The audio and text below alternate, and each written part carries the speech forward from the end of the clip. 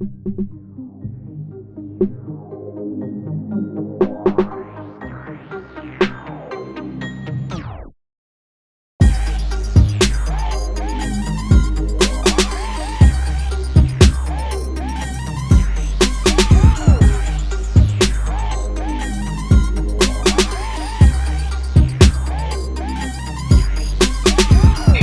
are now tuned in to the Cosmic Convos Podcast, your number one source for accurate, relevant, and thought-provoking astrological conversations in the podcast nation. The place where stars and minds align.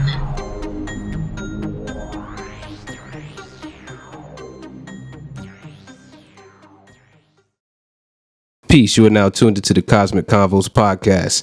I'm your humble host, Herut, and I got my brother, good brother here, Brother Ra. How you doing? Brother, never better. How about yourself, man? Can't complain. So yeah, man, we're here, episode 14.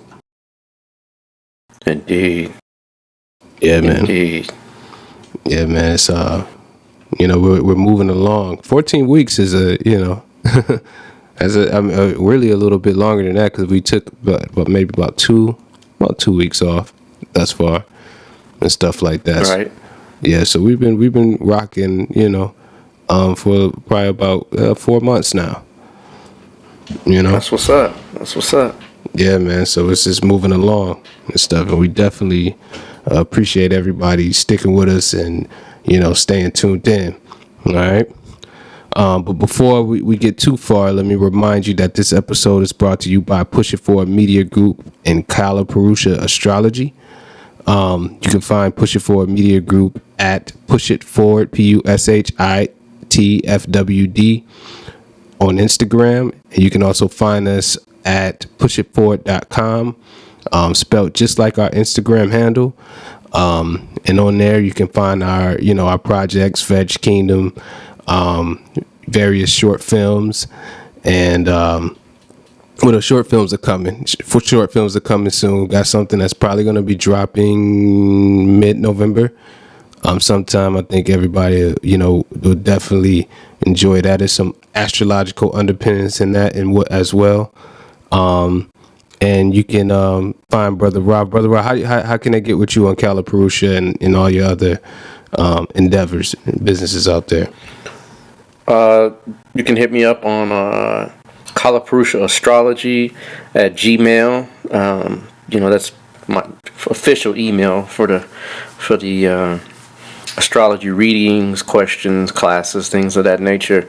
And also you can find me, of course, on Facebook at Shechem Ra, and also on IG at Shechem Ra. So those are the three main avenues that you definitely can get a hold of, brother. Good deal. So yeah, for this show, before we get into the topic, we got some feedback, from our listeners out there. You ready for some questions? Question? Let's hit it. All right. Let's get it. So we got one of our listeners, a brother. He has he and his mate both have Chandramangala yogas, and he was wondering what is some beneficial aspects of this Chandramangala yoga. Well, one of the things that astrology does is it kind of configures things from a mathematical perspective, and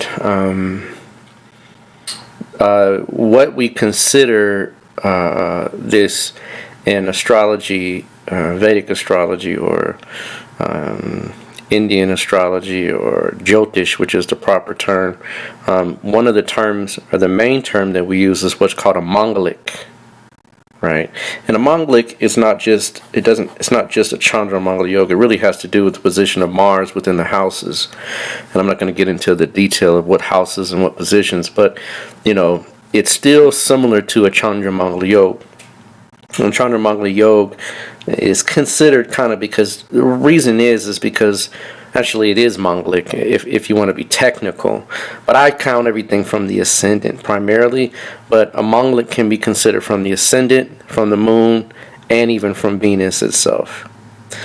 So what a Chandra Mongol Yoga will do for one individual, right, it will definitely create a very fiery, very adamant, and very headstrong disposition, because the moon is our emotions, our filter for reality, and how we literally integrate the rest of our being into what we call our personality.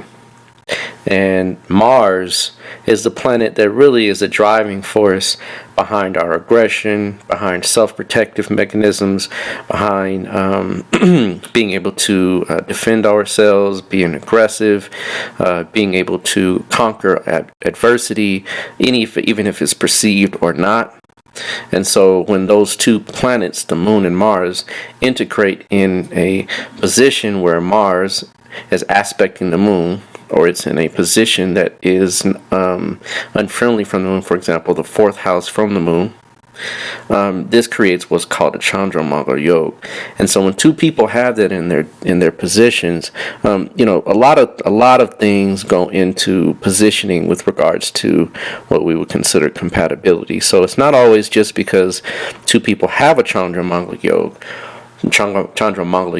but what it can do many times in the theory of what's considered a Mongolic person or a Mongolic individual or Mongolic chart is that two people that both have these Mongolic positionings can many times offset one another, in that it's like two fighters that kind of like are in the same house, right?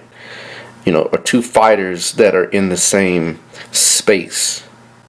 When you have two fighters that are in the same space, it kind of is like, I know you're not going to do anything because, I got some abilities to defend myself, and I know you have some abilities to defend yourself.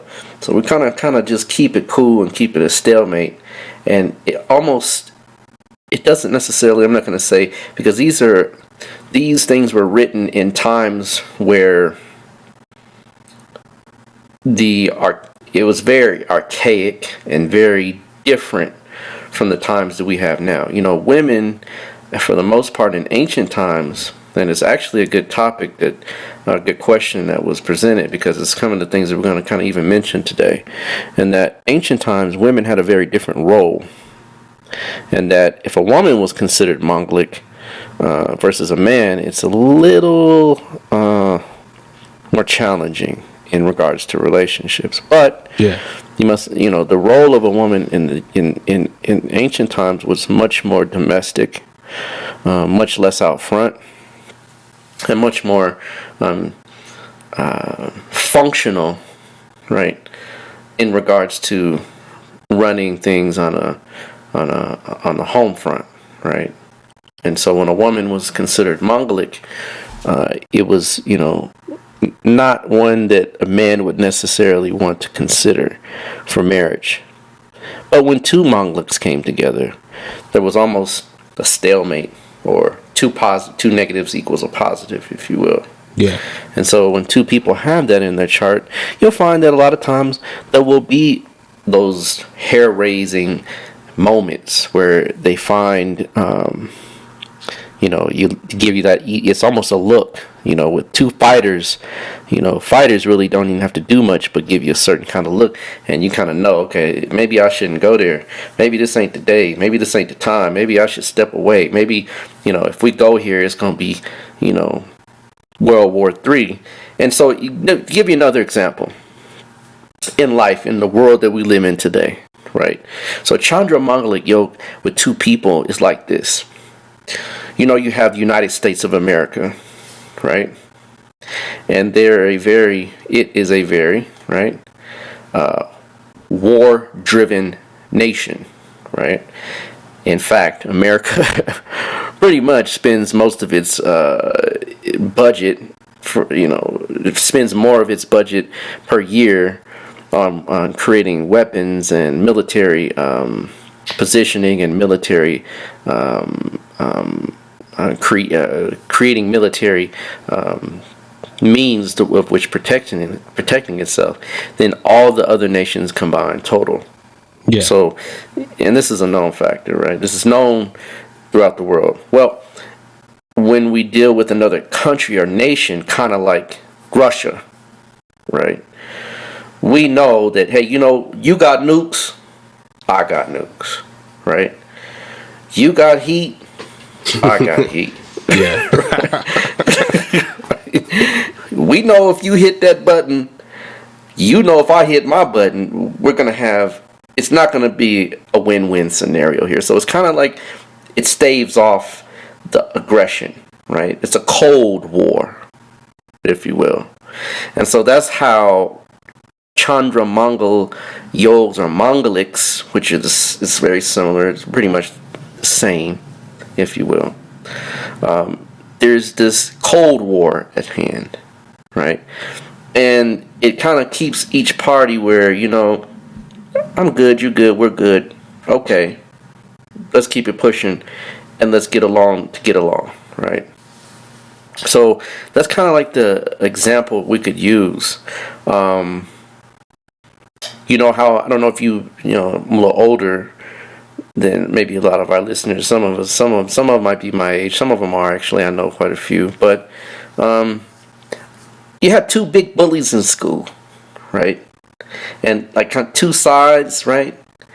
They kind of like, hey, nah, he can bully somebody over here, and the other bully will bully, but they never would fight. You never see two bullies fight. The bullies always fight someone else that's weaker.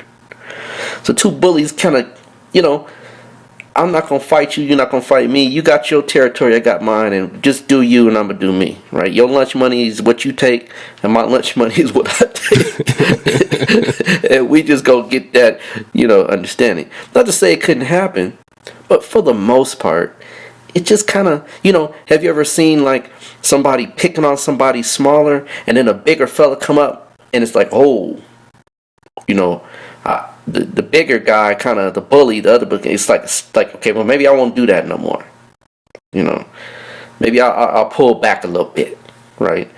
That's what a Chandra Mongolic really, or Chandra Mongala, or a Mongolic chart will do when you have two of them combined in one home, right? It's unspoken, it's unsaid, but it's very much felt and very much understood. Yeah. Right. So does that really help elucidate, right, what that really means? Because people kind of say, well, how is that? For a while back, keeping a buck, I dated a sister that was a Chandra Mongol yoga. Mm-hmm. And yeah. Mars was in the 10th house in opposition to Mars is in the 4th house, automatic Chandra Mongol Yoga. I mean, number one, Mars in the 4th house, even because some people say, well, it's in Aries, so it kind of cancels it. I didn't see that, right? You could tell when I entered into her home, the sister was like, her home was a battlefield. And I was no way I was going to step in there and hit a mine and get my foot blown off or my limb blown off, just for the simple fact that I know even if I ever lived with her, it would just be all out. It wouldn't even be a battle. It would just be me she would try to demolish me. Well, the moon was in the 10th house. So now we have an aspect from the moon to Mars, and I could clearly understand that this individual, maybe not, right?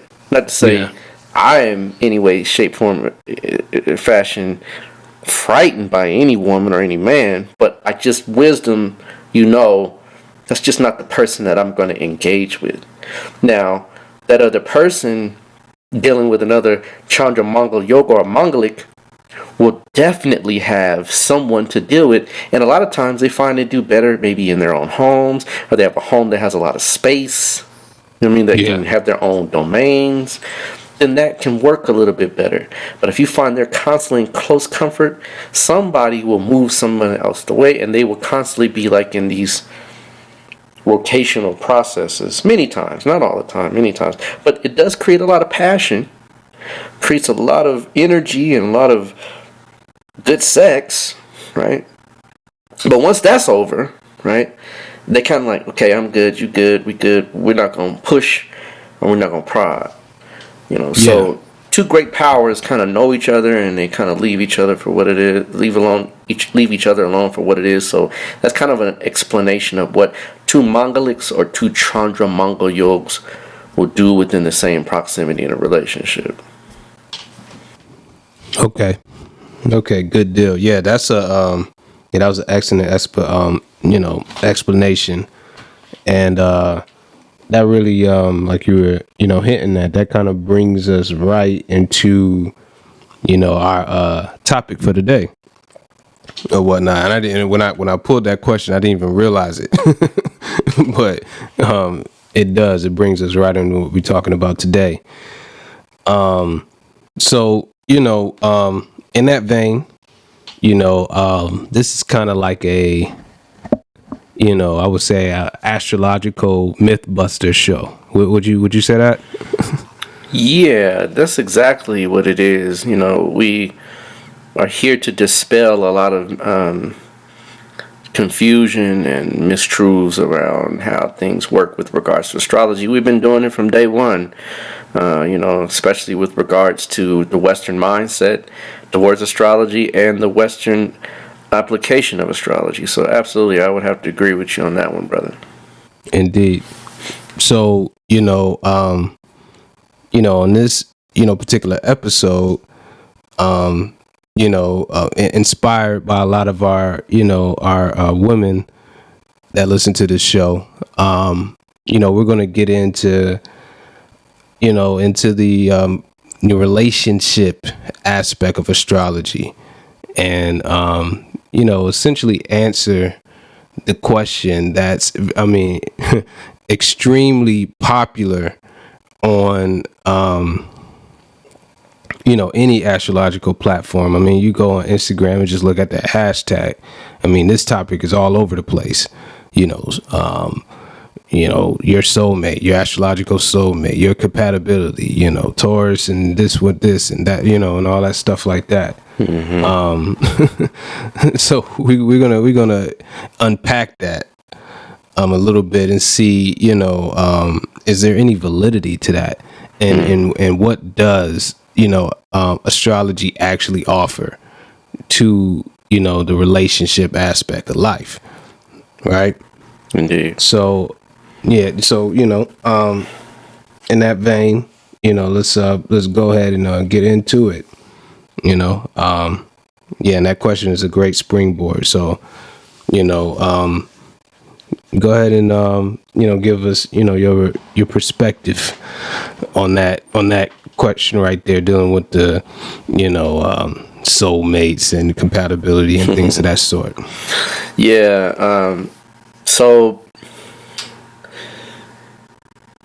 it's a topic that definitely is we could probably do about 3 shows on it easily, man. So the thing is that all the shows that we do, astrology is such a vast and intricate science that we could take one topic and probably spend 2-3 shows on it, because it becomes more of an educational process and the breakdown of how these things work. But one thing that people really kind of hearken to astrology for is, and this is really where you have to be careful, is that people want an easy way out. We live in a society where everything's instant. Everything's automatic. Everything is what we call a microwave society, or they even have what are called push start businesses, right? Is it a push start business, where it's just ready to go, right? Because time has changed with regards to the perspective of time has changed with regards to the way society has moved, especially the way technology has changed reality around us. One thing that we kind of forget is that there's a lot of things lost with the advent of technology and the inventions that we have short circuit the realities in which we deal with, and that we live in a fantasy world in which things are no longer real. And one of those main things that are no longer real is relationships. It's just you have to take in, and it's really phenomenal the way people date now. And that word itself, dating, is not something that was used in a context in traditional societies, in ancient societies. You didn't have a dating service. You didn't have a date that you go on, right? You didn't have a way to introduce yourself to someone and ask, would you like to go on a date, right? And even the word itself, date, what does that mean, right? So the West has changed, and technology has changed the way reality has been processed and should be processed in the long-term scheme of things. So an example is when I was a young man, many moons ago. When you wanted to engage a young lady, you had to build up your courage. You had to overcome fear, right? You had to change certain things about yourself, just so that you would at least have some presentation about yourself to be able to invite that person into your world. And so you would literally ask for her phone number. You would call, right? If the person wasn't there, you would have an level of anticipation. You would leave a message, and it was a very different world, a very different process with regards to engaging the opposite sex. And there was an air of mystery. There was an air of genuineness when you knew that you got this girl's number. I usually work that way, right? Nowadays it's a little different, but it worked that way, in that there was kind of an energy exchange, if you will, even unspoken. And so it was a build-up, it was a process, it was time-oriented, right? Remember that word, remember what I just said, it's time-oriented, right? And so you got to know each other, you kind of, hey, let's hang out, let's go, of course you would say a date, that's nothing far-fetched at that time, but even still, you would bring her flowers or bring her something that would make the moment memorable. You would, call each other back and forth, and you had the ability to really begin to build and construct. Remember those words, something that was special, right? Now, right? We have Facebook. Right, we have Instagram, right? We have Marco Polo. We have texts. We have cell phones. Just very different, very different. And when you don't answer your text, when you don't answer your cell phone, when you don't reply, right? Oh, hey, well, I know you got it, right? Not to say, it's just a different way of approaching the integration of two people. And so Facebook, you meet the person's representative, right? They can make themselves all of these different things and, right, present themselves with all these accolades and all these different things.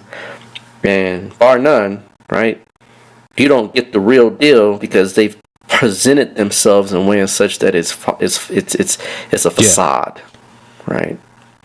Not to say you didn't meet the person's representative back in the day, but in that time, the time frame that you exchange was elongated enough to see, hey, you know what? Maybe she's not what I thought, or maybe he's not what I thought. Now it's instant, right? And so the instant gratification process of relationships, what we call dating is truly called courting, right? In real terms, right? And then people say, "Oh, you old, you're antiquated." Well, okay, I'll take that, but at the same time, what courting creates is just what it says. It's a court. What do you do in a court? You make judgments, right? There's no judgment making process anymore. People fall in love today and they go through a relationship that has a lifetime of 3 months, and now they fall out of love, and then they're on to the next partner. Where this is something that typically didn't happen before, and even before my time, going back in time, going back further, this process of engaging, that's why you find that people in the 50s and 60s that are married stay married. Because it was understanding, it was an agreement, it was a contract, right? Between two parties to work out the deal, if you will, right? So, with that being said, right, and we're talking about the topic of soulmates, right? The words are two contractive words that have been amalgamated to create a new concept that does not exist, right? A soul, right, from the true metaphysical spiritual understanding of it, is the part of you that literally will exist within the context of different lives. Yeah. Right? So when we say soul, what are we really saying? We're saying that part of you that is intangible, right? And that can transmigrate from life to life to life. In Kemet, it's called Jabba, right? Then the Ba is it's that ray of light that, just like there's a light bulb, it's not the source, but it's an emanation from the source, because we all have one source that literally allows us to integrate different lives, different lessons, different processes over vast periods of time. But in essence, the soul itself is something that does not have sex or sexuality, sensuality, or the ability to integrate those lower nature things within the context of itself. There are lessons that are learned through the soul, but in essence, the soul doesn't need a mate. Yeah. Right? Because it's the one in and of itself. And we're going to see how this works in astrology very shortly. Astrology doesn't just show you, your personality or, lessons. It literally is a science to understand life itself. Right? And so the soul in spiritual terms, and another tradition out of India is called the Atma. Yeah. Right? And so you have the Atma, you have a Paramatma, and you have a Jivatma, right? Paramatma is what we're talking about, right? Your Jivatma is your personality, it's kind of reflective of your moon, right? The moon is the Jivatma. Jiv means life. Some people out there will say, no, the Jivatma transmigrates with you. No, it doesn't. Right? The Jivatma is the processing mechanism, the filter for which we take experiences from the physical realm into the internal realm. The moon is your astral particulate, right? It's the astral part of you. When we say astral, the dream, the emotions, the memories that are coalesced into this life, and it allows the Atma, or the soul, to literally experience this physical plane, because that's why when you understand the moon is like your childhood, right? It's your memories. It's connected to your mother. That is not something that travels with you. That is something here and now. So the paramatma, or the soul that is para or beyond, right, is what literally is what is connected to your heart, right? Is connected to your, and that's why the heart is weighed in ancient Kemet. In Kemet, the heart was weighed, because the heart, as we know, is your cardiovascular system. It's the central portion of you that constantly, it's the constant within you, right? That soul, the Atma, is the constant within our lives, right? That's why it doesn't develop until you become older. So here, number one, you can see right there that if the Atma or the soul or the sun, whatever the sun is, wherever the sun is placed, it will not be revealed until you are at least in your 40s. Truly revealed. Mm-hmm. So what are we doing up until we're 40-ish? Yeah. You see, then you're in a relationship still, but the soul is not even turned on yet. Your soul is your conscience. Your soul is that part of you that says, you know what? Time is ticking. Yep. Right. There is something you must do. Not to say it doesn't have an influence, of course, but look at a child. The child doesn't take things very seriously. It takes things lightly. It does things as if it has no tomorrow. Right? That is the innate consciousness within the physical vehicle, like an animal. It's the animal level of ourselves, right? Yeah. It's the vehicle that in which we have invested that potential called the soul. Because it's only potential. Yeah. Until you get to a certain age. The frontal lobes don't even turn on until you're at least 25 to 28 years old. So those of you that are 21, 22, 23, your frontal lobes are beginning to actualize, but they haven't even functionally turned on yet. And that's given that you lived a relatively healthy lifestyle, right? So taken in consideration, right? And this is, even insurance companies understand these things, because that's why at 25 your insurance rates change, because your impulse control turns on. This is why you can't be president until you're 35. Exactly. That's why you really, in the Jewish tradition, couldn't learn Kabbalah until you're 40. Yep. Technically, right? So, certain traditions, and even in India, right, you really weren't a real king until you were 50, right? Certain traditions just understand that, and even in Africa, right, you went through a rites of passage, but the rites of passage was to prepare you for adulthood, and you didn't get that until you got into your 20s, right? Late 20s, right? So, of course, you still have the role to play, but you weren't decision making in the sense of the community, right? So this is showing us that innately the soul is a part of us that is here to kind of refine the reality in which we're in, but it's not the determinant for at least 40 years. Yeah. So what are you doing? Mostly your animal is at play, right?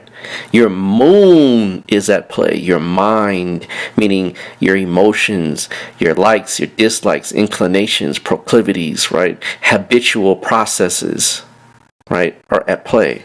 This is not the soul. Yeah.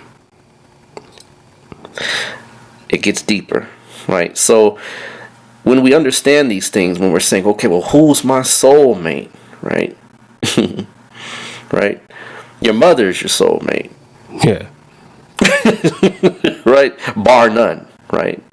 Your father, your siblings, your family. Right? Yeah. These, if you wanted to take it, and these people we will never integrate with in any shape, form, or fashion in a conjugal way. So this is why this is a misunderstanding about the way we look at astrology and the way we use it, because we're looking for something that doesn't exist. Yeah. Yeah. Now, right? Let's get back to the Atma. So the Atma in a chart, there's what's called there's two different types of indicators. There's fixed indicators, which are called stira karakas, right? Stira, Sthira, and karaka, Karaka, and you have chara karakas. Chara means movable, stira means fixed. Yeah. Right? Chara, Chara, movable, stira, Stira, fixed. The sun is a fixed karaka for the soul. So when we begin to understand the sun and its placements, we begin to understand and can dismiss the misunderstandings around what a soul, what quote unquote a soul mate is, because there's no such thing. Yeah. How do we know? Well, let's look. So in astrology,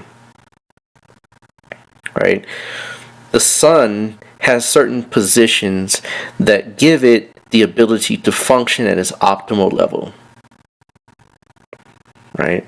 And we have positions that are given for it to not function so well, for it to literally have to do things 3 and 4 and 5 and 6 times to learn things one time, that a sun that is placed in a very viable position can do. Yeah.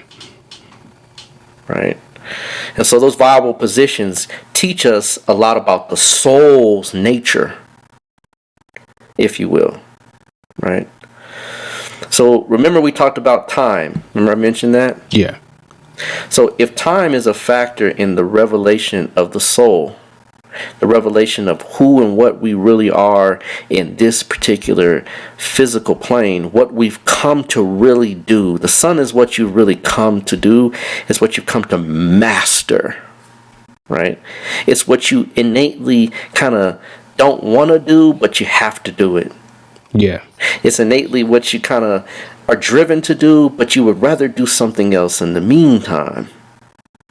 And as you get older, those things that you have to do when you begin to mature, when you begin to grow, and that conscience begins to turn on, there's something in us that switches and says, you know what, all that other stuff really doesn't mean anything. This is what I must do.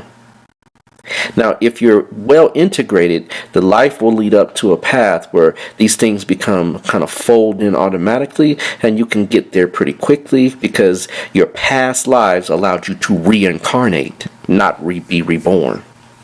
There's two different things. Yeah. To reincarnate is to say that you're picking up where you left off. To be reborn in Kemet, what's called a psychostasia, right? There's a scene where you have Anubis, right, or the real name Anpu, right, is there at the scales, right, weighing your feather against the heart, the scales of Ma'at, right? And so those scales are weighing the feather against the heart, and in the interim, on the other side, you have Tahuti, right? And you have a little creature that looks kind of strange. It's a combination, it's a composite of 3 different creatures. It's a crocodile, a lion, and a hippopotamus. Yeah. Provided that your heart, remember the heart is connected to the sun, right? Weighs, right? Light as a feather, or, right, is the equivalent of a feather, right? That they balance, right? Or even maybe even lighter. You are allowed to pass by the creature called Amwit.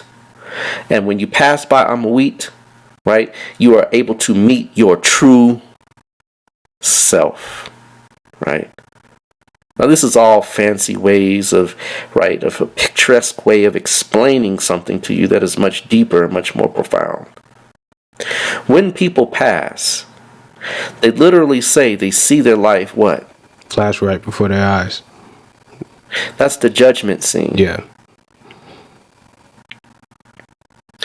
In the judgment scene, right? in the psychostatia, right?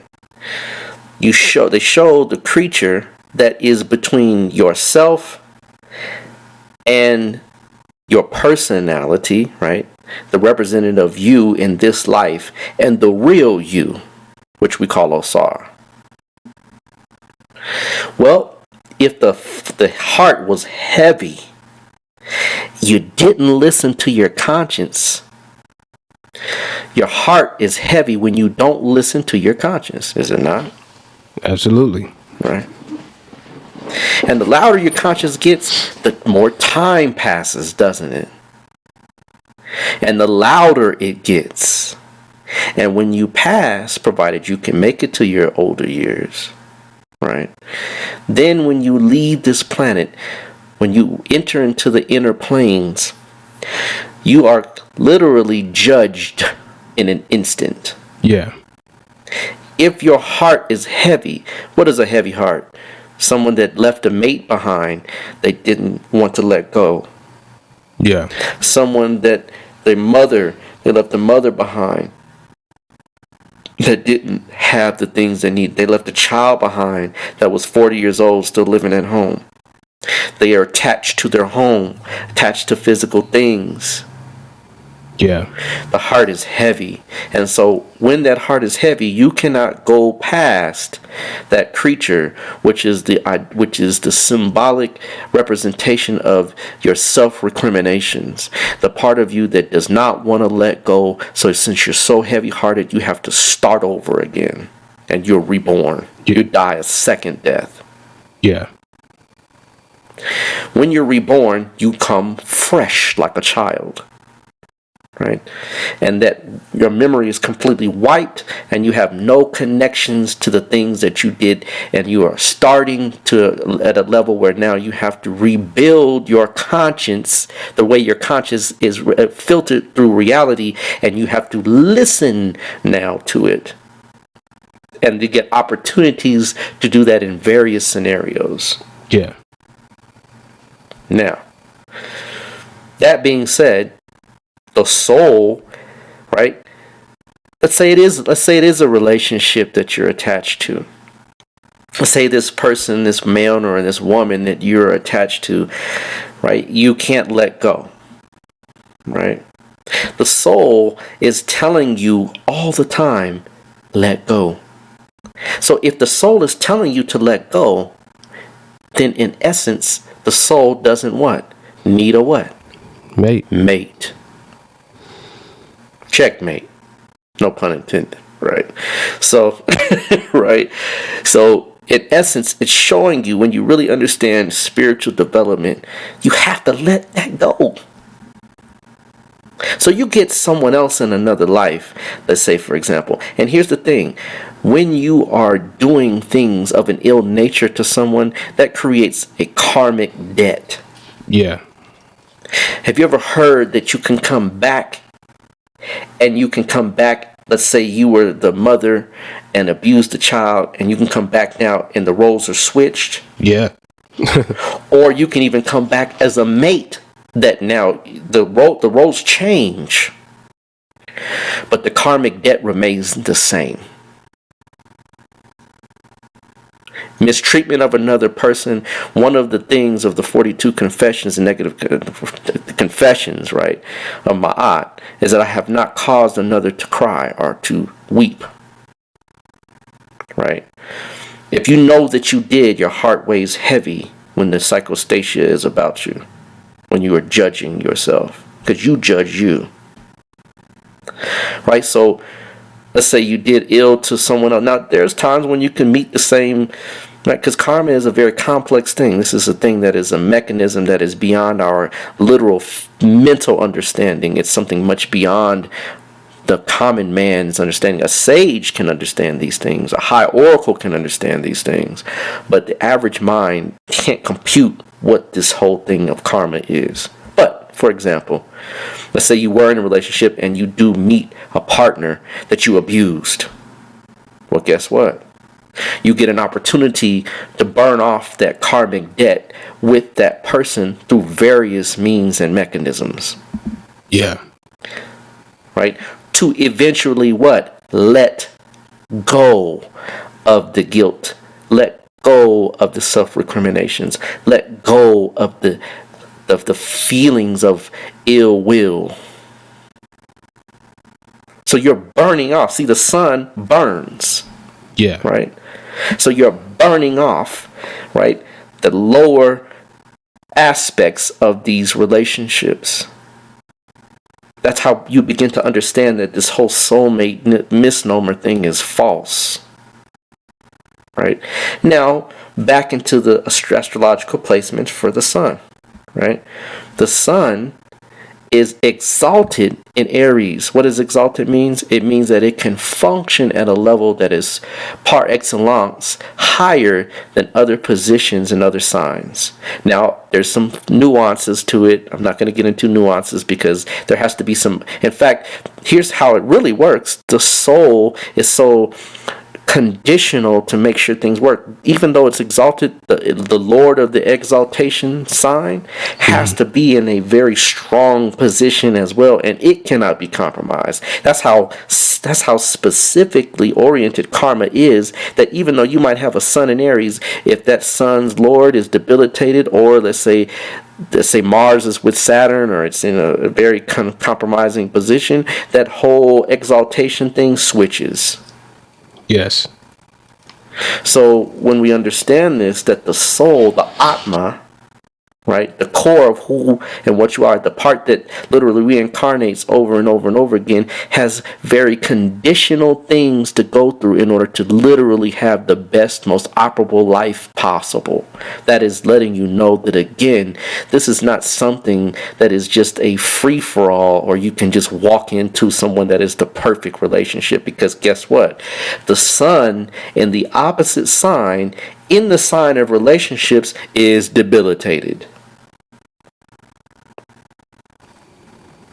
That shows you right there that the sun in Libra, in the sign of relationships, the sign of keeping your word, the sign of keeping a vow, keeping a promise, making a deal, keeping a contract, is debilitated. It has no power there. Whoa. Interesting. So then where's your soulmate? Right? Not there. Doesn't work. Doesn't work. But let's look at another way. Right? So the sun in Aries, why does it do well there? Because Aries is the sign that allows you to face head on your karma. Aries is the sign of the ram. The ram meets things what? Head on. There's no tarrying. There's no waiting for the conscience, right? The conscience is loud. And that's why Aries have so many, Sun and Aries have so many problems innate in the beginning of life.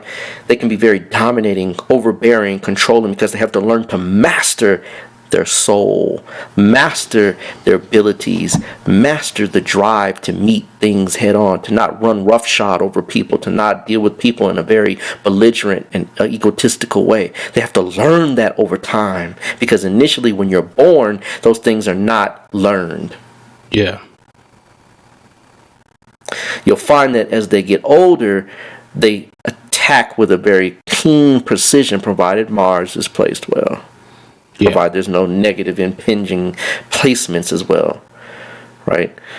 So this is beginning to understand what the soul is, what the core of our being is, what the Ba, why it has wings in the pictures in Kemet and has a head. It's a bird with a human head. Human head means the consciousness, the ability to navigate, to understand, to literally calculate, and then it can transmigrate, right, from life to life. So the soul, the Atma, Ba, different names for the same thing. We can go to different traditions, y'all. We don't have to stay locked in Africa. If you go outside of Africa, if you go outside of Kemet, you're not cursed, right? The body of Osar was cut into 14 pieces, where each piece lay a shrine grew. That means in all the world, it serves you further to eat away from home. Old ancient Chinese so-called secret, right? You can eat away from home because when you do, you begin to see things. There's connections that one tradition will withhold from other traditions. Yeah.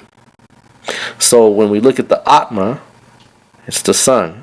When we look at the soul, it's the sun. That's why the word sounds like sun. So in essence, right, you can begin to see that, look, this whole soul thing doesn't have anything to do with relationships. It has to do with your spiritual development, rising above certain circumstances, letting things go, being fearless, being indomitable with regards to handling what you owe. Now, let's look at the other side of the equation, because we can look at the sign of relationships, which is Libra. Yeah. There's a planet that does well, in fact, so well in Libra, right? It becomes exalted in Libra, just like the sun is exalted in Aries. Saturn is exalted in Libra. Oh. Very interesting. So Saturn being exalted in Libra is not your soul. It's your debt. That's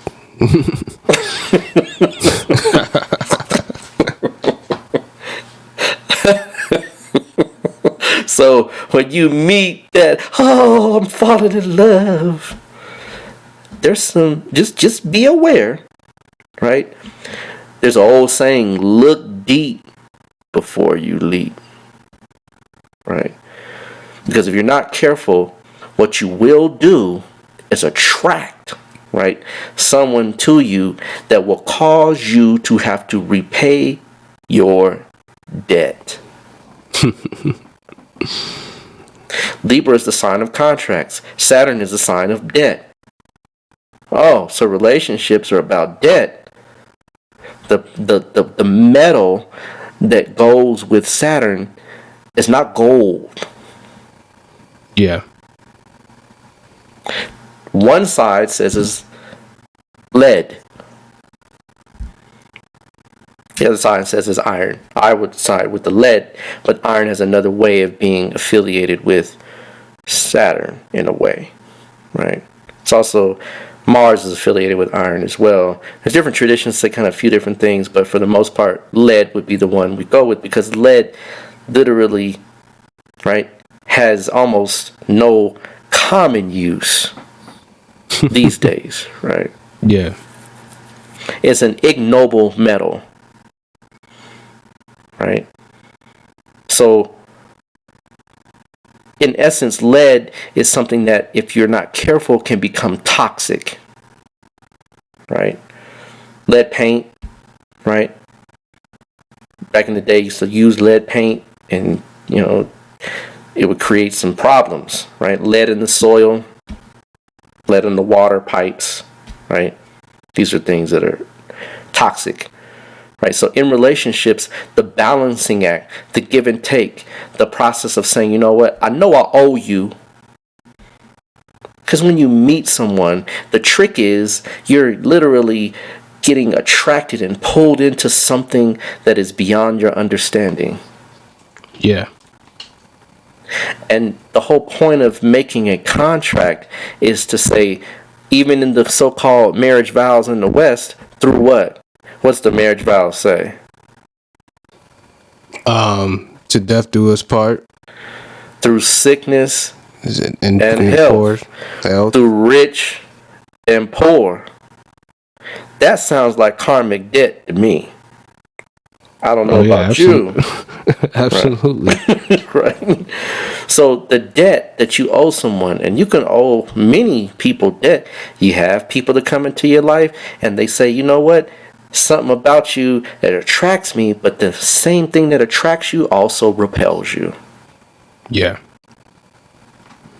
So this link, now here's the trick. people say, well, I got a baby mama, and, I ain't, I ain't marry her, and she, well, guess what? You married. You married. You're married. There's two ways to get married. Go ahead, brother. I'll let you speak. Let me cut you off. Well, no, it's all good. That's the one of the biggest problems we have here in the West is that it deludes you. It's just a big delusional kind of spell on everyone, because just like that point that you just brought up. I mean, you have children, and then you might not be with the baby's mother anymore, but you still are. You are financially, parentally, all that stuff obligated. Even if you don't fulfill it, that contract is still unwritten contract is still sitting there, or it might be a written contract in some people's case, right? Mm-hmm. It's still there, and you're still tied to that person. You can't shed that person. No. And it's just like it's delusion. I mean, pure delusion. Like you can't, even if you try to distance yourself from that person, you still have to fulfill that debt to that person, or that the obligation or the onus on you to do it is still there. But in the West, it's just that's just ignored. It's not even a thing. I've only heard people in Africa say that. I've only heard old school African people even bring up that point. Mm-hmm. Absolutely. Any traditional society that, India says it too. I mean, there's for all intents and purposes us, just like we get mixed over here. No, but I know what you're saying. No, but in the African sense, you're right. And in the traditional sense of societies, because India is just overran with Aryans. And that is what happened. They kind of got mixed. Like we get mixed over here, they got mixed over there, but just a different phenotype. But they still was black folks originally, and we can prove that, right? Or not. But nonetheless, when we talked about that word time in the beginning, right? The planet of time, Saturn, is exalted where you make a vow. The sign of vows, the sign of a promise, the sign of negotiations. Yeah. A sign of partnerships. Saturn is exalted there. Right? Saturn is the law. Straight up. It's the law. Right? I know different perceptions and different traditions, have different understandings. Right? Like Jupiter is the lawmaker. But Saturn is the law. Judges wear black, right? In this society, anyway, right? Right. Saturn makes you puts you. It makes you. It compels you to do it right. You're going to do this. Well, when you have a child, instant karma, baby. Instant karma. Boom. Because there's two ways to get married: a vow. And I'm not talking about just, oh, baby, I love you, let's never leave each other. I'm talking about a vow of something of a higher nature, right? Yeah. A communal vow as well is really what it is, right? Because the community in African terms is what marries you, right? And those vows were between two families, right? And that's why there was a dowry. Because you were exchanging goods. Right? Yeah. We got to really start to look at this thing. Astrology is deep because it's going to show you what you're dealing with. Yeah. Right? Now, one is a vow, a promise. No, I'm not going to beat on her. No, I will take care of her. No, I will provide for her.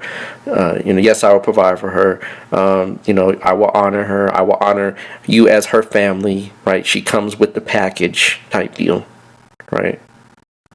See, that's all gone now. That's where we get the soulmate thing from, right? Yeah. Saturn is the planet of time.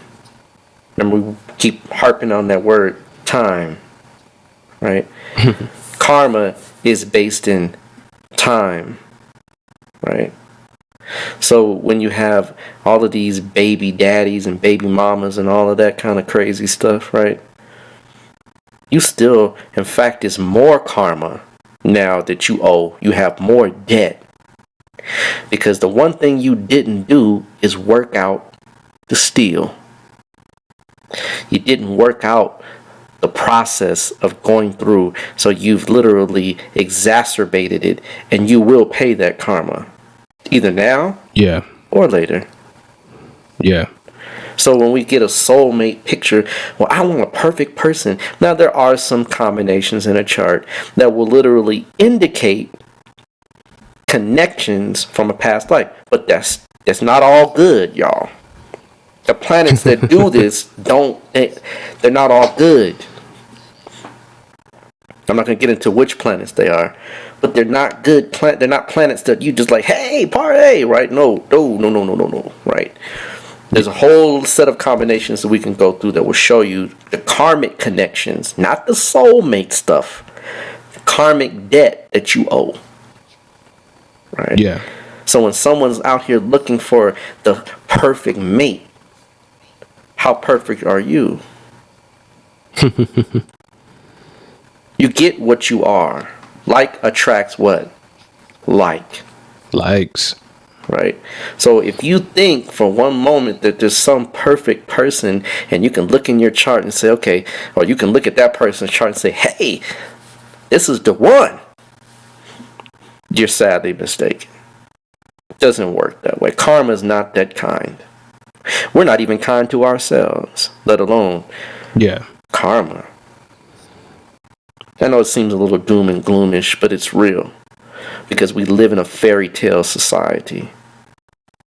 Right? There's an old movie, and I don't remember the name of it, but there was this movie, and it was about these two, it was about a guy and a girl that fell in love in the 50s, right? And there was a horrible car accident, but they were married. And so they went to heaven, right? And the movie has a satirical truth to it. They went to heaven, and I'm sorry. That's wrong. That's wrong. In the story, there was a guy and a girl that met in heaven. Mm-hmm. There we go.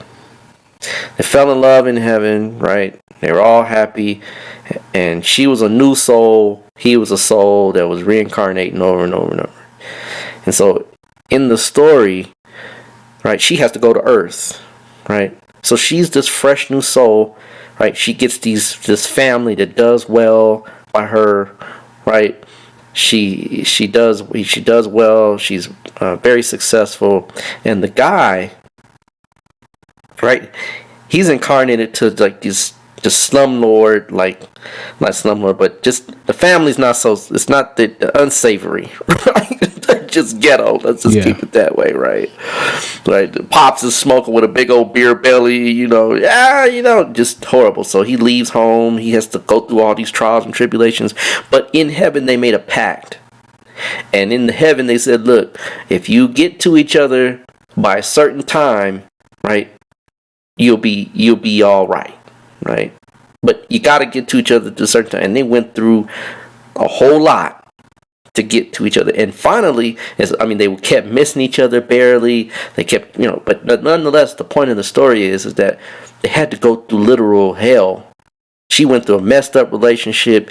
He was on drugs, I think. He had all kind of stuff to go through. Finally, when I think the deal breaker was if they didn't meet each other by 40.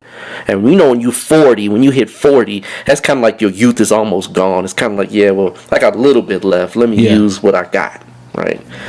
They finally met in passing.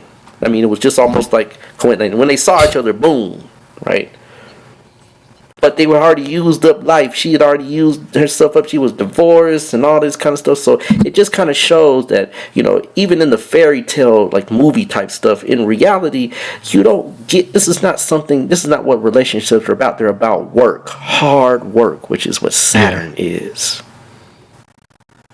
It's about literally enduring. We don't have that in this life anymore. No one endures in relationships. anymore. We're out the door in 2.3 seconds. We on Facebook finding us another woman, another man, and we ready to go. And we, I done moved on. But guess what? The trick is that you didn't learn your karmic lesson, so you have more karmic debt. Yeah. And astrology will show you in a person's chart what the karmic debt looks like. 7th Lord, Venus, 7th from the moon, right? All these things, there's other things as well. The D9, the Navamsha chart, which is a harmonic chart, the way we cut the chart in certain ways so we can see certain things. So all of these things begin to show how you are owing in this life. And not only that, but we'll see how well you pay. You find the 7th Lord in the 6th house, that person will not hold a relationship down. They're constantly divorcing. The 6th house is the house of divorce. 7th Lord is the house of marriage. Boom, boom, boom. Next life, boom, next relationship, next relationship, next relationship, next relationship, next relationship, next relationship. Like, whoa, it's a cyclotron here. And then you wonder why you keep on meeting, though you get worse. You don't usually get better, you get worse. Right? These things are here to show us that, relationships are to be taken very seriously. This is not a joke. This is not something that you want to just fly by night and get a chart done and get you, gonna match up and do all this. No. And a lot of people come and say, well, we're not properly matched. Oh, you're very properly matched. Because you're here to work on these things. You're here to work on these things. I think Shekman Shekman Ram Nefram Min had a story about a young woman that had a good brother. He was in Arsar set, doing very well, and she wasn't happy. He wasn't the picturesque one that she wanted. And he counseled him. She was counseled, if you don't keep him, if you don't stay with this one, the next one is going to be not so well for you. Well, she ended up getting very sick. And the brother that she got had no concern for her whatsoever. Didn't take care of her. She ended up getting very, very ill. Right? So a lot of times when we get relationships, we are thinking that there's a better version, right?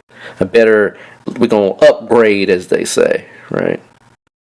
Usually the grass is not greener on the other side of the fence. Now, of course, if you're being abused, if you're being mistreated, no one is saying stay in a, decapitating relationship, bar none. But guess what? You might want to ask yourself a question. If that's the type of relationship you're in, did I do this to someone else in another life? Yeah. Did I do this to this individual in another life? Am I attracting something to myself to awaken something within me that is a deficit or an excess? This is what relationships are about. This is what you attract. This is what you bring into your world. Not some perfect misnomered vision of some walking on water type, and a lot of these Western crazy church women, I'm waiting on Jesus. I'm waiting on my Jesus. Well, you're going to be waiting. Because no one exists like that in this plane. We all come with karmic debt. All come with karmic baggage. Some of us just happen to be in the process of working on our baggage. That's what you look for in a relationship. Is this person working on themselves? Is this person developing themselves? Are they accountable? Are they trying to literally bring something better into this world? Not to just my life, but this world. Because we all just want to, he gonna make me feel better. Well, you're temporary, trust me. Because just as much as he makes you feel good, there's days he's going to make you feel horrible. But if he's a person or she's a person that's making the world a better place, that's the one you begin to look for. That is a person that will begin to give you some of the things that you look for in a healthy relationship. That's the person that will give you the opportunity to pay your debt off and leave this planet, leave this plane in a higher level, at a higher level. That's what you look for in a chart.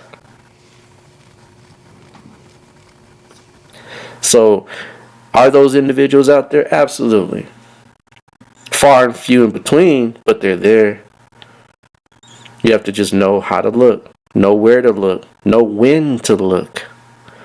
We see a lot of people look. I want mine now. How come I can't mine now? Well, in your destiny, in your chart, it ain't time for you, because you need to deal with you.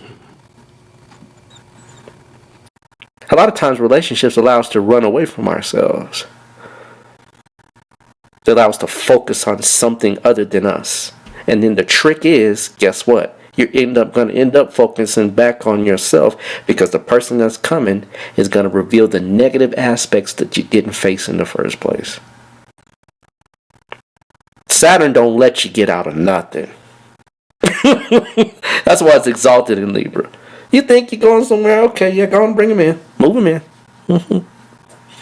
Yeah, move him on in. Oh, he's moving in? Great. He pays bills? Excellent. He picks his toes. He don't wash and clean. He just watches football all day long. Oh, he wasn't doing that when you first met him.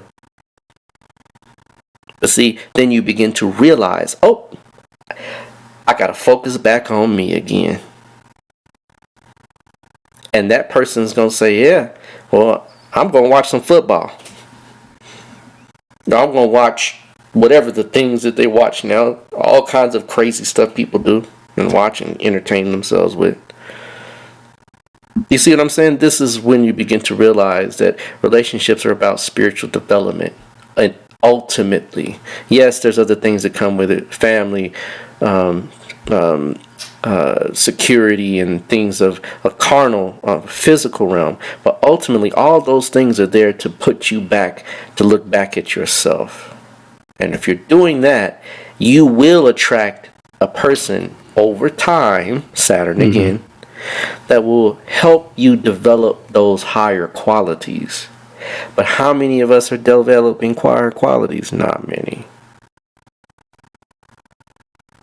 So then we understand why now you get what you are. You attract what you are. You think you're going to have some special person? How kind are you to people? How much more elevated and forgiving are you to people? Because you have to forgive other people so that they get the opportunity and the space and time to develop themselves, to begin to work on themselves. That's what Saturn teaches in relationships. That's what Libra is in relationships. So, again, a lot of you will hit me up. It's been about 8 people so far. I want to find my soulmate. I want to have the perfect person. As perfect as you are is as perfect as you will get. As egotistical as you are is as egotistical as you will get. As lazy as you are is as lazy as you will get. As hardworking. And here's the thing. Libra is the sign of what? Balance. So if you're super hardworking and you get a super hardworking person, the relationship will die. Right? If you have a super sensual, fun person, the relationship will what? Die. Right? There has to be balance. Right? As above, so below. There's 2 truths, Ma'ati. Right? So you have to understand that the balance has to be there. The balance is, I'm spiritual, but I'm also material. I have to work on my higher aspects, but I also need to maintain the bills. Right? It's a fine balancing act. Don't engage in a relationship if you can't do this. Because the only thing you're going to do is create more karmic debt, and then now you're going to leave this planet with a heavy conscience, a heavy heart, and then be reborn all over again.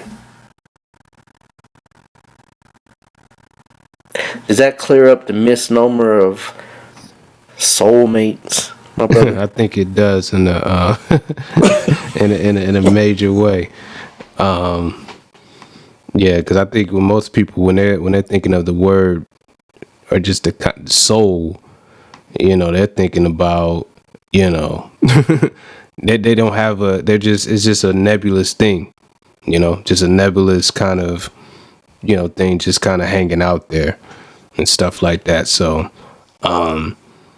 yeah, I think definitely that clears it up. It puts it in perspective. I mean, because I think one of the the big problems right now is that we're being led by a culture that doesn't know anything. And that's driving the way how we approach all these different areas of life. And, as a collective, we're failing, in the key areas of life because of that. And I think, what we're able to do with this podcast and, other, outlets out there is to kind of, bring that to perspective, so we can all take it and start, molding and, living our lives in a different way, being more, have some more guidance in the way that we go about things, Absolutely. Being accountable. Yeah.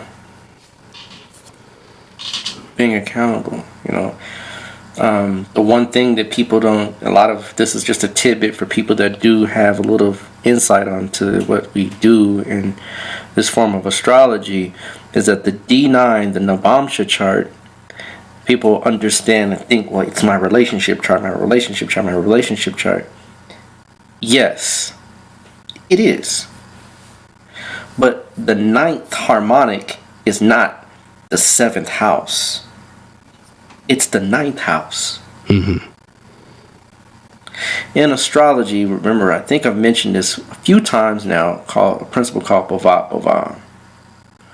So, in astrology, the 9th house represents that relationship with the Supreme Being, right? That we have in all aspects, meaning how we deal with the higher powers in the universe, how we deal with spirituality, right? How we approach religion, how we approach belief systems and things of that nature. Well, the 7th house, right, is the 11th from the 9th. What does that mean? It means that the 11th house from any house, or the 11th house itself in general, is the house of gains. So the 7th house being the 11th from the 9th means your marriage, your relationship is the gains that you have from how you interact with the Supreme Being. In essence, your wife, your mate, your husband is the gift of God. Yeah. Why? Because that person literally is there to show you yourself. That's why the D9 is the relationship chart, because it's not just a relationship chart, it's how you manage vows, how you keep a promise, how you keep your word. Do you have control over your lower nature? Because Venus is the planet that we look for in the D9 to show what and how you will deal with a vow. So see, it's not readily seen, but it's the relation, it's the chart of literally how you deal with the higher source, what you call Neter, some people call Yahweh, some people call Allah, some people call whatever you want to call it. The 9th house deals with that, and the D9 deals with that in a deeper, more refined way. So if you have a good, strong D9 chart, you will treat that person in a certain way because you will keep your vow. It also shows how you keep a vow, a spiritual religious vow, because one of the things that we know in spirituality is that you shouldn't be frivolous with your shukra, or your semen, or your seed, which is what Venus is. Yeah. See, it gets real deep, right, as far as what this thing is, right? Because astrology will teach you how things work in reality. Yeah. Right. So I hope that, because we could, trust me, this subject is so vast, so deep, and people say, well, we'll probably ask me to do another show. Because we will do another show on the deeper aspects and maybe some of the pinning placements that will show a karmic relationship, not a soulmate relationship, because there's no such thing. We just got rid of that. But a karmic relationship, absolutely, we can do that. In fact, we'll talk about that, brother, doing that here very, very within the next, say, month or two. Indeed, yeah, we got a couple promise part 2s out there. We need. Yeah, no, we got some cartoons coming. Yeah. Definitely. This is one of them, right? Indeed. All right, man. So I think we sliced that up pretty well. Again, we want to thank you all for listening, tuning in, sticking with us, supporting us. And we're got some things coming on the way. Some good components to the show, to help celebrate some of the, for some people, some of the new knowledge that you're getting. People are, been, learning, their new sidereal, placements and stuff like that, and, getting deeper insight into their karma and their life paths and stuff like that. So we got some things coming, down the pike for that. Did want to let everybody know, like I said, this episode is brought to you by Push It Forward Media Group and Calipurusha Astrology. We all have some different things, some other projects that's coming up. I do want to, let everybody know to go follow at Veg Kingdom TV on Instagram, and search Push It Forward Media Group on YouTube. We have a YouTube channel as well with a bunch of videos there. In the coming weeks, we're going to be releasing some of the extended footage from Veg Kingdom. So each one of those segments, each restaurant, each person we interviewed, we're going to release an extended episode of all of those. So be tuned into that. And we got some interesting series of short films coming as well. And yeah, indeed, that's all I'm going to say. So y'all are definitely, I think everyone will enjoy what we got coming down the pike. What do you got going on, Brother Ra? Just getting folks, I got charts lined up to be done, so definitely keeping busy. And just to let y'all know, because I have such a backlog of people that are trying to get in, I got other sources which funnel these, requisites, these chart orders in. I'm going to have to hold off for a little while, just so that I can get those fulfilled, because it becomes very, balanced. Like that balancing act we talked about is very, having a mate, having something I do to maintain the bills, and at the same time doing this, and maintaining the ability to counsel others, have a full plate. So it will be a while before I open up the floor again. You can make your requests. We will take and put them into a context of time frame. It will not be immediate, so you can definitely make your request. When you make your request, I do require for you to pay at least half of the retainer fee up front. Just like any profession, these things, take time. Your chart is done in a very thorough way. So please, folks, when you do make the request, make sure you have your funds and your resources ready, because once that date and time is placed on the time when we sit down and go through this, the rest of the money has to be supplied. So, these things that I do are serious. This is stuff that I tell you, just like we talked about, astrology is a very serious, deep science. So when you come through, just make sure you're ready. And when you are ready, we will put you at a space and date and time in the future that we can sit down and really dig deep into your spiritual makeup. So, but other than that, nothing really coming up. The beginning of the year, a lot of things will come up and change. This next year, the next few months will be more of an internalizing process where we get to show tighter, do some different things, and really get some other stuff built. So the next major things that come out will be more profound, more powerful, and then I will open up a full calendar. One thing about astrology is that it's a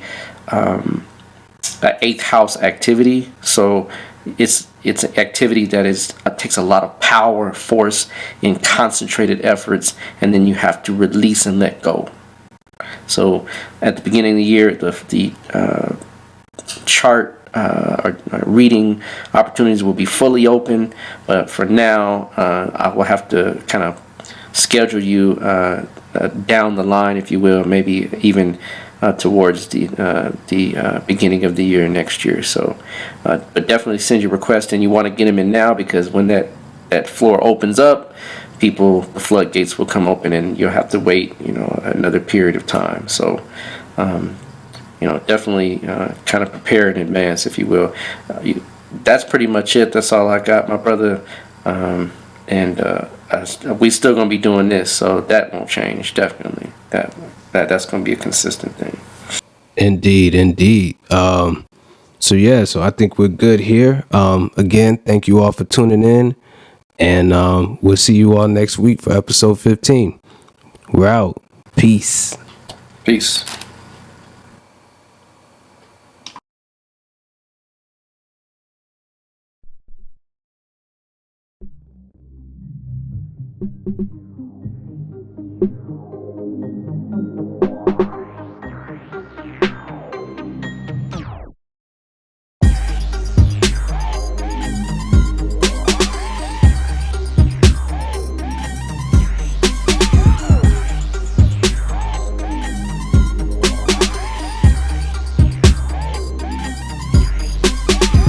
You are now tuned in to the Cosmic Convos Podcast, your number one source for accurate, relevant, and thought-provoking astrological conversations in the podcast nation, the place where stars and minds align.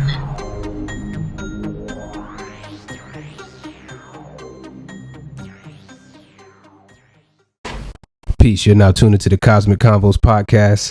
I'm your humbled host, Herut, and I got the master astrologer, Brother Ra. How you doing? Oh, brother, never better. Just enjoying these cycles to come here at the end of the year. The changes coming, seasons are changing, enjoying getting prepared for this winter solstice. So that's about it. Tef, what about you? Same thing. Just gearing up. Trying to end the year right. And get some things in place. For the changes to coming right around the corner and things like that. So everything's well though. Indeed. Before we move forward, I want to remind everybody that this episode is brought to you by Push It Forward Media Group and Calipurusha Astrology. You can find Push It Forward Media Group at Push It Forward. That's on Instagram. That's PUSHITFWD. And you can find us on, at the website as well, at pushitforward.com, spelled the same as the Instagram. There you can find this podcast. You can, get linked into our YouTube channel, which is Push It Forward Media Group on YouTube, and see, the different projects and, different articles and different things like that we got, going on and stuff like that. Brother Rod, tell them about Calipurusha Astrology and how they can get connected with you. So Typically, you can hit me up on Facebook at Shechem Raw on FB on Facebook, or you can hit me up on Shechem Raw on IG, and then the email address that you can tag me on would be kalaparushaastrology@gmail.com. So one of those three ways, definitely get a hold of me. Indeed. So yeah, here we are. We're out here at episode 16. We've been getting, pretty consistent numbers. We appreciate everybody who's been listening. And, once again, the last episode seems to be quite a hit. A lot of people, really, really enjoyed it. And in fact, some people, even got a wind of, maybe part of what, underlying what my motivation for wanting to do a show like that as well. They're like, man, this should be a movie. And stuff like that, man. What do you think about the last episode? I actually went back and, listened and tuned in.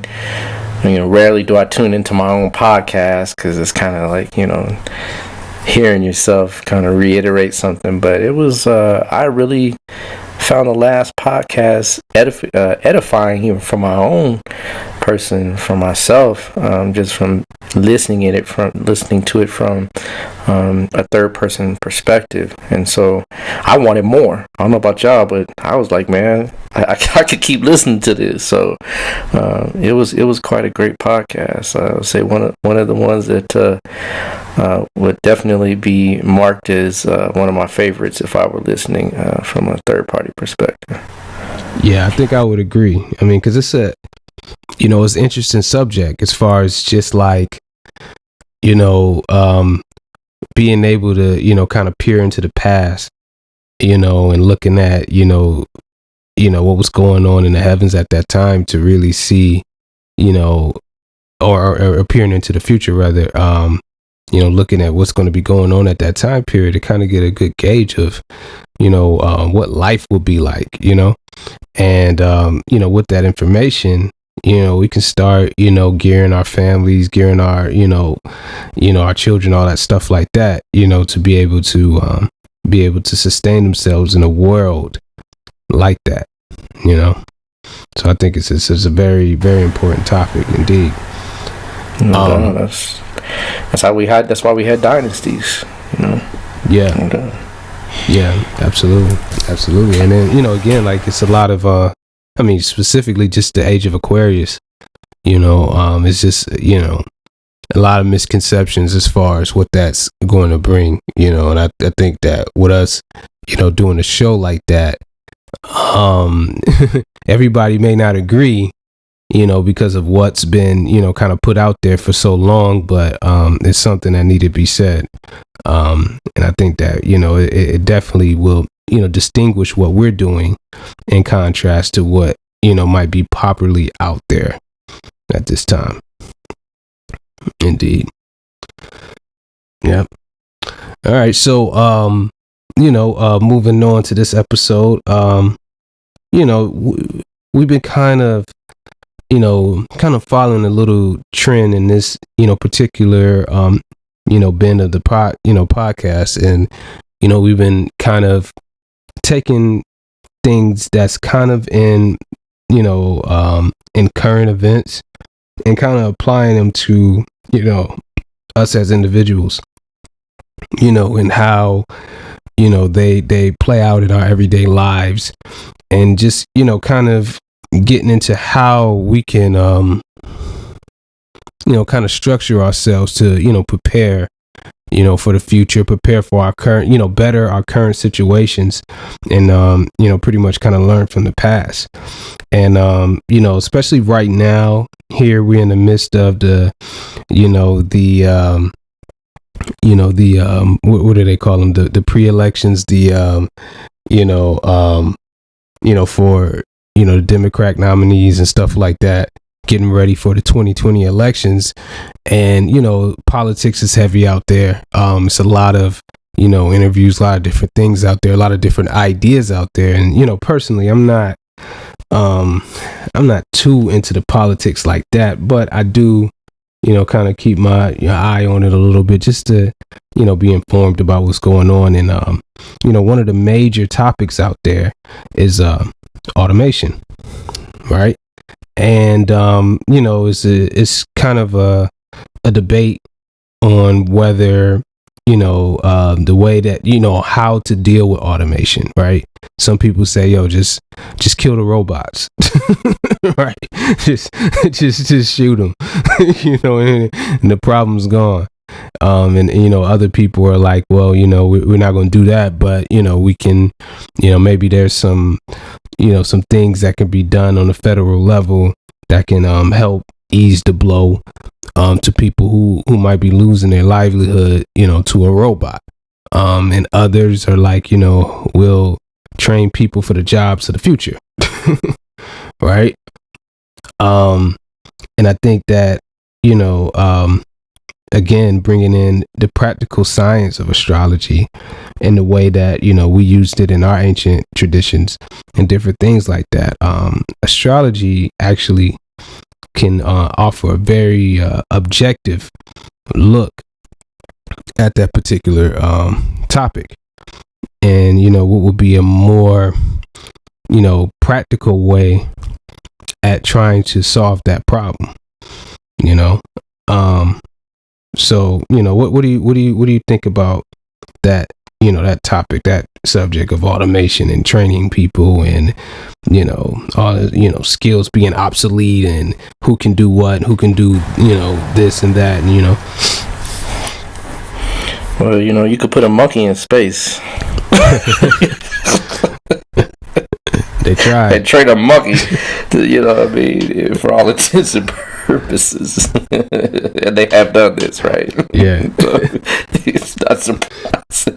If you could put a monkey in space, it says a lot about, the way society kind of views task-oriented, being task-oriented or having certain abilities with regards to carrying out. But, of course, the monkey was done for scientific purposes and whatnot, test other things. But just as a fun fact, if you could put a monkey in space, imagine what they're thinking about what you can do on Earth, in regards to, the automation of things. But, it is an interesting topic in that, and this is what we were talking about in the age of Aquarius, in that, the way society is headed, the excesses of Jupiter will be the lessons of Saturn, the hard lessons of Saturn. And, a lot of it is for the purposes, truly, and for all intents and purposes, for making more money and to, kind of shut out the need to really spread the wealth, if you know what I mean. Yeah. No one really cares about, whether, it used to be back in the day where, things were made with pride. A car was made with pride. America, not to say I'm espousing America as a country, not by far. People, please understand this. But, the whole brand made in the USA, that was kind of made popular back in the 80s, and the 90s, right? Because America was known for creating many, many, many different things. In fact, in the chart of America, in the United States of America's horoscope, the moon is in the third house of Aquarius. And I know people, I'm not one that hold back names. Sam Geppe said that he doesn't believe America's ascendant is Sagittarius and he hasn't vetted it and all that kind of stuff. Well, I have vetted it, and it is Sagittarius ascendant, and I'd be more than willing to go to have a conversation with anybody. But it is Sagittarius, for all intents and purposes, is America's ascendant. And so the third house becomes Aquarius. Well, the moon, which represents the masses, the minds of the people, is in the third house, and the third house is the house of hands, but also is the house of inventions. And so America was, literally, the majority of the technologies that we take for granted on an everyday basis was created in America. The airplane, the automobile, the telephone, television, the microwave. All these things were created in America. And so at some point in time, you found that America had a sense of pride, had a sense of dignity, and had a sense of concern about the things that are created. Now, of course, the Japanese, the Asians, and the world around have taken things to a whole nother level. But the point is that when the car industry, the automobile industry, was, for all intents and purposes in Detroit and back in the Midwest, there were a lot of workers, right, that were employed, in fact, sent their children to college and so forth, bought homes and lived fairly decent lives, because this is post-industrial revolution, right? This is when the industrial revolution was at its height, if you will. And so the Industrial Revolution has died, been buried, and there's a gravestone there, right? Yeah. So now we're in the computer age, right? The technological age, right? Where automation is done with a program, right? With the ability to put a program together and you hit enter, and now the whole thing is running on automation 24 hours a day, 7 days a week. But the real juxtaposition of this is that, a lot of people really feel and believe that anybody can do anything, right? And, a computer can do it just as good as a human, if not better. And, I grew up eating McDonald's, most of us did. I'm not going to sit here and act like, I was vegetarian for my childhood. I mean, in the 70s, when I was a kid, that was unheard of, right? So, McDonald's was, the creme de la creme for fast food, right? And so, just to use that as an example, right? And hey, you know what?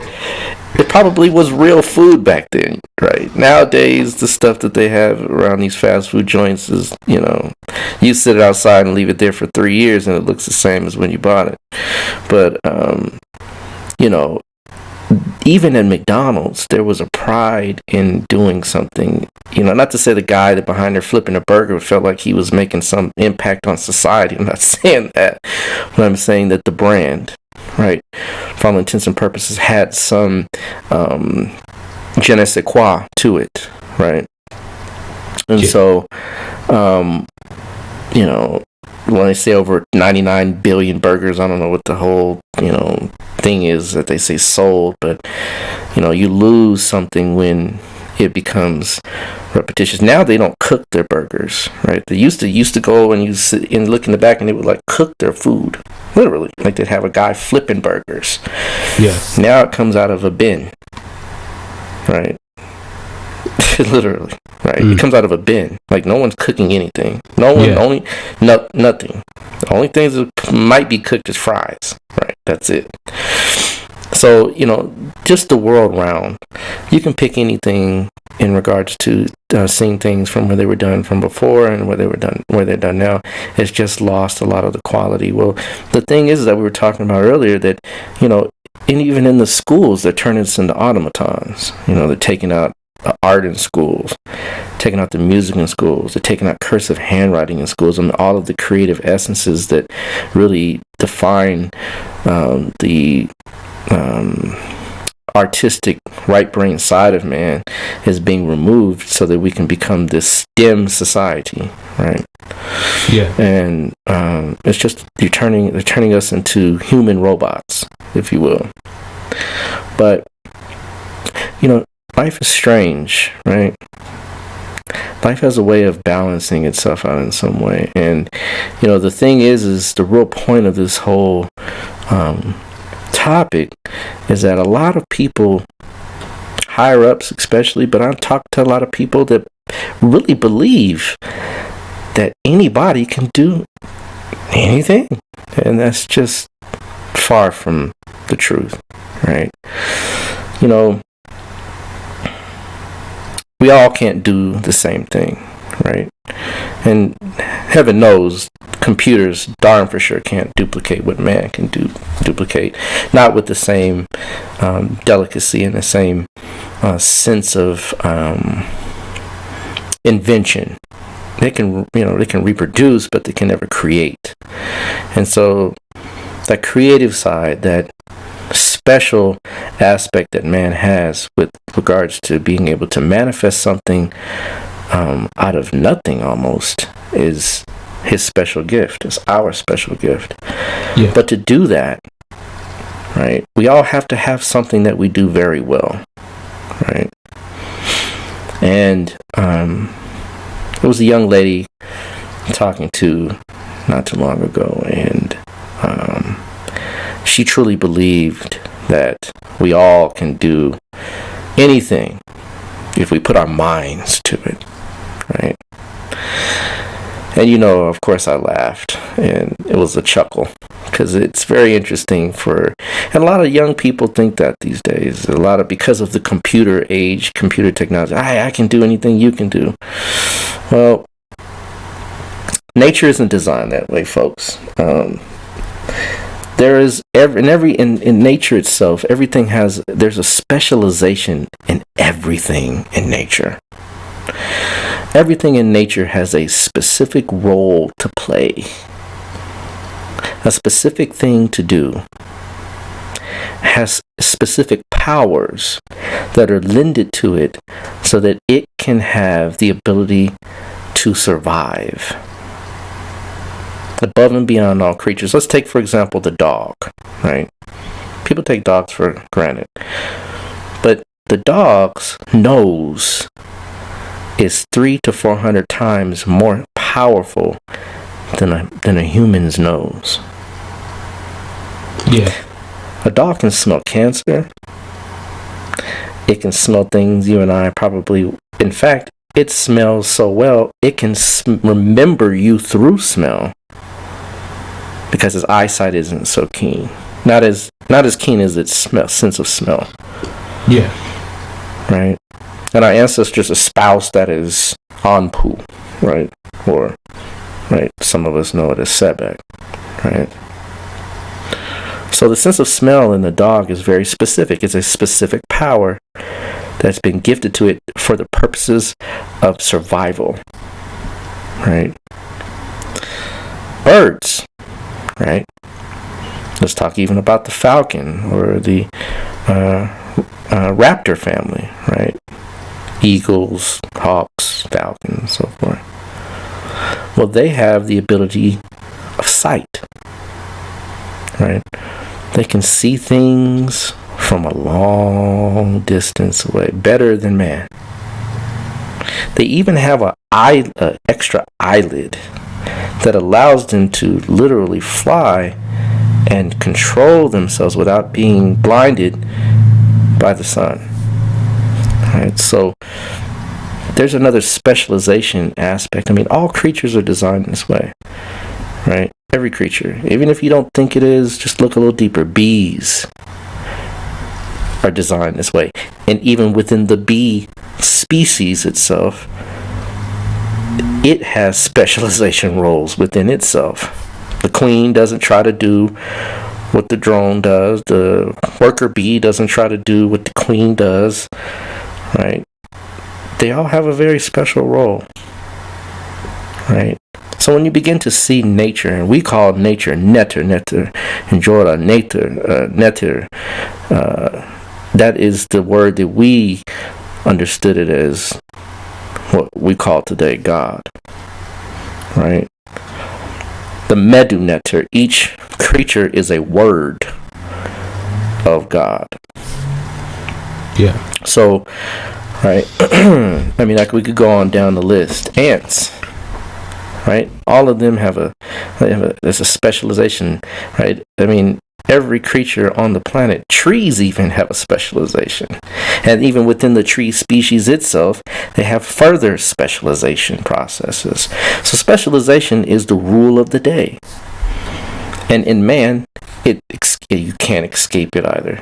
So just like we look at man, we're all the same, right? Well, let's just talk about men and women, right? Now, we come to a genderless point in society, which is so sad, right?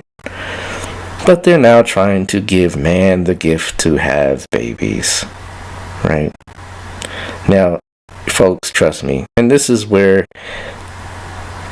Western society is taking us, in essence, to think that a man can do what a woman can do.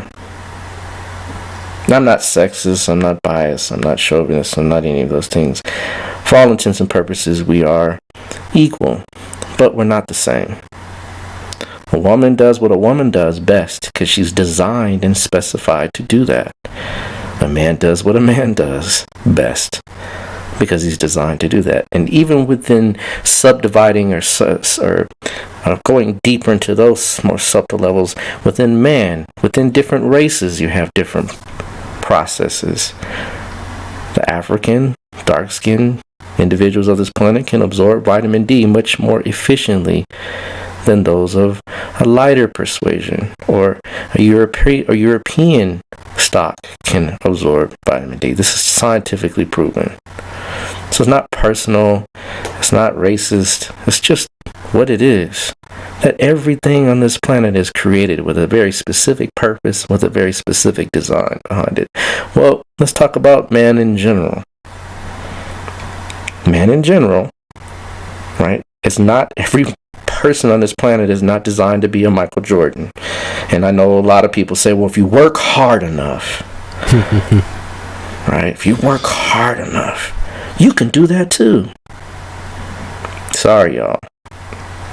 Supreme Being knows what it's doing.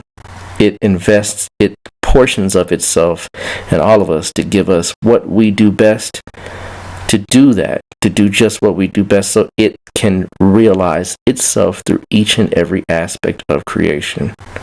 From the ant, from the bee, all the way to man, but man himself is also duty bound to follow what we call destiny. Right? And so the ability to do something first usually requires, in man, the desire to do so. Right?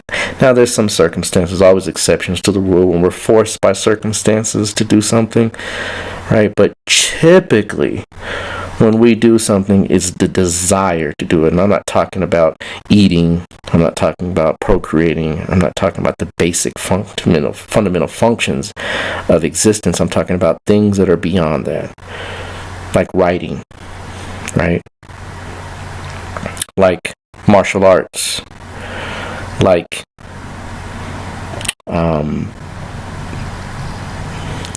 acting, right? Like we could go on and on. Teaching, right? Like music, painting, right? Business, politics, right? Mathematics. All these things are done because of desire. No one will do anything on this planet if it wasn't for desire. Right? Now, there's higher desires, there's lower desires, we know that. But I'm talking about the desires that really take you out of the normal day-to-day existence of life, meaning things that you really do want to do and you desire to do that benefit not only yourself, but mankind as a whole. But man as a whole, rather, because mankind is another word, but man as a whole. So when we talk about desire, let me ask you this, Atef. Do you know what the root word of desire is? What the root is? What does it really come from? I do not. Desire. Well, let's do a little etymological fact check, right? So the word desire, and you all, it's good to, when you begin to study things, it's good to study the etymology of things, because then that gives you the understanding of where these things really come from and really what they were intended to say. But desire comes from the Latin cognate, or I believe it's Latin. It is a cognate, meaning it's a combination. Decidere. Mm-hmm. Desiderated means of the stars. Interesting. Right. I found that out. I was like, wow. I mean, desire has something to do with the stars? Like, how does that work? Well, right. Those desires are, let's talk about the desire to fight, right? To protect, to uphold truth, to implement justice, right? We know what planet that comes from, right? Right. Exactly. So Mars imputes and imbibes its essence to those that the divine plan has sought out to create a being that will carry out the implementations of those forces from the planets in the form of desire. I thought about that. I'm like, whoa, wait a minute. So you mean to tell me that the martial aspect of man, right, is from on high? That the part of us that want to be police officers, that want to be firemen, that want to be boxers, right, MMA fighters, you name it, right? Football players, basketball players, all these things are from gifts from heaven above. Interesting. Right? In the form of desire. Right? Those that want to paint, that want to create, that want to become musicians, right? Well, we know what planet would be the instrument of those things, right? Venus. It's Venus. Right? So, literally, your desires are birthed or created or manifested before you even step foot on the planet. They're already innately inherent in the basic structure of man's being. Indeed. So when we talk about desire, or that which is of the stars, right? You know, we're not just talking about, I want to go out and play ball and, you know, go shoot a few rounds. That's not what I mean. I mean something that you take to another level of expertise, right? A high level of proficiency. And that requires something very special. It requires something that carries us beyond, you know, challenges, beyond setbacks, beyond obstacles, right? That is true desire. Yeah. Right? That when we get to that point and, you know, we don't care what is befalling us, we're going to get that done. That is heavenly. That is divine. Right? That is something that has been bequeathed to you as a very special thing, a specialization for you to do something above and beyond all the others in the world. Now, there's groups of those people, right? That's why we have an MBA. Yeah. Right? So it's showing you that even though within your speciality, right, you're still common amongst other people that have the same speciality. So that means that something is instrumenting or governing or ruling or moving people to an end. Indeed. So for us to disavow, and you know, you do have some people that have multiple talents, right? Multiple skills, right? There are those, and there are exceptions to the rule. They're very far and few in between. They're not common, right? You know, you have some people that can play the piano and get a triple double, you know, and it's no problem. Not very many, because the specialization skills that are required for one thing don't lend the neuronal, physiological, and mental composition to do something else efficiently, except in a few circumstances. So, when we talk about this whole, automaton, or thinking that we're all equal, we're all can do any and everything, and everyone else can do, you can just do without wilt, right? Right. People say, well, you have free will, right? Do you really? You have to ask yourself that question and step back. Do you really have free will? What does that even mean? People just say things, right? God gave man free will. That's a lie, right? No such thing on the planet, y'all. Doesn't exist. It's a made-up myth, just like all the other myths we've been talking about before. It's a myth, right? There's no such thing as free will. And I know this sounds deterministic, right? Sounds, very, well, that's not true. Well, let's just talk about it a little bit. Atef, did you choose the parent you were born to? Not directly. Did you choose them? No, not directly. How about the city you were born into? No, not directly. How about the country? Nope. How about the body? No, not directly. Not that I recall, per se. So from the start, looks like free will is kind of out the door. When people say, well, I chose my parents.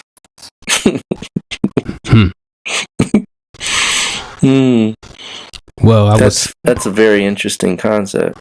Because if that's the case, people then would have chosen to be abused, wouldn't they? No, they wouldn't. People would have chosen to be raped. Nope. People would have chosen to be abandoned. People would have chosen to be subject to a life full of unsavory things that most of us, if we did have the choice, would avoid at all cost. So we really got to take the word choice out of the equation. I would say agreed to. That would be a better concept. That'd be a better concept. Agreed. Meaning there would have to be a coalescing of two parties, right, to form an agreement. Yeah. Right. How about the idea that we realized the best situation to learn the lesson that we needed to learn? A realization is an epiphany. A realization is an awakening. A realization is something you see beyond all other things, right? So you realized yourself through them, because it's the only way you could literally, as Harut, be sitting here having this conversation to take you through the path to be who you are today, right? So choice is not really inherent in this process. The only thing that choice allows you to do is to not default to a program that was instituted by your lower nature. I don't even like that word, lower nature. By the animal nature. Let's say that. Yeah. Right. That would minimize your ability to maximize on your gifts, skills, and talents. To really pull out the higher, more developed mental and spiritual abilities of yourself. That's where choice comes in. And guess what? That only happens on this plane when you are a certain age. Yeah. See, choice is inherent in the frontal lobes. When do your frontal lobes develop? After the age of 28. So up to 28, we can throw choice out the window, can't we? Yeah. Right? Right. 28. 25. I'll give some of you 25. That's provided you haven't abused yourself to the max degree. Through sugars, fast food, fatty foods, drugs, alcohol, high emotional reverie states, which the majority of us experience. We have to rebuild that part of our brain to have some functional competency. Yeah. So when you begin to understand choice is not really inherent until you become a certain age, we really can throw choice out the door altogether. So then what happens? What's in charge? What's governing these things? Right? The Supreme Being is always in full control. Even when you think you're doing something that you think you chose, you didn't. Yeah. Right? You leaned either usually one way or the other. But for the most part, all those things were bequeathed to you through destiny, through providence. Right? And when we talk about, the society that we live in, right? I mean, for all intents and purposes, right? They don't acknowledge this stuff is spooky, pseudoscience type stuff. They relegate it to, stuff that you really can do without. But in fact, it's the very opposite. This knowledge is the one thing that you really shouldn't be doing anything without when it comes to making true choices. Right? Because most of us would choose that which feels good, looks good, smells good, tastes good, sounds good, and good as in what is pleasurable or what is delightful to the senses. So when we begin to understand this thing, free will, it's a misnomer. It's a misunderstanding by a being that doesn't have a real spiritual depth that lasts, that is cultivated from 4,000 to 5,000 years of seeing how man operates from top to bottom. Our ancestors designed things with this knowledge in mind. That's why we had what used to be called prearranged marriages. Yeah. Right? Because they understood something. We had rites of passage. They understood things that, Atunde, he would be better at doing this in society. He'd be better at that. And we had oracles, right? We had diviners that would literally tell you what you were going to do at birth. In Kemet, there's two beings that were present during your birth. Meskenet and Shy. Right? We won't get into what Meskenet is, but Shy. Remember the group? I don't know if you're old enough to remember the group called Shy. We called Shy back in the day. I remember them. Shy means destiny in Kemetic terms. Interesting. Shai. Shy was present at your birth. Right? So the Kemetic legacy always understood that destiny is inherent in what you do. You can't escape it. And so destiny calls forth the mathematician, right? To bring forth that which the stars have invested in that being in order to realize for the Supreme Being to realize itself through those activities of that being, through degrees and levels of self-mastery. Right? Serena Williams, right? Let's talk about a little specifics of astrology. Let's get into a little bit of it. So we talked about Mars, right? Yeah. Mars has to be in very specific positions in order to exact this particular ability of individuals. Now, it can be done numerous ways, right? It doesn't have to, people say, well, does it have to be a Martial ascendant? Or no, there's so many different ways it can be done. But Mars is always a key planet in anyone that has supreme athletic ability, right? Well, her Mars right? For one, number one, rules her ascendant. She's Aries ascendant, right? And Mars is in her 4th house, right? That means it's in Cancer, debilitated.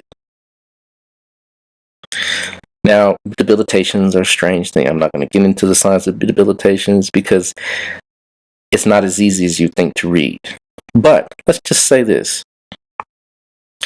Mars in the 4th house in Cancer specifically shows that not only does she have the extreme drive to make something happen, martially speaking, the 4th house is the area of a chart that shows a person's satiation, what gives them satisfaction. Yeah. So a planet there is what satiates a person. Literally what gives them pleasure, if you will. What makes them calm. And Mars being in that position shows, number one, that the relationship that she's been crafted. See, it's like everything folds into each other in astrology. So we don't just look at one thing, we look at all of these things that manifest. Well, her Mars in the 4th house, it's horrible for the mother. The relationship with the mother is horrible. I have to say all, because there's always exceptions to the rule. There are many times I've seen Mars in the 4th house that the relationship with the mother may be not horrible, but it's definitely not one that would be considered motherly and loving and appreciative and kind and gentle. But for her mother wasn't really present. And that lack of motherly coaxing and reassuring and nurturing was through her father. Well, the masculine energy is Mars. And so that masculine energy literally instilled itself into her heart's desire for competition. Yeah. The need to win, the need to be first. So her ascendant Lord, is in the 4th house in Cancer, the sign that grows anything that's in its realm. Whatever planet is in Cancer, Cancer grows it. So literally, when we begin to look at Mars and Cancer in the 4th house, and the 4th house is the natural sign that has an affinity with Cancer, this means that this person, physically, her physical body, first Lord, ascendant, goes to the 4th house. So that means she herself physically would give herself satiation through exercise, through competition, through winning. This is specifically showing that the specialization gifted to her through the planet Mars, through the desire and need to be number one, is her calling. And we could go down the line, folks. It works this way every single time. We talked about Bruce Lee, right? Remember? Yeah. Bruce Lee's Scorpio ascendant, ruled by Mars. Yeah. Not Pluto, y'all. Sorry, we don't deal with the other planets here. Not in that way. It's ruled by Mars. And guess where Mars sits? 12th house. Within 7 degrees of the moon. Yeah. So do you see what I'm saying? Is that this thing here called life, is oriented around a specific function. And a function always has a form that's connected to it. Indeed. Right? So this thing, we say, well, I can do anything I want. You can't. The best thing to do is to find out what you do best and to do it the best that you can do. Right? You know who Timothy McVeigh is, right? Yeah. Right? Well, Timothy McVeigh, his Mars is in the 3rd house of hands. Well, third house is the house of self-expression, right? The house of courage, the house of fighting. There's a few houses of fighting, third and sixth house, right? But the third house is one of them. And so Mars in the third house, right? Bar none, shows this individual, right, espoused or promoted, or whether you want to say articulated through action or words, through action, which is Mars, the need to rebel. Well, he's Aquarius ascendant with the moon in Aquarius. So his destiny wrote into his being that, look, we want the part, not to say, because, there's a thin line here that you have to be careful of. I'm not espousing or promoting Timothy McVeigh's actions. I'm saying that there are forces behind his actions that literally caused him to move into a direction that ended the lives of many unfortunate people. But that ending of lives was caused because he followed or lended himself to forces that he had no understanding of. It's conjunct an exalted sun with Mercury, right? So I'm just showing that the mind, the moon is in Aquarius, right?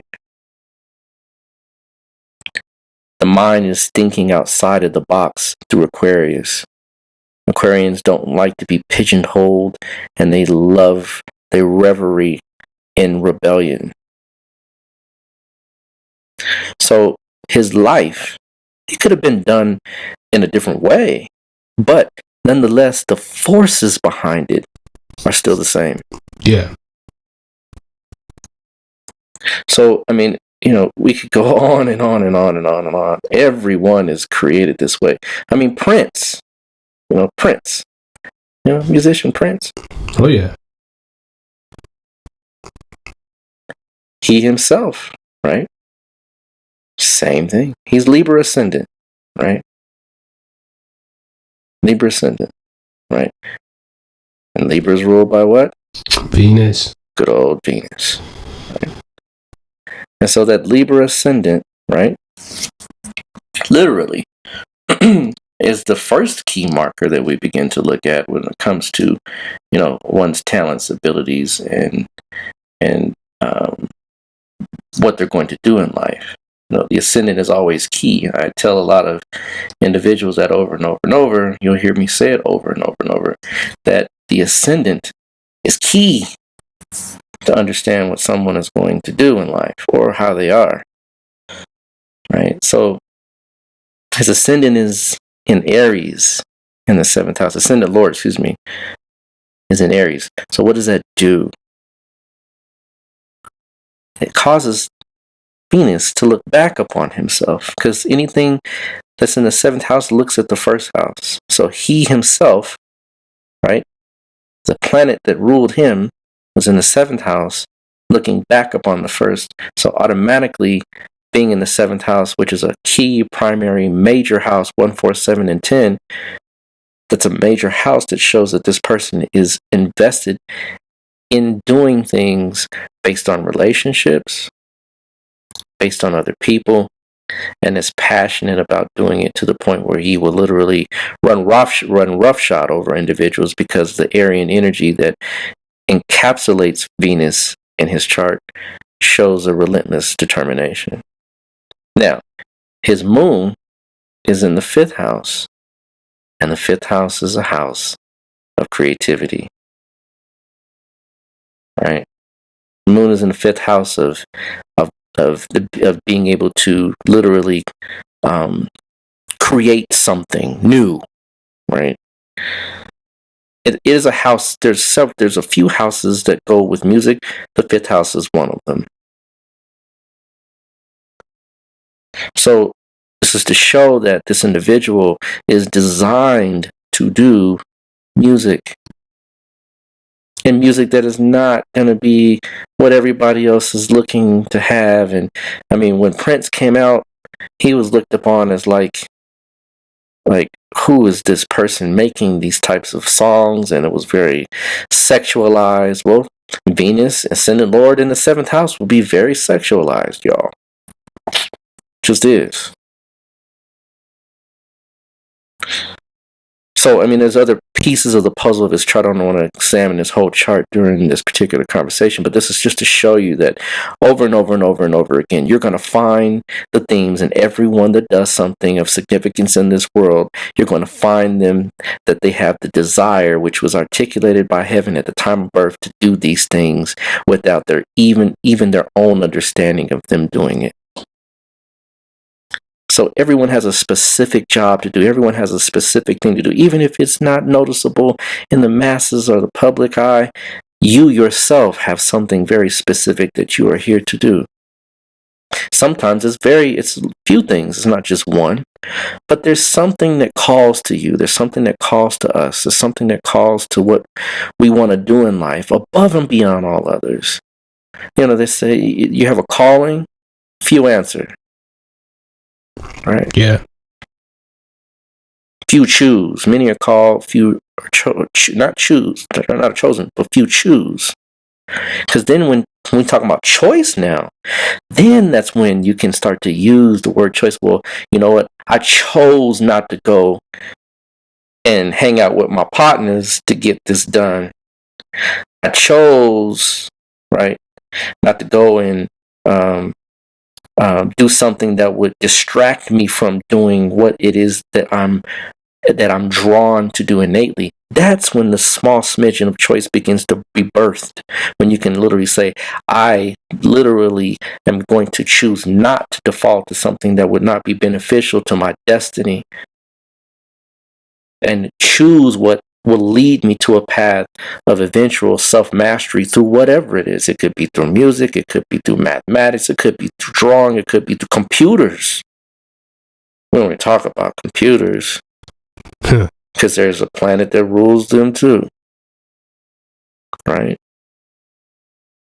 And that planet will have a say-so somehow, some way, somewhere in a person's chart that is at the level of taking computers to extreme heights, or to making himself or herself known for computers. Mercury will be there. I guarantee it. Yeah. I guarantee it. Conjunct the moon in the ascendant, in the 10th house. It's going to be in a prominent position in the 3rd, in the 4th. It's going to be in some position that you will be unequivocally able to say that is this person's destiny. It's funny that you say that because, there's a little discrepancy on what Bill Gates' chart is, if he's a Cancer or a Gemini. But, if he's Cancer, he has that in his chart. Mars and Mercury conjunct in the 3rd house.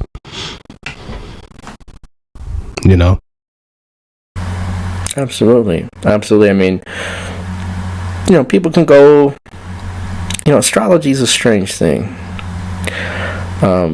You have to be keen in understanding how things play out in a person's life to really become cognizant of subtle factors, to be able to really show and delineate, no, that's not what this is. Characterization of a person is easy to see from the outside, but when you start to look at little small things in a person's life, it becomes fairly evident that this is what this is. That's how we do what's called chart rectification. We begin to go and comb through little pieces of a person. I mean, small things. Small things. It seems insignificant, but it's very key and crucial. So, in his regard, yes, absolutely, he is a Cancer ascendant. I know a lot of folks beg to differ, but hey, that's what he is. And You can see it through many, many aspects. Let's talk about Bill Gates. In fact, that's an excellent example. He has Mercury in the third house conjunct Mars in Virgo. Now, the drive that it takes to leave college, I'm talking about the desire, right? Think about this. You come from a family that is promoting you to go to college. And you're in college, and you're smart. But something just doesn't set right, and you gotta do something else different. That means that drive has to take over and take you on a tangent, a roller coaster ride of sorts, right? To make something like what he made. That's the third house, y'all. The third house is your drive to get things done, incessant drive. I'm not talking about just a drive. I'm talking about drive to just like we talked about Timothy McVeigh. Mars is in the third house too, but see, Sun is in his third. His Mars is in Aries, which is the warrior. Right, the one that fights for justice, the one that wants to take it to the man, take it to the powers, fight the powers that be. And the Sun is there, exalted. So this person is almost fearless, in a way. Fear is always there, trust me, but it appears to be fearless, right? But for good old Bill, right, Mars conjunct Mercury means that fearlessness is conjoined Mercury in his exaltation in the third house. See, when you begin to understand little small nuances, Mercury is the natural ruler of the third house. So it's almost like a double exaltation, if you will. It's exalted in Virgo, and it's in its own natural house. So that's a double whammy. So this person has to make something happen with computers or with something Mercury-like. Has to. That's when you begin to understand astrology. Right? And it's opposite the moon in the ninth house. And the ninth house is higher thinking. Right? Thinking in terms of doctorate level stuff, thinking in terms of other next level thinking, right? So this opposition of the third, ninth house, right, positioning, bar none, fits him much better than any other Gemini or any other ascendant, right? So that's when we begin to become, a little bit more keen in understanding how this astrological thing works. But nonetheless, the bottom line is all of it is desire. All of it is desire. Right? And so then when we begin to see that, wow, desire literally means of the stars, that the things that we do, the things, the drives that we have are bequeathed to us because the positions of the planets at the time in which we entered this plane called Earth, right, are designed to get us to do something that the Supreme Being has already inherently designed us to do in the first place. So anyone saying that anyone else can do anything is not only simply silly, but it's downright ignorant, because people don't understand that from the amoeba, right, all the way to the most complex creature, right, all of it has a very specific intent, a form, and a function, and all of it has something to do with exercising the divine plan. Yeah, all of it. And that's when you begin to study. And the ancestors, what did they say? Know thy what? Self. Know thyself. Right? When you know yourself, no one can tell you anything. And sometimes we do know ourselves innately. We know I need to do this no matter what. That desire is so strong. Right? Now there's a master desire. I'm not going to get into the master desire, what it is. Right? A Tef knows, he knows, right? When that desire takes over, then all the other desires come in line, right? And then you can master those desires even faster. But that's not for me to say in this particular podcast. That's for you to find out. But even if you don't have the master desire and understanding how it works, you still have desire that's going to take you somewhere, someplace, to someone to do something, right? When you meet your mate, it ain't nothing but desire, right? Why did you meet that person? For what purpose and intent, right? And then when the child comes through, a baby comes through, and you wonder, why did they come through us? Because there's something innate in the two people that make the one person that is inherent in the destiny called forth to give them their gifts, talents, and skills to carry forth what we call the divine plan.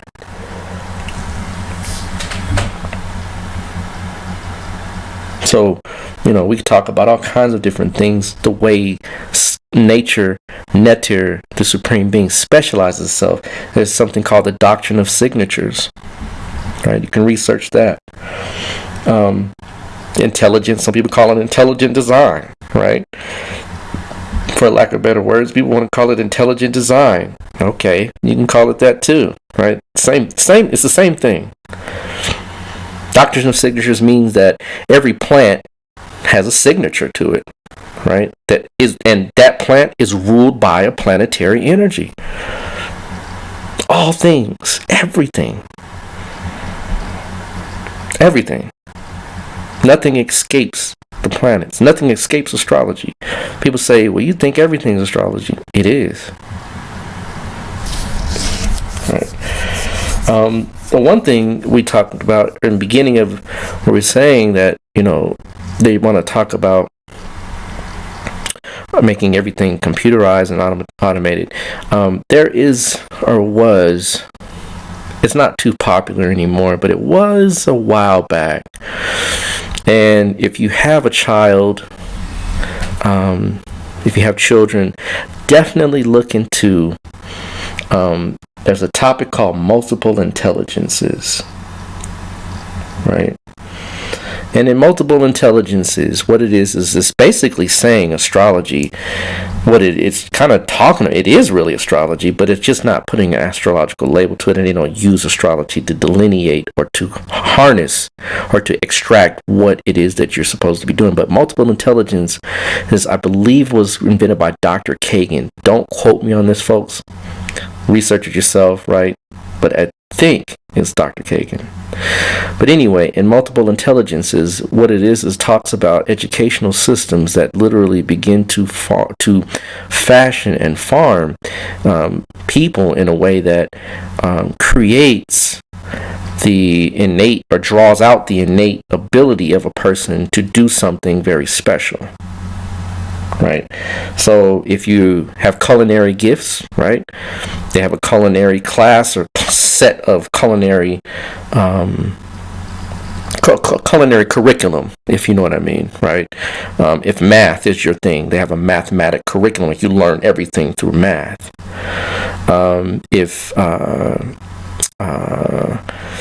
art, right, whatever it is that you are called, those intelligences that are the desires or the forces that are most prevalent in you, and they're brought to a level where they use them they use an educational system and tie them to an educational system that literally begins to craft these things from a very early age. That is true intelligence. Because could you imagine? Yeah. Has someone that said, Bill Gates, you ain't gotta worry about college. We already know what you're gonna do. You know what you need to do. Right? Come on over here. We got this ready for you. We got a whole computer curriculum for you. Right? Michael Jordan, we got you. Now, society's kind of geared towards certain things, if you will, because sports is a big thing in the West. Right? But they have sports programs and all that kind of stuff. But I'm talking about really using sports as a way to teach the individual not only about sports but about life, about math. You can use sports, math in sports. You can use art in sports. It kind of has its own special process to teach by when you begin to take the person and show it how it is integrated in all aspects of what they do. Right. So that's called multiple intelligence. I really suggest anyone with children, if you really want to understand a great educational system, what it would look like, what it would be in a perfect world, right? That's a great book to. It's a couple of books out there on multiple intelligence, and so you can Google it and find it on probably Amazon. I know I have a pretty thick one, pretty big thick book, because I have a couple of children myself, and I was really looking at how could I best instruct them to help them become the best they need to be with the gifts that they've been given. Right. And so excellent book to read, excellent book to study. If you can find programs, educational programs like that, wherever you are respectively, hey, hats off. You definitely are in the right place, in the right time.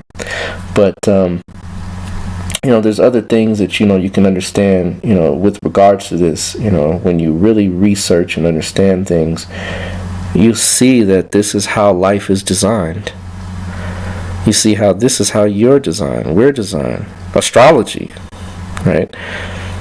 I mean, you don't just become an astrologer, folks. It's not something that is really, if you have the desire to do it and it's in your destiny to do it, anyone can do it at a certain level, but to do it when you can predict, and I'm talking about consistently predict, right? It takes a life of its own, right? This thing takes over your life, literally, right?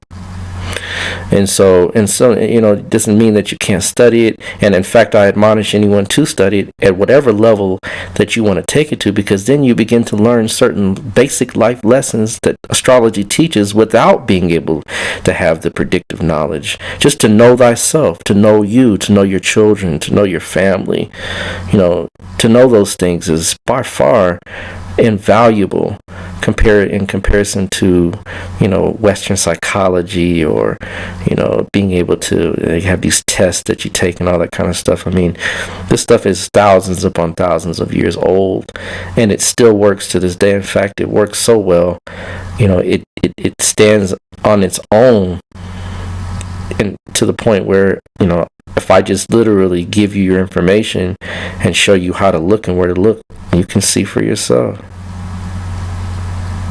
So it's that powerful, it's that potent, but again, I'm not here to discourage anyone to learning astrology. But there are certain principles, there are certain placements in a chart that we look for as astrologers to truly know this person will take it far. Right?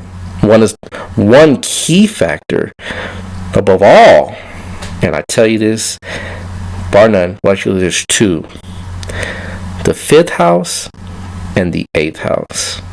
Yeah. Those two houses have to have some degree of strength, right? In order to really become a truly adept astrologer. The 5th house is the house of prediction, right? The house of literally forecasting, speculation, right? And the 8th house is the house of intense research to the point where your eyeballs fall out your head, right? To the point where you lose sleep. So, those are two primary. There's other houses and other planetary combinations, a whole bunch of them. And there's not just one. The one thing about astrology, it can work in so many different ways and the same outcome manifests. But nonetheless, there are patterns that we read to see if a person has the gift, right, of being able to predict. And so, with that being said, study your stuff, y'all. Study your charts, study your children's charts, study your mate's charts, right? Study, people around you. Just pick somebody up, somebody at work, pick it up and say, hey, you have to be crafty sometimes. You have to be a little, can't just go off the tangent like, hey, let me get all your stuff. But if they're willing to participate, definitely, get their information and begin to study people around you to see the handiwork of the Supreme Being in everybody's life. See the handiwork of what we call God on a person, even the person that sits outside that has the sign that's asking for food. Right? You ever wonder what happened to him? Right? I used to sit there like, what did you go through to put you on the corner with a sign? Right? What happened to you in your life? That's when I'm like, let me get your chart. Let me see. Whoa. Wow. Right? Saturn conjunct the moon. Right? In Scorpio, conjunct K2, aspected by opposition Mars, right? I mean, Sun is, in a position that's compromised as well. I mean, you see a person's whole pattern. And you're like, whoa, even the person sitting there with the sign that says, we'll work for food, is at the hand of Providence, is at work. Indeed. I think, this, I mean, part of my, part of the reason why, I wanted to even, get into this, doing this podcast, is that, I think astrology needs to be mainstream, or at least the, consultation of an astrologer needs to be a mainstream thing, because it'll clear up a lot of these different, ideologies of, how we move the country, how, you determine, hey, does my kid go to college or not go to college? Does my kid go to trade school or not go to trade school? Do I go to trade school? Do I, embark on a film career? Do I embark on, being a engineer or a teacher or different things like that? So you can really, live life efficiently,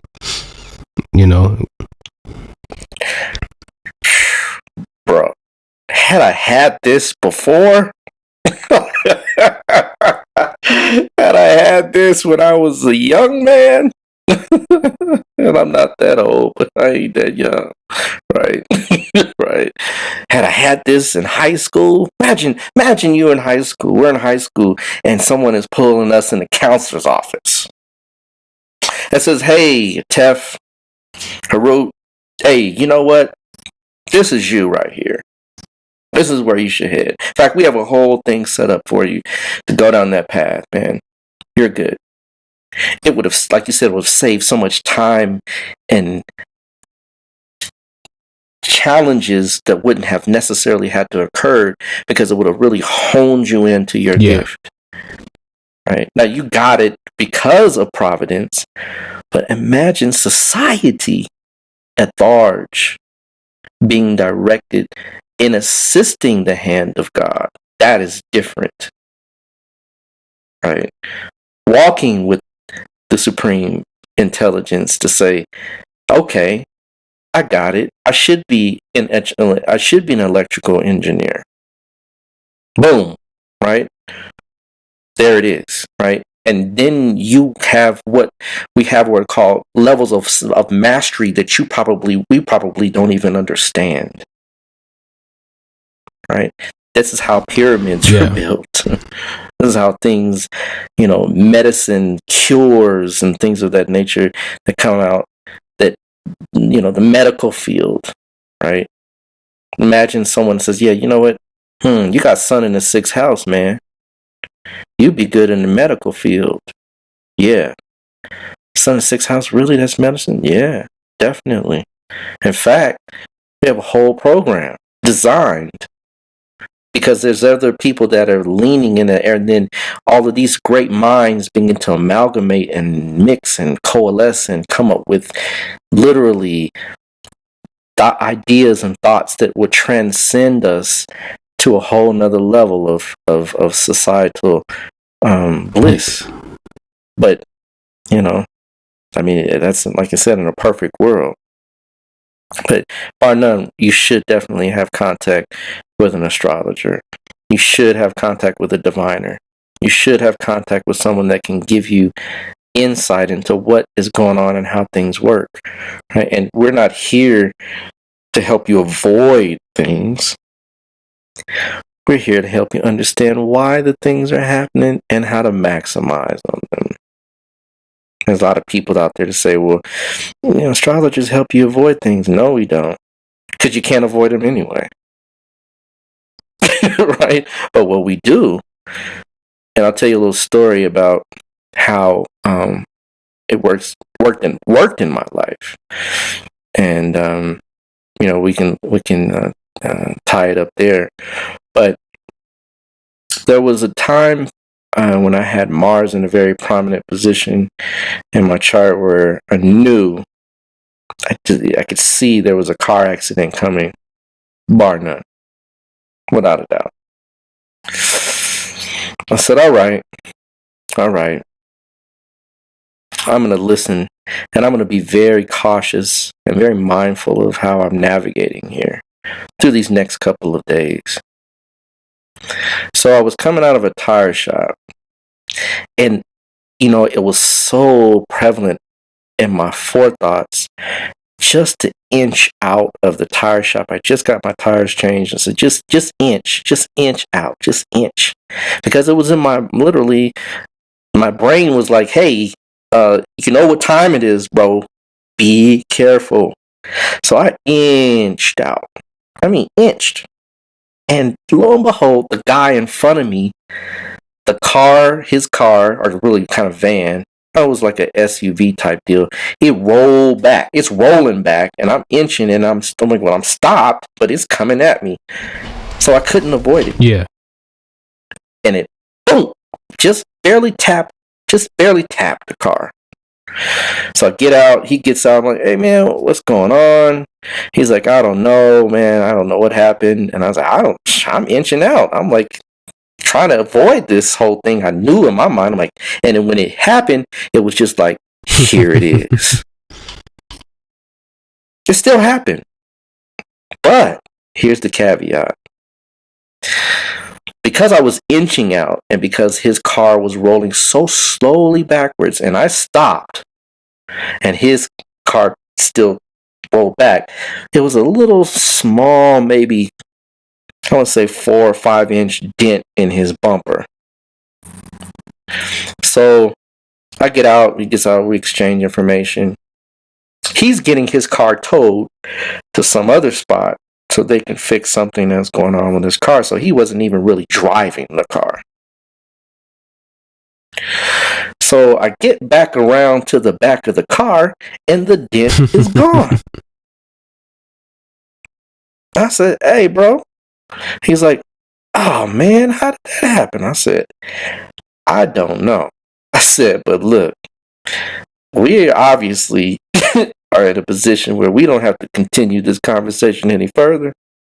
So I'd like to go on my way. You go your way. Have a good day. He was sitting there in shock. And I already knew. I said, oh, this was it. I got my message. I followed it, and it worked, right? And so, the guy was standing there, and I'm like, hey, man, is there anything else I can do for you? He's like, no, man, did you do that to my car? I said, I didn't touch your car. I didn't touch it at all. I don't know what happened, but it obviously, the little indentation of his bumper was gone. I don't know how. I didn't ask how. Because I'm like, obviously, the forces that be, I've lent myself to their lesson plan, and I got it. Right? So this is just one example of many that I can share, that literally, the astrology is not about avoiding things. It's about learning things, about mastering yourself in regards to your tendency, proclivities, and habits, so that you begin to literally carve destiny to a point where you begin to ride it like a wave instead of being towed under. So with that being said, right, and I have many more stories like that. I'll share more as we go on how astrology can be used in this way, right? But, bar none, right, folks, right? The hand of providence is at work in every aspect of our life, including the desires that we have.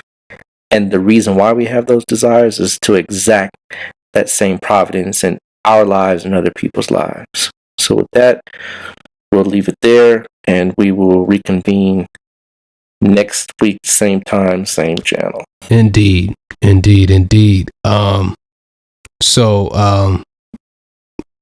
Yeah, with that being said, I want to remind everyone that this episode was brought to you by Push It Forward Media Group and Caliprucia Astrology.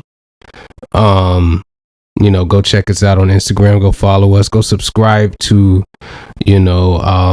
whatever platform you listen to this podcast on. Go ahead and subscribe there. Share it with your friends, and help blow this thing up, because just like in this particular episode, we're trying to put astrology into the psyche, in the minds of people, and start thinking about it in a more diverse way, as a lens to kind of view the world through, versus just something just to tell you how your so-called compatibility and things like that. Let's see. Brother Rod, you got anything you want to lead the people with?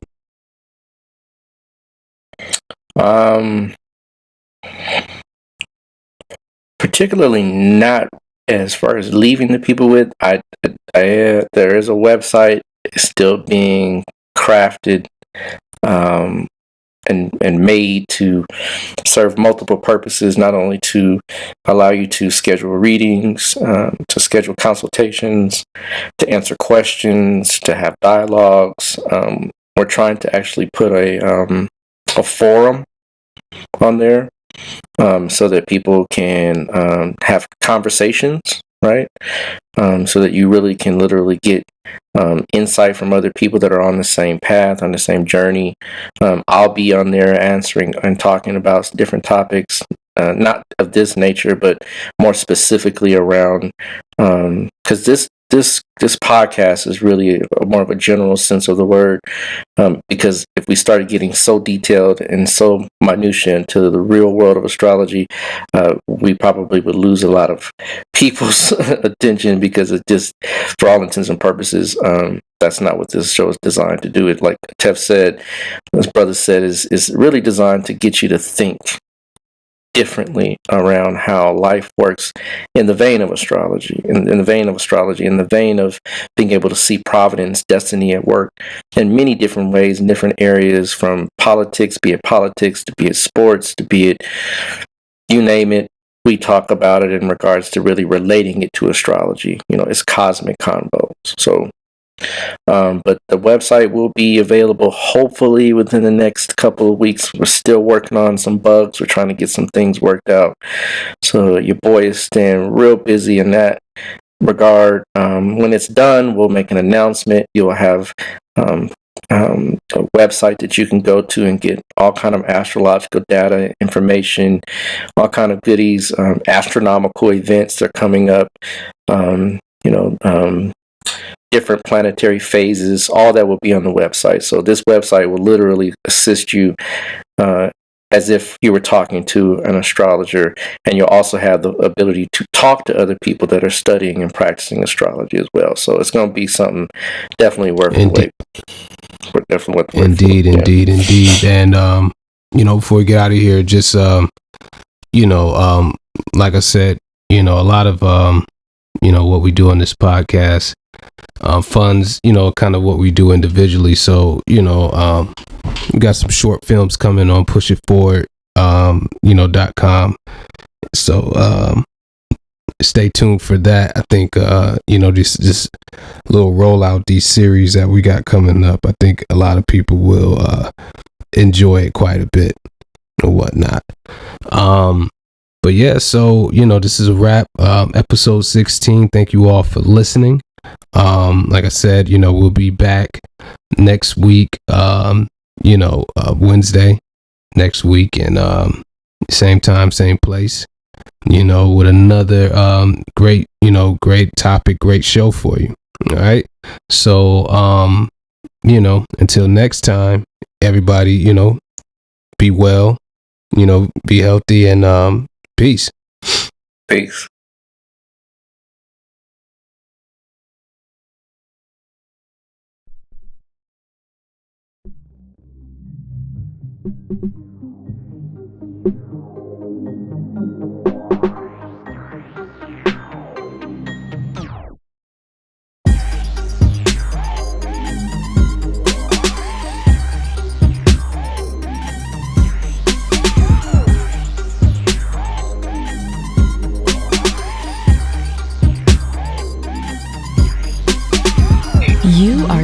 tuned in to the Cosmic Convos Podcast, your number one source for accurate, relevant, and thought-provoking astrological conversations in the podcast nation.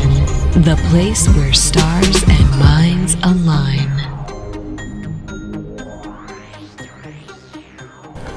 Peace, you're now tuned into the Cosmic Convos Podcast. I'm your humble host, Herut, and I got the master astrologer, Brother Ra. How you doing?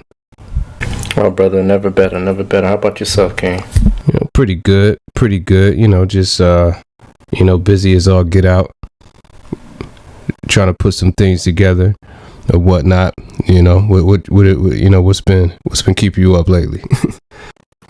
Man, just constantly everyday grind, trying to get things to meet in the middle and trying to get people's information out to them as soon as possible. So, brother stays busy, stay busy, but it's a pleasure. It's a pleasure being able to have an opportunity to see into the destinies and lives of individuals that you know nothing about, and it always rings true. So I'll never shun a gift like that. So I say it's always good. Indeed.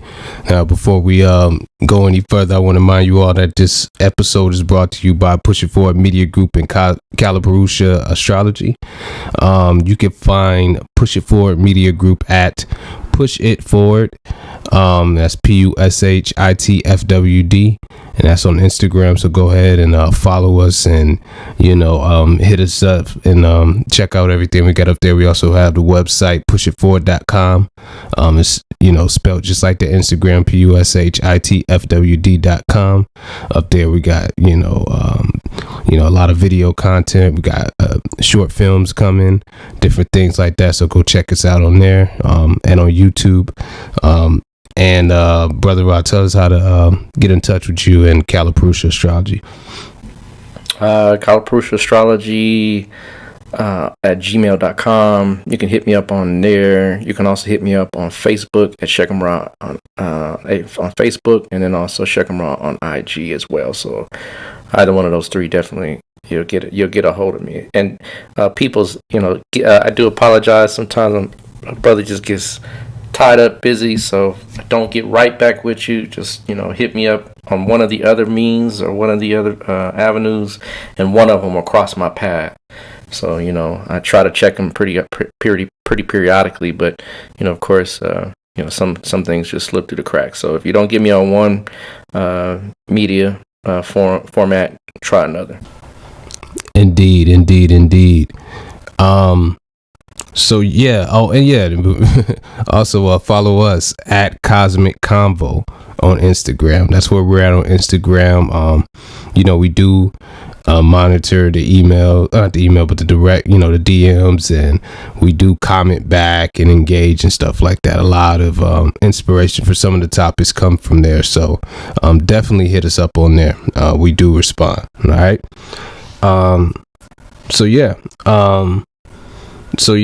Coming off of last week's show, another show that I would put in our practical series.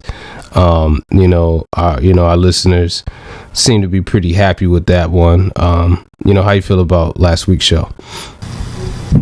Man, every show to me is, it even elucidates things when I go back and listen to it. I'm a fan, so the beauty of it is that when I listen to the podcast myself, I really have the ability to enjoy the information, even though it's coming through me, right? I'm still a listener, and I'm still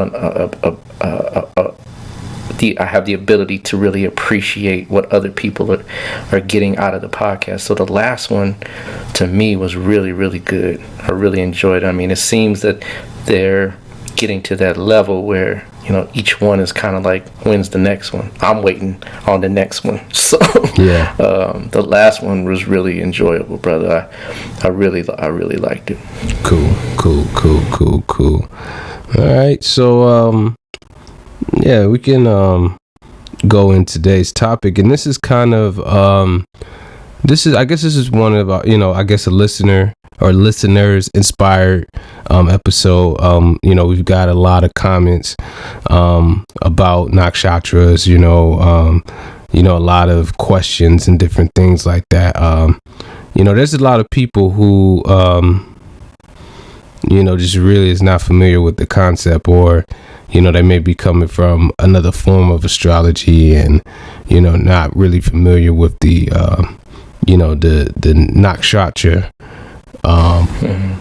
form of distinction, in astrology and stuff like that. So, this show, we're going to, just expound, on the topic, and, for those who are not familiar with what, don't even know what I'm talking about right now. Brother Roy, how would you, kind of enter the conversation of nakshatras?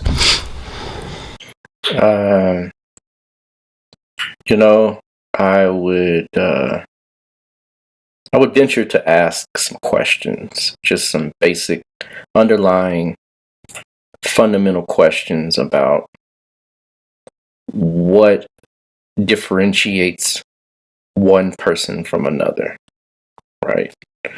A lot of the things about astrology is that it's a very refined science and art. It's all about refinement. It's all about the details, the very specific points and pieces of a puzzle that really make that really make the differences, that really speak to the nuances. And so, I would ask, is anyone that's born as, let's say, between, let's say the 16th or 17th, let's say the 17th of August to the 16th of September, every Leo is Leo, right? I'm just thinking about the sun sign in general, right?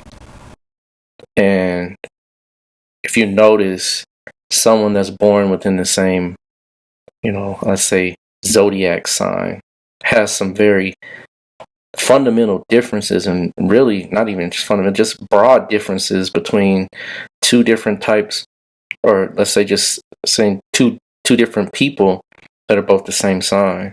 So I would just, question that and say, well, so this person's a Leo, this person's a Leo, but they have some very different soul qualities, because that's what the sun is, some soul qualities, people going in different directions. Why does that Leo go in this direction and then this Leo goes in a seemingly completely different direction? Yeah. And of course the other things come into play, like the ascendant and the moon and all the other planets and so forth.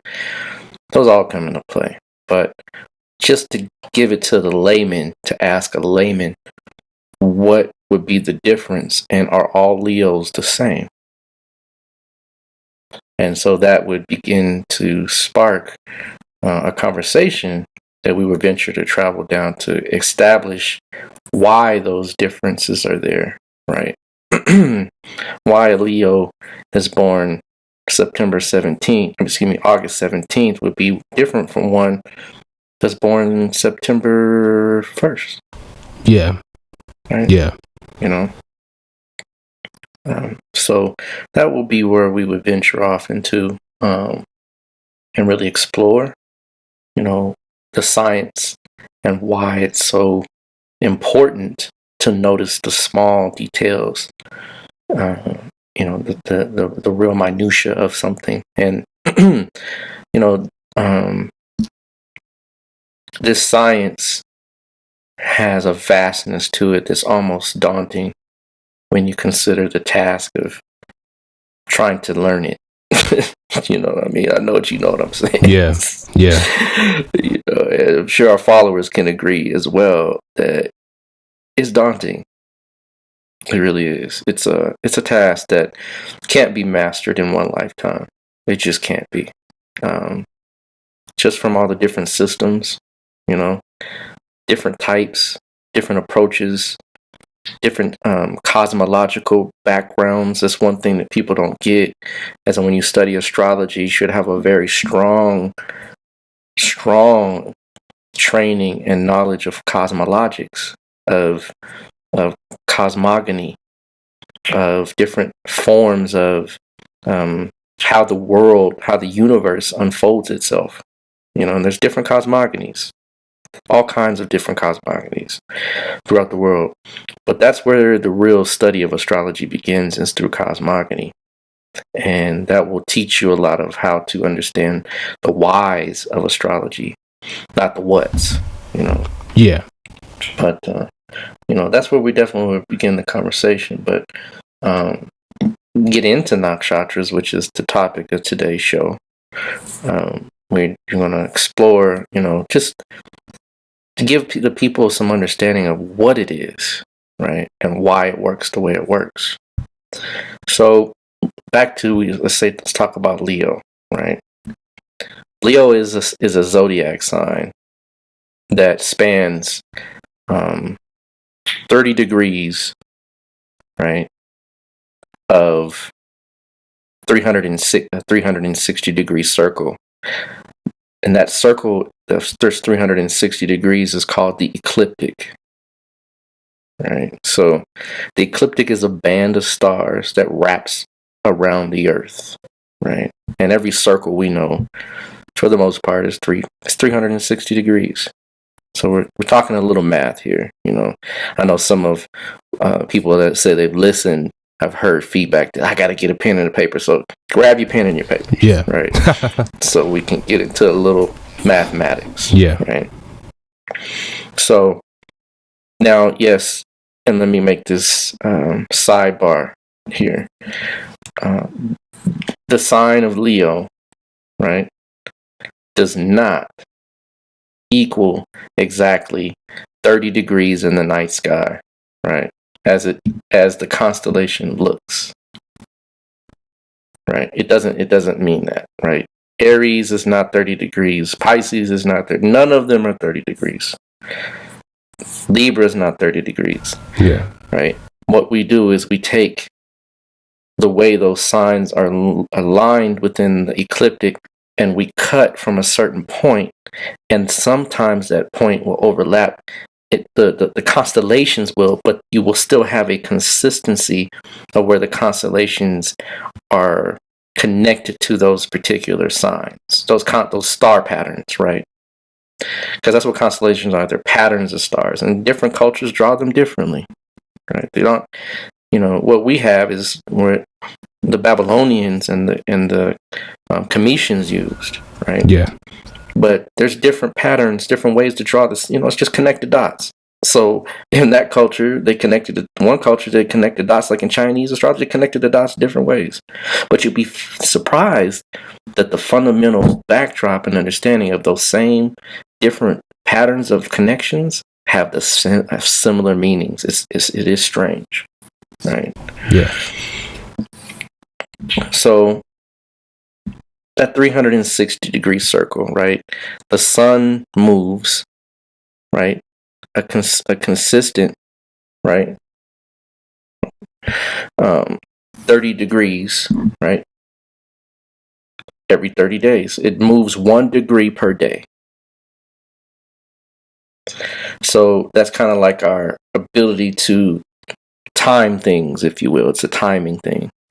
So within this 360 degrees, each planet has its own motion, its own speed, its own timing. Well, when we begin to look at things that are fundamental to understanding how time works, the first thing that was used was not the sun. Right?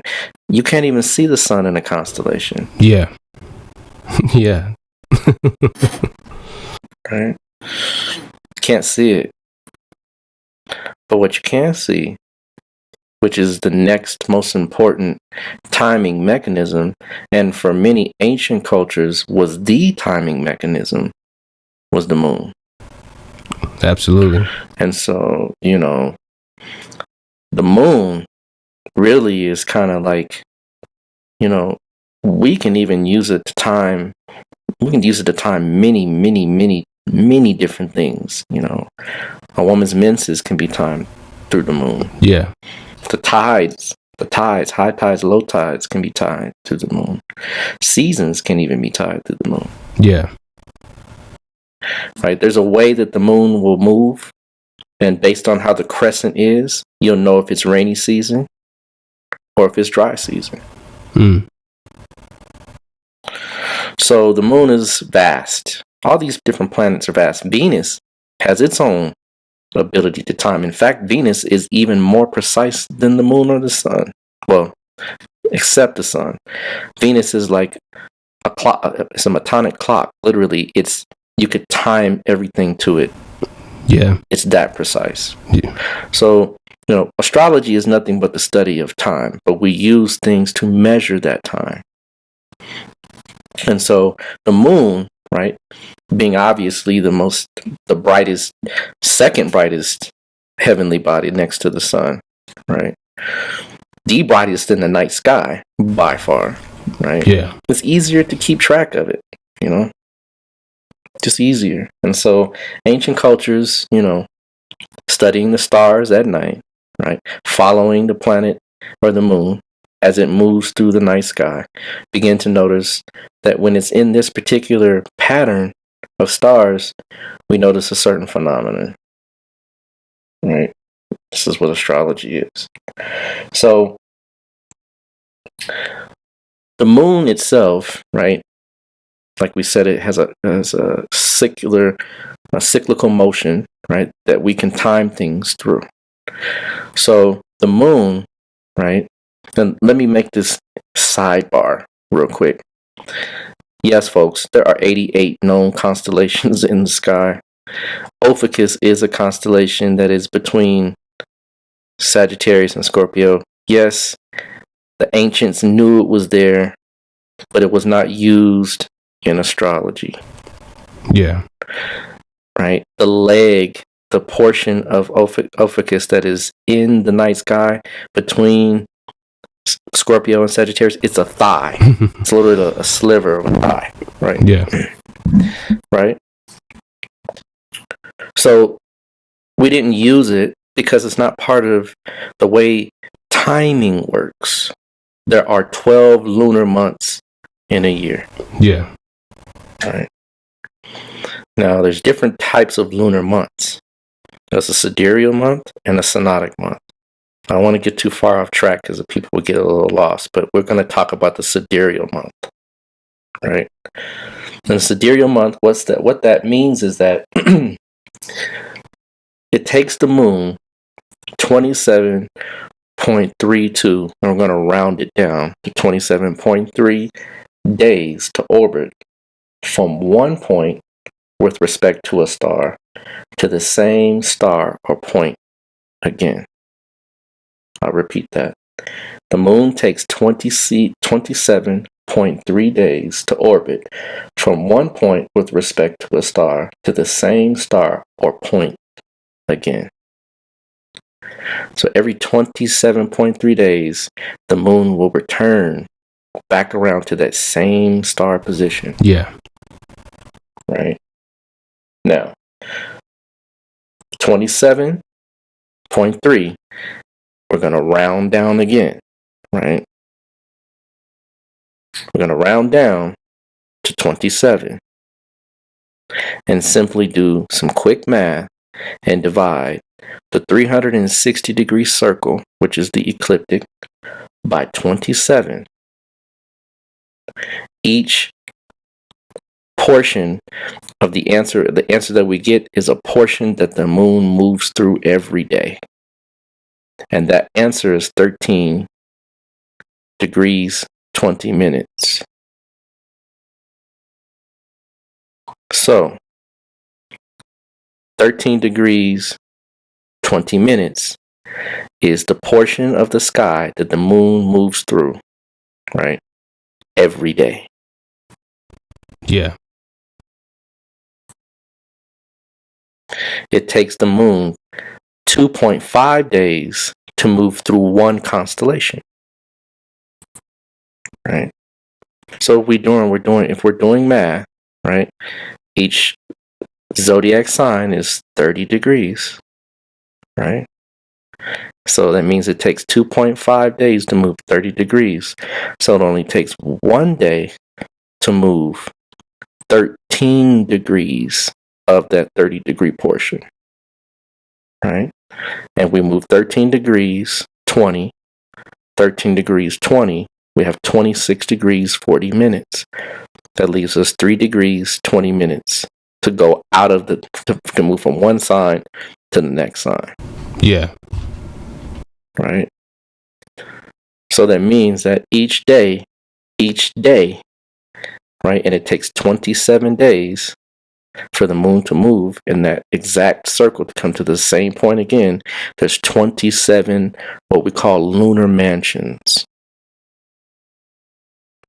or 27 nakshatras, right? So now, since we have a little bit of math, and I know folks are like, well, that doesn't all fit. Some pieces are missing. What about the 0.3, right?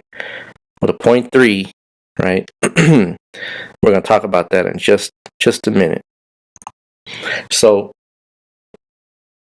27 nakshatras, 27 lunar mansions. In India, the moon, right, has 27 wives. Yeah. And each one of those stations is considered one of his wives. So, and let me also say this, there is no difference between where the moon moves and where the rest of the planets move, y'all. I know a lot of astrologers talk about there's a difference between the lunar mansions and the actual constellations. There's no difference, folks. We have one band of stars that we use. We don't have two bands of stars. Yeah. We're measuring the same space around the Earth. That's why we called it a sidereal month, because we're measuring it from what? Star to the same point around to the same star again. There's not a separate set of stars that we're using. They're the same stars. Yeah.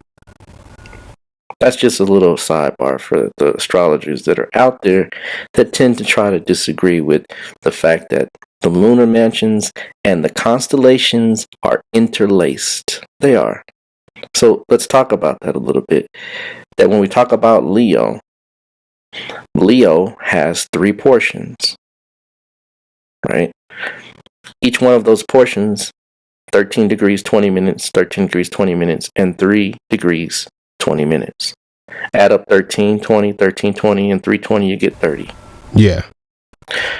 Okay. So, each time the moon moves one day, right? The moon has a different way of expressing itself throughout those 27 days, right? Meaning the moon is the active part and the constellation is the passive part. And when they come together, you have a cause and effect. So as the moon moves, right, the other planets move too, and they move through the same area of the sky called the ecliptic. There's not a difference. Right, I don't want to get too technical, but the moon moves 5 degrees up and down within the ecliptic, just like a serpent goes up and down. The moon goes up and down within a 5 degrees band. Yeah. When the moon and the sun are perfectly aligned within that 5-degree band, and it happens twice a year, you have what's called a solar eclipse. That's why it happens, right? So there's no difference between the way the stars, where they are. They're all on the same plane, like a plate. It's just one is a little higher and it goes a little lower, and it comes still over on that line, the same line over and over and over again. So I make that point to say that there really is only one belt of stars that we're looking at. So the 27 mansions of the moon, right? 27 houses of the moon, 27 stations of the moon. There's other names for these, right? This is just an Indian term that we're using called nakshatras, but there's other cultures that discovered it as well. And this is because math is the same across the board, right? Yeah. Math is math. 27 degrees, 27 days, 27.3 days is 27.3 days no matter where you are, right? But the Chinese also have, right, they have 28 mansions, because 27.3, some people use that 0.3 as another addition too, so they'll say 28. Even in India, they'll say there's 28. Yeah. Right, but there really is 27, because 27 fits in a lot easier in light of the mathematics. It just does. The 0.3 adds up to 6.6 hours, right? Which that 6.6 hours at the end of Sagittarius, there's a little small space that they considered an additional, what we call nakshatra, which is called Abhijit. But we don't use Abhijit because for the most part, 27 fits a lot better into the way the planets move. All the planets. But that's just so you know, remember I said earlier, we're going to find out where that 0.3 is. Well, that 0.3 is within that little space, right? Of 3 degrees, about 20 minutes. Yeah. Maybe a little more. So, back to the discussion, in that the Chinese, right, have 28 mansions. Right? They're called the Siu, or night inns. And here's the funny part about it. The way they reckon it, or the way they find it, is based on a star. Right? It's based on a star, and that star is called Spica. Well, but this is the Chinese. Well, in India, they use the same star. Yeah. To reckon the whole zodiac. So see, cultures just begin to see patterns, and they just recognize that there's a consistency within the patterns. And these are cultures, of course, they may have interacted, but for the most part, the way they use the knowledge is vastly different. Yeah. Right. I think now there's another one important thing in this is that just from observing the sky, and being able to come to these conclusions from actually looking at it from an astronomical perspective is plays a large role in why all of these cultures realizing the same thing, in that regard. Absolutely. Yeah. Absolutely. You're right, man. There's a consistent spiritual / scientific, because our science wasn't separate from spirituality. Yeah. Right. It was one and the same.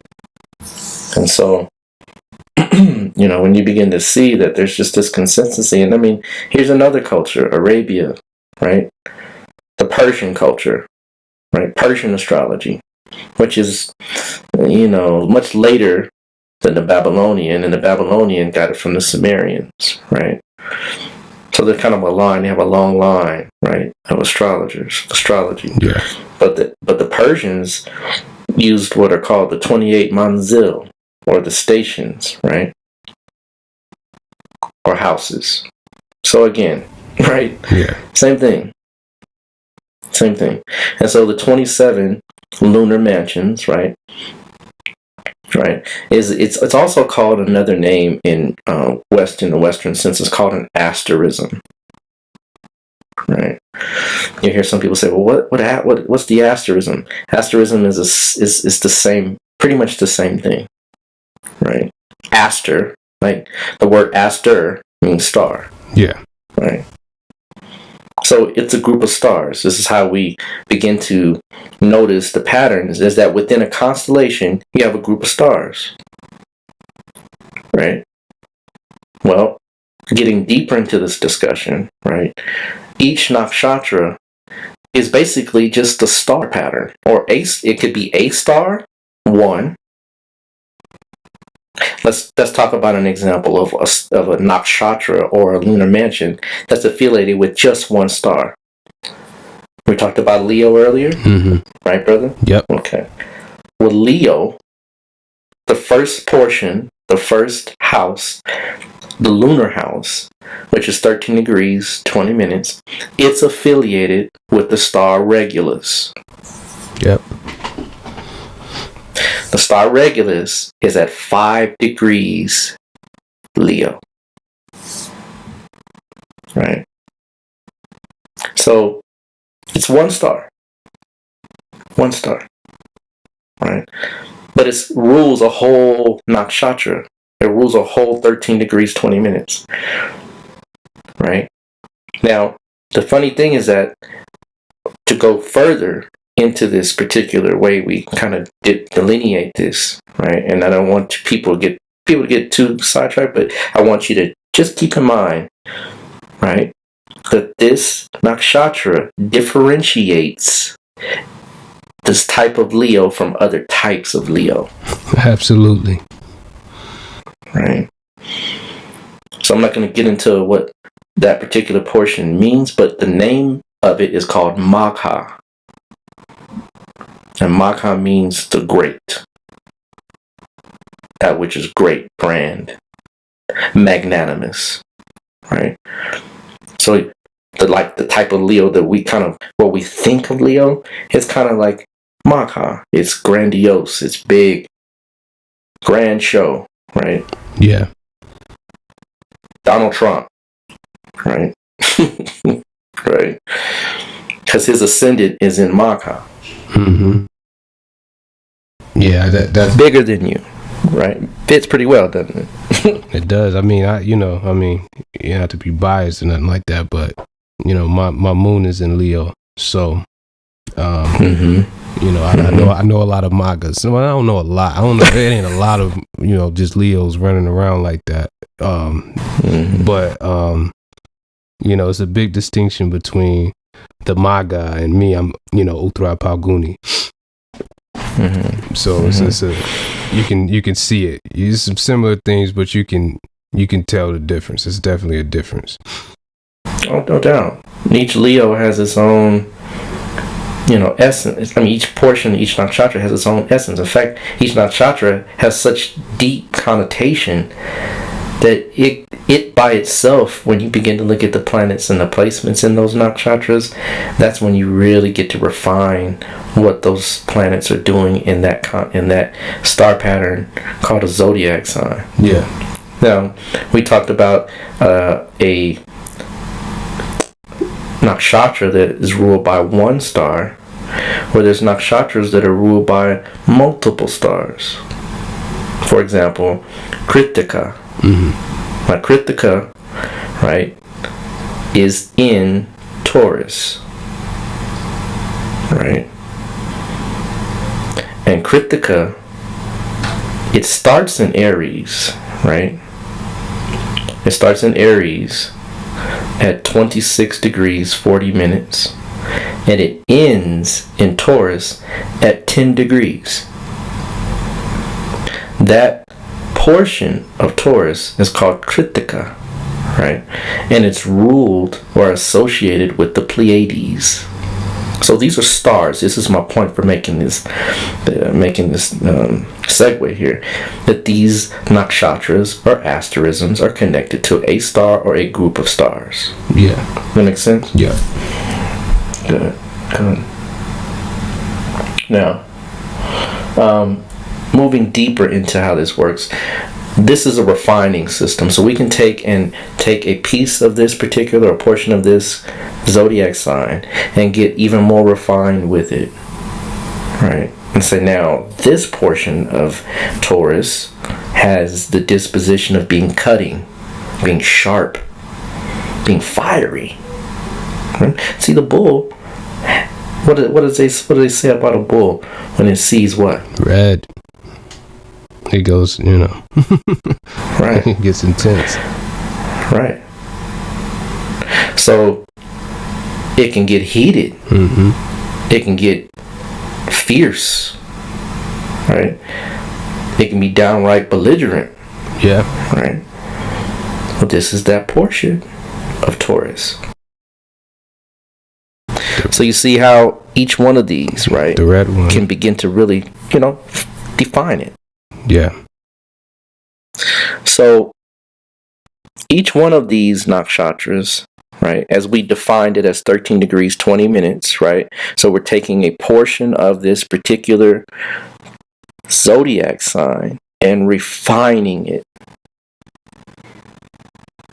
Then we're going to take and say, well, you know what? 13 degrees and 20 minutes can be subdivided into 3 degrees 20 minutes. So now we're not only going to take and refine it into this little portion of the sign, we're going to take that portion and even further refine it into what we call a pada or a foot. And each pada is made of 3 degrees and 20 minutes. So each zodiac sign is each nakshatra, is 4 padas. So we're taking this portion of, let's say, right, Kritika, and we're going to say, well, the first pada, which is 3 degrees 20 minutes, it's not actually in Taurus, it's in Aries. So the end of Aries has some connection to those energies that are in Taurus. Yeah. And so that portion of that particular nakshatra is a very specific, pinpointing, accurate, detailed analysis of how that planet functions in that portion of that sign. So now we've gotten even more precise. And that's when the predictive ability begins to take some shape, because it's easier to say, you know what, in this portion, this particular manifestation of this energy is going to be just that. It's within 3 degrees and 20 minutes of arc, what we call arc, right? Yeah. That's very specific. So guess what? Now you might even have the same thing going on as someone else in the same nakshatra, but now I've even further refined it. So this is what we're doing with the nakshatras. We're taking a portion of a zodiac sign and getting real specific. Give another example. We're both United States citizens, right? Right. We both live in the United States. So we're going to have some fundamental similarities, right? Yeah. Well, the United States would be like the sign, right? But we live in different respective areas. You're in ATL, right? I'm in the Mile High, right? So in the ATL, right, we got a whole different culture, even though we live in the same country. Yeah. Yeah. They have a different way of talking, right? Different way of dressing, different way of even eating, right? Mm-hmm. But we're still both United States citizens, right? Well, in Denver, they have a whole, right? Some places call it soda, some places call it pop, but it's still in the same country. Yep. Right? Well, your respective city would be like the nakshatra. Mm-hmm. My respective city would be like the nakshatra. Well, in the same city, in the same nakshatra, you can have different neighborhoods, can't you? Yep. Right? So in the city of Denver, right, let's say the city of Atlanta, better used, right? Because you got Buckhead, right? Mm-hmm. You got East Point, right? You got downtown Atlanta, right? These are all different areas of the same city. So now each area would be like a pada. Yeah. Each neighborhood would be like a pada. Yeah. Like, you know, in that neighborhood, they're pretty much going to have very consistent things, right? Yep. Yep. That's. Buckhead's going to do what Buckheadians do, right? Yeah. Right? This is how we begin to understand what we're looking at in a right brain way. Yeah. Yeah, that's a good way to look at it, indeed. Right, so when you begin to really pinpoint these things and put the finite spin on it, then you can predict.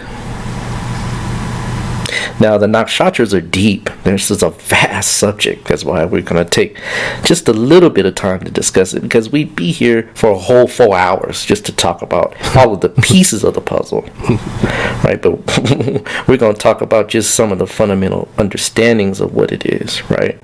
So a nakshatra, again, is affiliated with a star or a group of stars, each single one, right? And so when you begin to understand that, where the planet is placed, you can begin to research that star, and that star will then have the effect on that planet as if it has its own impact and energetic output on that planet's position. So you might have, again, one planet here, they're both in the same sign, but have very different outcomes because the stars are influencing them as well. Yeah. Right, and there's a system called Tara Bala, right, and that's a whole system where they measure the strength. Tara means star, right, and Bala means strength. So the strength of the star, or the strength of the planet, that in the proximity that it is in within the certain star patterns. It's a whole nother system within nakshatras that we use. I mean, this gets real finite. This gets real picky, right? But that's the only way you can predict with some degree of proficiency. Now, I don't know what Western astrology uses. I know they do lean into the 27 mansions and asterisms and things like that, but it's nothing like this, folks. Nothing. I've heard of people using decans. Yes, decans, they do. Mm-hmm. They do. And decans are different. Yeah. Because decan means 10, so you're taking each zodiac sign and just cutting it into 10 slices. Yeah. Right? I mean, to one slice of 10 degrees. Yeah, 3 slices. So then you end up getting, right, 36 decans in 1 year, or 36 decans out of the 360 degrees that we talk about. And that is another way to slice it, absolutely. And it works, depending on what you're trying to see. Yeah. There's so many ways to slice this pie up, y'all. You'd be boggled. Right, but this is just the consistent way, and it's based on a planetary movement in the heavens, the way the moon moves. So this is very consistent and very precise, and it has so many deep meanings because the moon itself is so close to the body of to the earth. It has so much influence. Literally, the moon is an ascendant in astrology as well, so it is that potent. Yeah.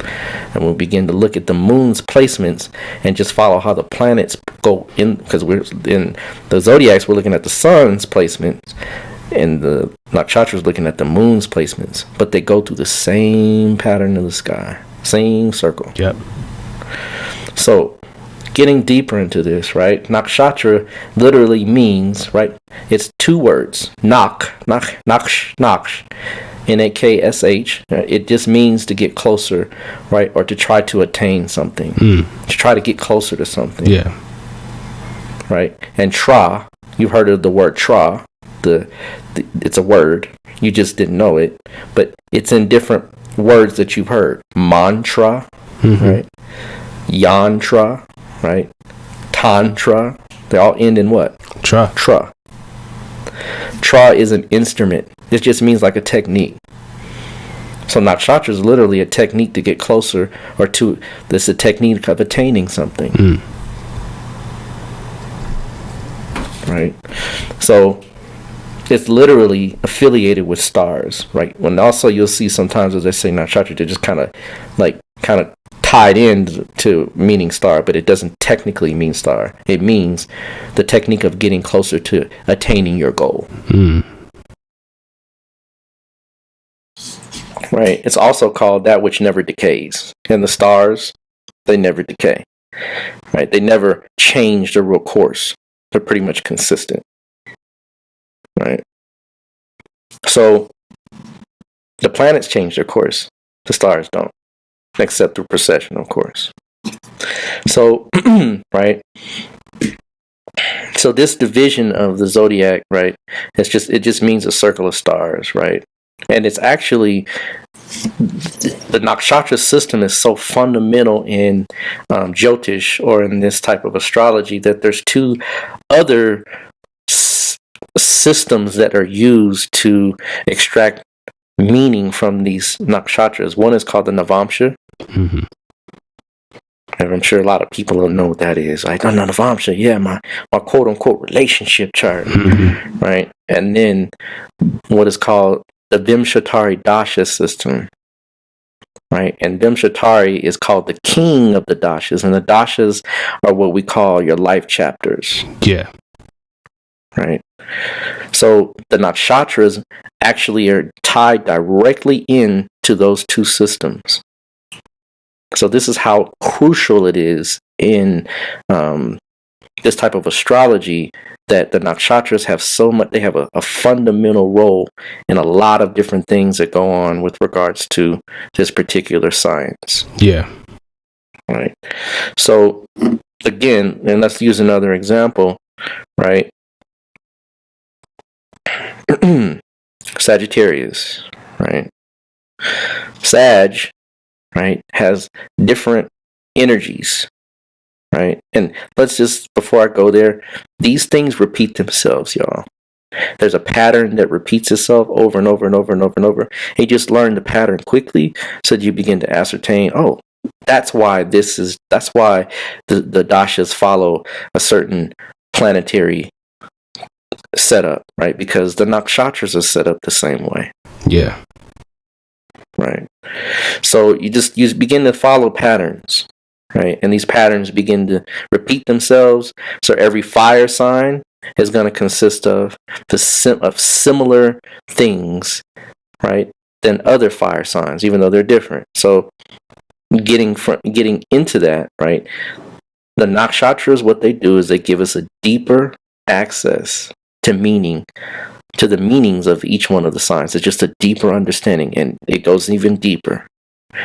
But each nakshatra has like its own. So we talked about the country, right? Mm-hmm. We know there's a planet that rules that country. I mean, there's a president that rules the country, right? So, right, Trump is the president of the United States of America, right? Yeah. But you got a city that has a mayor. Yeah. Right?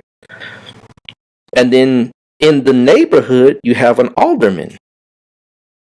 Right? Most people don't, this is politics. You have an alderman or someone like a representative that rules that neighborhood.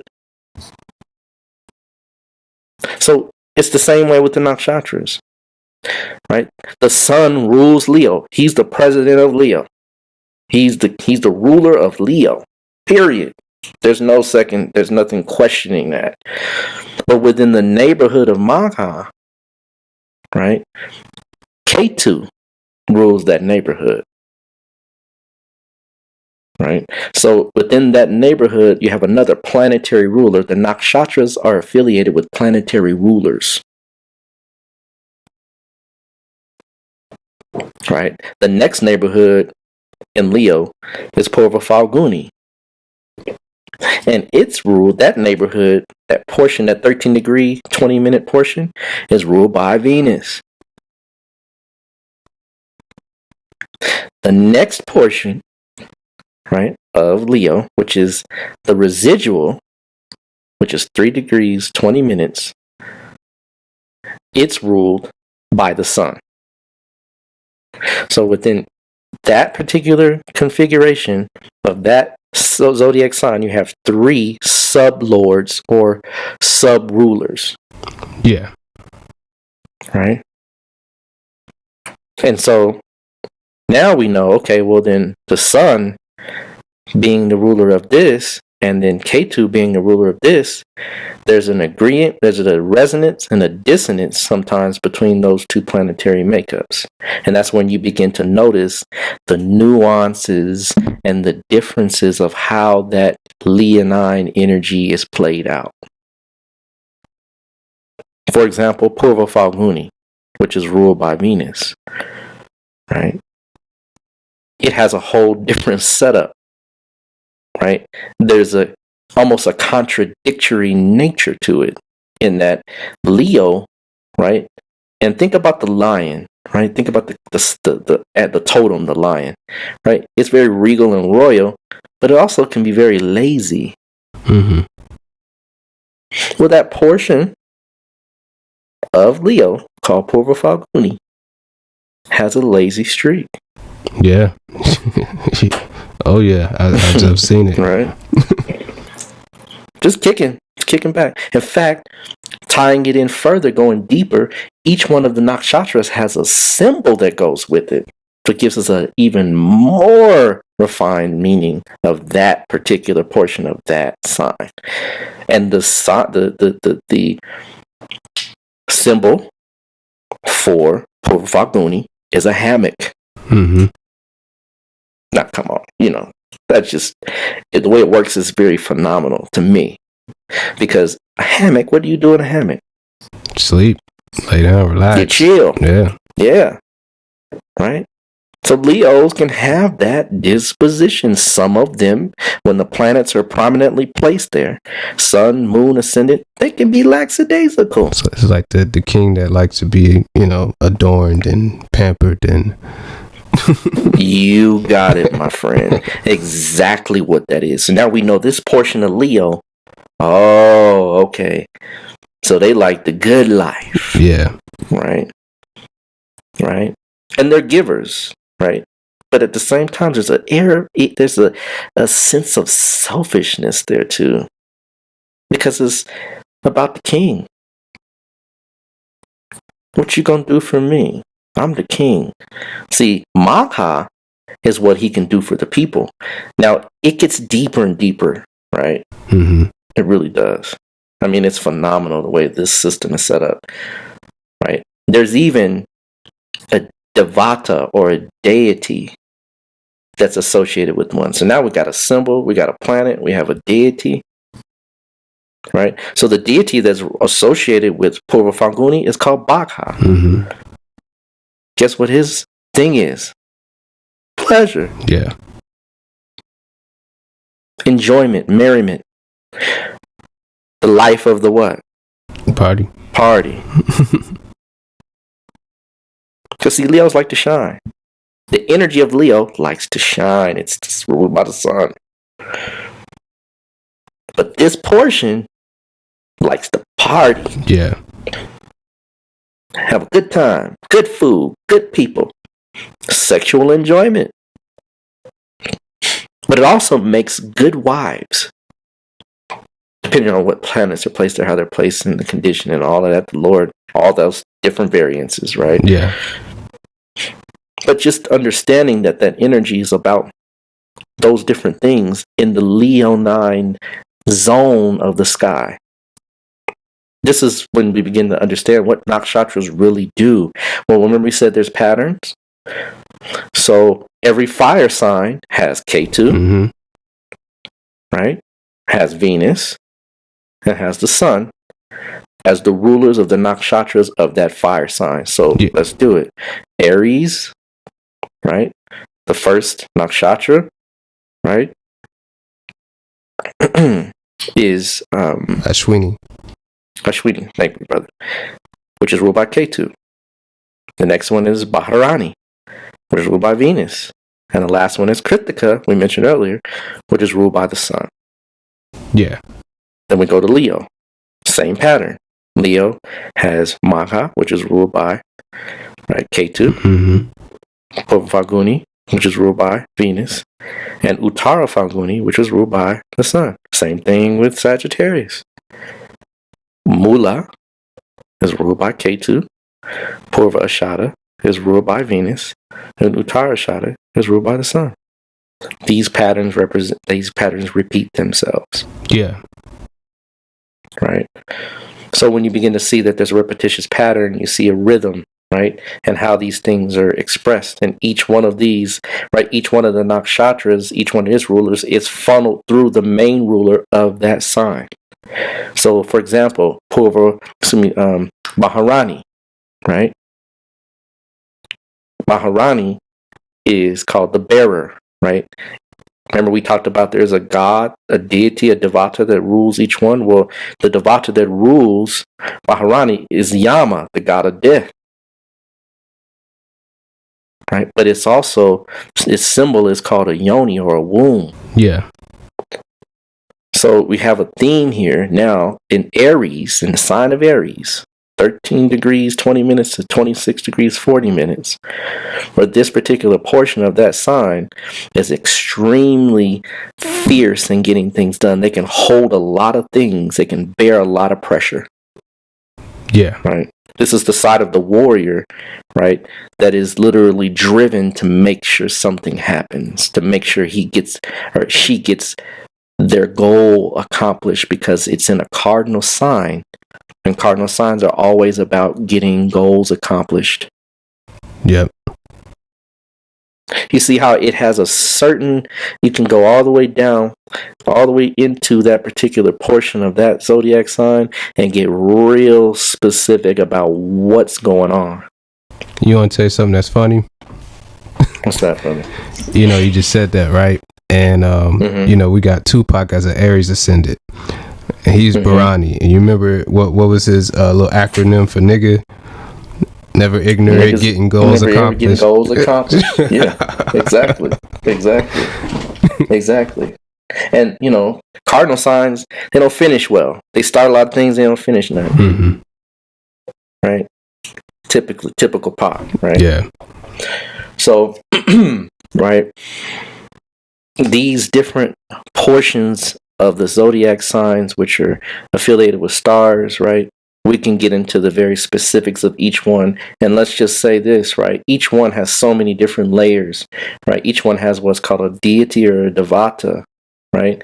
A symbol, a planetary ruler, right? It has an animal that's associated with it. Literally, it's an animal associated with each one. So let's talk about Magha and Purva Falguni. Both of them are the rat. The animal for them is a rat. Yeah. Well, rats are very sexual animals. Very. Highly driven in that regard. Right? So if we know, for example, that the person has a planet that's there that's dealing in relationships, and it could be any type of planet. I'm not going to get into this because we'll get real lost, right? But this system is even used for compatibility, is what I'm saying to you. Yeah. Right. And there's many other things. You can't just use this one piece, but I'm just showing the fundamental basis of it, because it's actually even used for compatibility, right? We talk about there's psychological qualities, right? There's actual what we call doshas, which is vata, pitta, kapha. Each one of them has one of those, right? It has what's called a purushtartha, right, which is a aim of life, right? It has a caste. Let's talk about. Remember, we talked about we can stick with Leo, right? So the first portion of Leo is Magha. And literally, it means the great. Right? It means the great. He's the king, the Leo. Yeah. But guess what? The caste for it is what's called a Shudra, or a worker, a servant. So it's telling you a king is nothing but a what? Servant. You see, it gets real deep when you get to understand, like, whoa. So it gets real deep. Yeah, it is. Right, we can go drill in. You know what I mean? Yep. I mean, even the formation of, like, I mean, just using Leo as an example, like Maga is like the head of a lion. Purva Falguni is like the mid portion, right? And then Uttara Falguni is the hind legs, like the tail. Yeah, the you know. Yeah. So it's I mean, you can't get no more refined. I mean, it works perfectly. Yeah. It really does. This is a phenomenal portion of, Jyotish, which is the proper term. Some people call it Vedic astrology. Some people call it Indian astrology. Some people call it Hindu astrology. The real term is Jyotish. Yeah. But in Jyotish, this is a very powerful and potent science because it's so interconnected with everything. It's almost like it's perfect. Nothing is perfect, but it's very close in the way it's used and if it's used properly. So, I mean, these, again, they have different things that go with it. They have a direction, a body part, right? And there's even a vowel that goes. There's a consonant that goes with each one of them. In fact, in India, they typically name you based on your moon nakshatra. So whichever, right? There's each one of the padas is a vowel. Yeah. Or not a vowel, but a consonant or a sound. I mean, it gets that specific, right? So, moving into some understanding here, right? This is when we begin to understand that the science is so pinpointing, right? That you literally have to study just this system alone for at least a couple of years. Just studying nakshatras, learning all the nuances, right? When we talked about Kritika, right? Kritika, one of its qualities, right? Not qualities, actually, the caste that it's in, right? Or let's say that caste. It's division that it's in. It's also, they have other things called divisions called Gana. It's a butcher. And you will notice every time that Kritika has a prominent planet in it, they have a very serious way to deal with things. They will not care to the point where they can hurt your feelings pretty good if a certain type of planet is there. Right? So you begin to notice stuff, just patterns over and over and over. Right? Venus in the sign of Mula, which is the first 13 degrees 20 minutes of the sign of Sagittarius, it's a butcher too. So when Venus is there, a lot of times those people have to learn their hard lessons through relationships. The symbol for, right, Mula is roots. Mul means, right, root. So it's literally rooted into something. Whatever planet is there, it becomes rooted in that. The star that's associated with it is actually the center of the galaxy.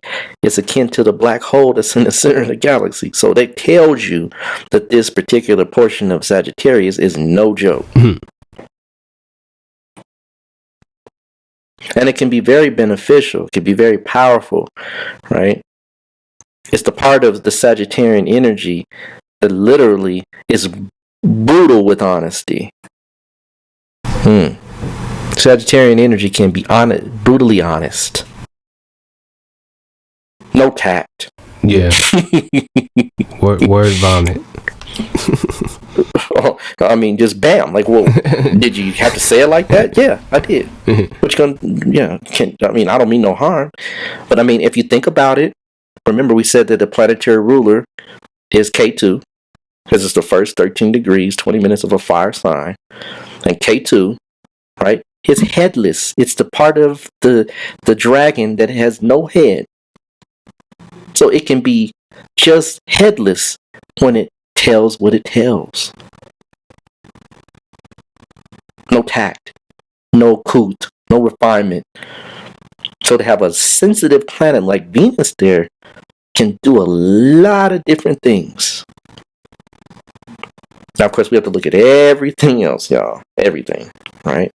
To see what the real juxtaposition of it is. But just in general, just taking it, right, face value. Oh, my goodness. I know folks are going to be looking, where's my Venus? Venus is right. Right. So I'm just saying, like, this is when we begin to look at how these planets are placed in different portions of the zodiac signs. It gives us a power of prediction and insight into the psychological underpinnings of individuals that scare some people. Yeah.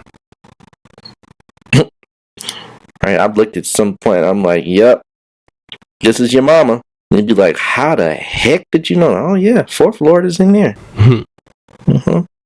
Yeah, 4th Lord is right there in that nakshatra.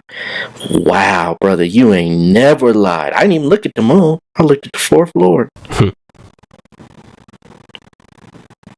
Tell me all of that about your mom, right? I mean, this is how you can use it. It's so many different ways. Right? So, this is what the nakshatra is. This is what it does, right? This is how it differentiates itself from the mainstream of what most people get and see in Western astrology. And again, these nakshatras cannot be just moved around like a slide rule.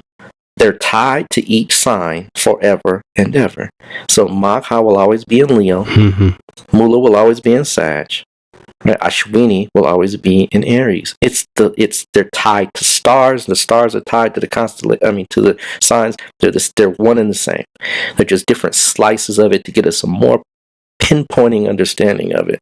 And I say that because I know a lot of people out there that really disagree. And I hate to burst your bubble, but this is the way. I mean, even we talked about the Arabic system, right? So the Manzil, the 28 Manzil are tied to the Pleiades, which is the same constellation as tied to Kritika. It's tied to the Pleiades. Yeah. So they even use stars to tie in the 28 mansions of their system to stars, and they connect directly to the signs. So it's one and the same system. It's just a different way of looking at each piece of the puzzle. Indeed. So, and it gets so deep that, nakshatras are so deep that they have special classifications. Some of them, right? Some of them, when you're placed in a certain position, right, called a Pushkara portion of the Pushkara nakshatra or a Vargadama nakshatra, it boosts the planets. Right? Remember you and I was talking about Venus, right? And wealth, right? Remember we was talking about that? Yeah. Yeah. And remember he's like, well, Venus, man. I remember I said Venus is money. It's the coin, right? Yeah. Well, Venus at 29 degrees Virgo is debilitated. Yeah. But it's a Vargatama nakshatra. So it boosts the Venusian energies. Not to say that there's not an issue in love, the love life. That could be jank. But I'm talking about, and here's the thing, give y'all a little word. In fact, we'll probably throw it out this week. Let's throw it out this week. Jiva or non-Jiva. Yeah. We could take a line and go right down the middle on all planets, houses, signs, everything, and say Jiva is living. So any planet in the chart has a living aspect to it, someone that's alive in your chart. And then they have non-living aspects. The non-living aspects can be differently affected than the living aspects. So Venus, the non-living aspect is money. Yeah. And in Warren Buffett, his Venus is 29 degrees Virgo. Yep. Right? You see what I'm saying? This is powerful stuff, y'all. Right? His Vargadama Venus, relationships, man, hammered. But when it comes to money, right? You think Venus is debilitated, how's it going to get money? Because Virgo's all about the earthly realm. Right? So that's just to show you how these things can go deep into understanding a planet's position. Right? So does that elucidate? I don't want to go too deep, because when we start going deep into the way the patas work and all that, right? Because let's say the pata, okay, now, and I'll use that, and we'll kind of segue. We'll stop there, right? Because we're gonna make this show shorter today. Yeah. So let's say Venus is in. Let's say Venus is at 6 degrees, 20 minutes, Leo. Right? Let's use another example. Let's use a better example. Let's say Venus is at 16 degrees, 30 minutes Leo. Right? That means Venus is in its own nakshatra, isn't it? Yeah. So guess what happens when a planet is in his own nakshatra? He's in his own hood. He's in his neighborhood. The country might not be so great. Yeah. He's in the land of the king. And Venus likes to shine just like the king does. Yeah. See, Venus in Leo has a whole different spin. But it's in its own neighborhood. It's chilling. Yeah. Right? So it gets some power to emphasize its meanings in that sign. So that means that the person might marry well. But they also may be high maintenance. Yeah. Because if you marry well, right, you can get the high maintenance. Do you see how it works in tandem? Yeah. Right. Yeah. Now let's say, because it's at 16 degrees, right? Let's say, no, not 4, let's say 16 degrees. We're going to say, 16 degrees, 40 minutes. Right? Because we know up to, right, 13 degrees, 20 minutes is the first nakshatra. So 13 degrees, 20 minutes to 20 degrees, 26 degrees, 40 minutes is the next nakshatra. Yeah. Right? So remember, each pada is 3 degrees, 20 minutes. So the way it works is that these things repeat themselves when we talked about patterns. So from 0 degrees Leo, right, to 13 degrees, 20 minutes Leo, you have 4 padas. Each pada is going to repeat itself based on the sign pattern. So the first pada of Leo is Aries. The second pada of Leo is Taurus. The third pada is Gemini. The fourth pada is Cancer. The first pada of Uttara Purva Falguni is Leo. The second pada, right, is Virgo. So then Venus is in that second pada, even though it's in its own neighborhood. Well, let's say, I'm sorry. That's the neighborhood. I apologize, y'all. Retract that. It's in its own city. I'm sorry. Yeah. Because the nakshatra is the city. It's good in its city, right? It knows its city well. But the neighborhood ain't right. So he's in a neighborhood. Venus she's in a neighborhood that don't do so hot. It's the hood, it's the ghetto, and she's from, right? What's a good name? What's a neighborhood? A Stone Mountain, right? Yeah. Stone Mountain, right? She's at East Point. She don't know how to operate at East Point. Yeah. Even though she's in her own city. Yeah. So now you have within what's called the Navamsha, which is another way we cut the chart, that person now has a debilitated Venus in the relationship chart. So now we can make some general assessments, right? Even though they might have married well, high maintenance, it can't be sustained. Yeah. So they end up, because of such of the high maintenance, because of such of the high probability of the self-image being so magnanimous and so self-important that it breaks down inside of the relationship. Then we could predict. Like, oh, well, yeah, I see, marriage is there, but you're going to have to let them shoes, them red bottoms go. You're going to have to let that Fendi bag go. You're going to have to right? You might have to go to Walmart and get that bag. And that person's like shocked, like, well, I can't, how could I do such a thing, right? Because they're so fixed. Remember, Leo's a what type of sign? Fixed sign. Yeah. See, these are all things that we begin to pull into the pieces of the puzzle and to extract what the meaning is. I didn't add in if Mars was there. I didn't add in if Saturn was there, because those things are all going to impact what the house it's in. What all those things are going to impact it. But this is just an example of how we can use it to really get to some real deeper understanding of it. Let's say Venus is in, what do you say, Mula? Let's say it's in 2 degrees Mula, or 2 degrees Sagittarius, first pada.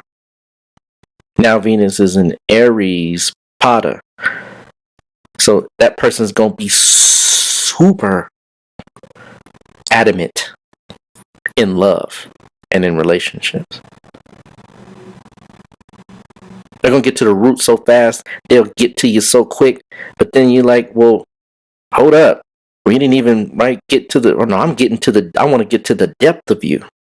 I want to know what's going on. I'm looking deep inside of you. And then that overwhelming fiery energy burns out, and they fall in and they fall out of love.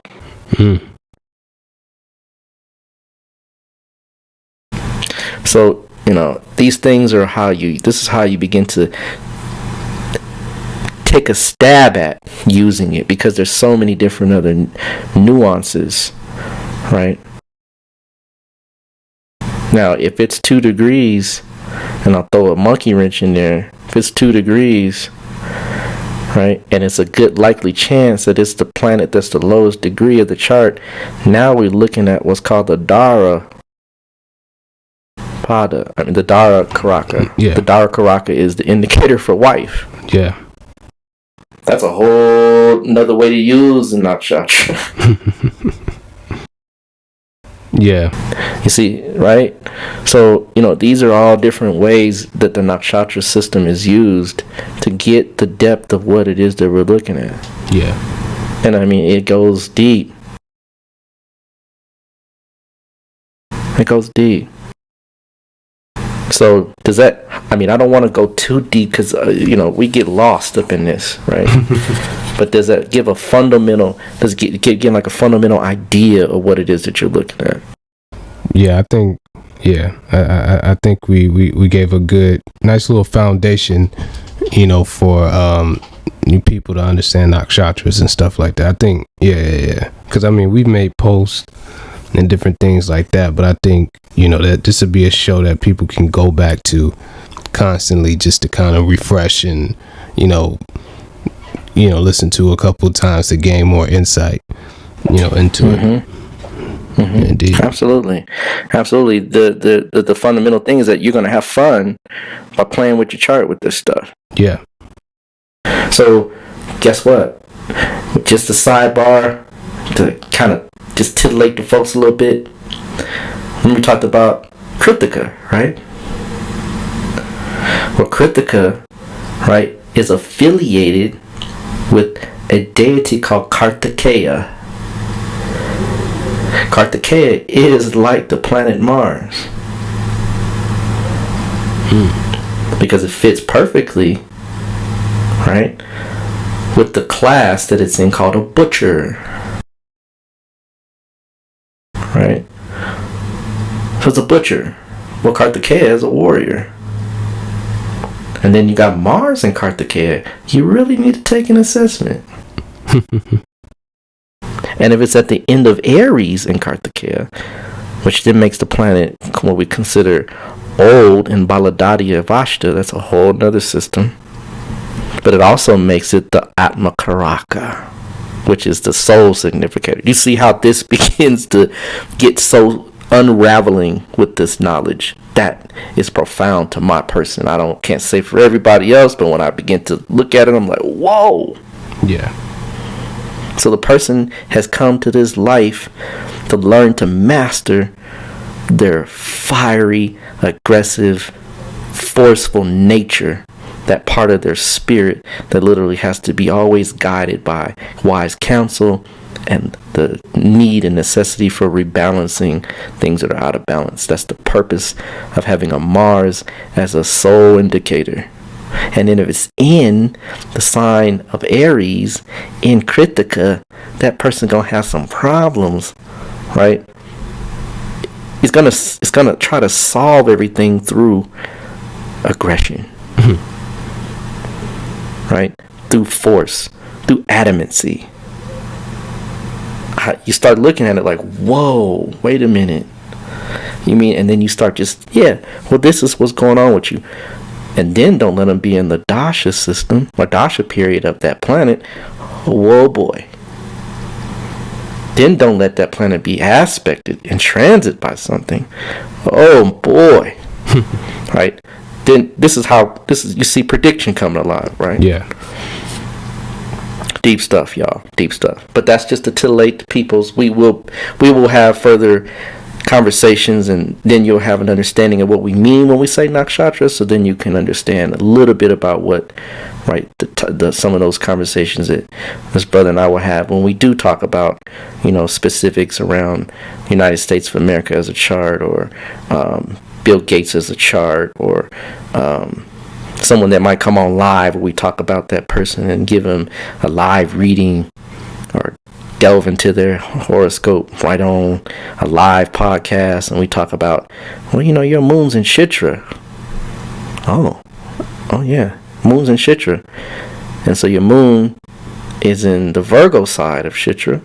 So yeah, you're definitely someone that can use musical instruments, or you're very detailed. You may work on computers, right? You may be an architect. All kinds of different things that go along with that placement, depending on the other factors, of course. Yeah. So you're getting an idea of what this system is, and some of the ways that we can use it. So I'll leave it at that. I hope this was enlightening for the people and answered some of the questions you may have about what nakshatras are and somewhat of how they work. Indeed. Yeah, so I think this is another one of those good foundational shows, I think they'll definitely appreciate this one. Indeed. Once more again, I want to remind you that this episode was brought to you by Push It Forward Media Group and Kalapurusha Astrology. You can find Push It Forward Media Group at Push It Forward PUSHITFWD on Instagram. Brother Rob, what's the handle for Kalapurusha, or your Instagram? Yeah, the handle is Shechem Ra. You can find me on there. Sometimes you can even just type in Shechem. Might pop up for you. Pretty sure it will. But Shechem Ra is the specific tag. You can also find me on Facebook, again at Shechem Ra, or you can hit me up at kalapurushastrology@gmail.com.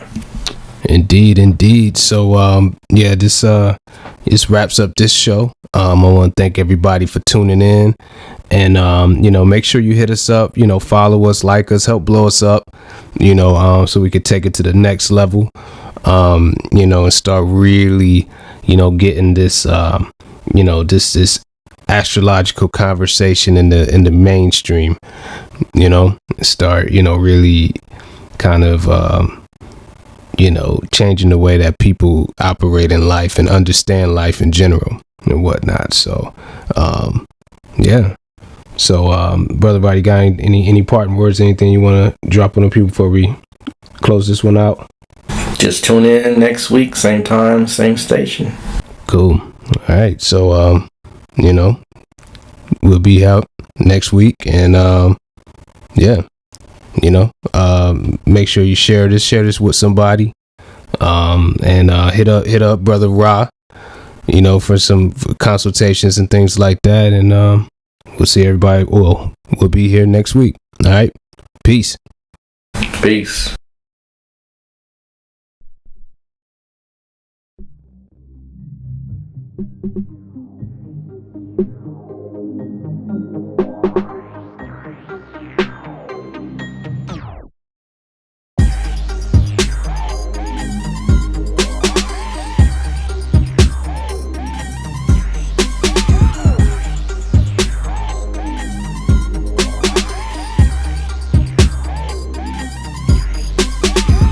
You are now tuned in to the Cosmic Convos Podcast, your number one source for accurate, relevant, and thought-provoking astrological conversations in the podcast nation.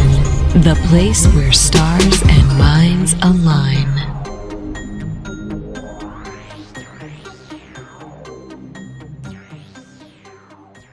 Peace. You're now tuned into the Cosmic Convos Podcast. I'm your humble host, Herut, and I got the master astrologer, our good brother Ra. How you doing?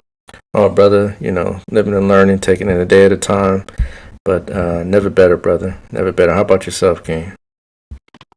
Can't complain. Everything's well. Podcast moving along. Other projects is moving along, learning more every day. So I can't complain. Hey, man, that's the way to be, brother. Staying busy, building your empire, building your kingdom up a day at a time, man, brick by brick. Indeed. But before we get any further, I want to remind everybody that this episode is brought to you by Push It Forward Media Group and Caliprucia Astrology. You can find Push It Forward Media Group on Instagram at Push It Forward. That's PUSHITFWD. And you can find us, on the web as well. At that website spelled just like the Instagram handle, pushitforward.com. There, we got, you'll see all the various video and film projects that we're working on. Short films on there coming real soon. So Brother Rod, tell us how to, get with you and how to peep into Caliprucia Astrology. Yeah, you can find my person on Caliprucia Astrology at gmail.com. You can hit me up there, or either on Facebook at Shechem Ra, or on IG Shechem Ra. So either one of those, either one of those mediums you can hit me up on. So preferably IG or Facebook, but if need be, if you got to shoot me an email with a little bit more detailed information, definitely can hit me up at Gmail account. Indeed. So yeah, we're at episode 18. Man, this is pretty good. I got a whole nother appreciation for when I see all these podcasts out here and they're like on episode 125 and stuff like that, man. It's it's a heavy commitment, to come and crank out these shows every week, man. So I definitely want to say thank you to you, Brother Ra, for sticking with this thing, Oh, brother, it's always a beneficial thing to really be able to expound upon a spiritual science that is really kind of, for the most part, hidden from the masses. And so it's my pleasure, to be able to do this and to bring this to the people. But it's also an honor to work with you, brother, and also to be able to have someone of your caliber to really, produce this and create this. Because, without you, brother, we wouldn't be sitting here. So, definitely back at you. Definitely it's one hand definitely washes the other, my friend. Indeed, man. Definitely. It's a pleasure. Definitely a pleasure indeed. So yeah, man. On that note, let's get pushing on this show. The last episode seemed to get a pretty good response. What'd you think about last episode? The episodes are getting better to me. They're really getting to talk about some things that people really do want to know about within the context of astrology and even outside the context of astrology. So I enjoyed it. Every show that I've listened to has gotten from my perspective better and better. So I enjoyed it. What about yourself? Yeah. It's a topic that, we get a lot of questions about, on social media and just in daily life. People be ask me about that a lot, about nakshatras and, asterisms and different things like that. Mm-hmm. especially in certain circles, so people, they heard of them, but they don't really understand, their role in astrology and different things like that. So I was very, very, very glad to, be able to, for us to be able to put together that show like that, and they seem to, appreciate that indeed. No doubt. In fact, a couple people really dropped some nice Facebook posts centered around that same topic. Where I think you dropped one or two, dropped one that mentioned it as well. And so this science, no one can really say they've mastered it. I mean, I'm not gonna sit up here and say I'm a BV Raman, witches, or a Chakrapani. These are individuals that are by far high-level, high-powered astrologers, and they even themselves will tell you they haven't mastered it. So this takes, when you get to a level where you're able to use this at a level where you're not even you're on such a high plateau with it. Literally your whole thought process is astrology.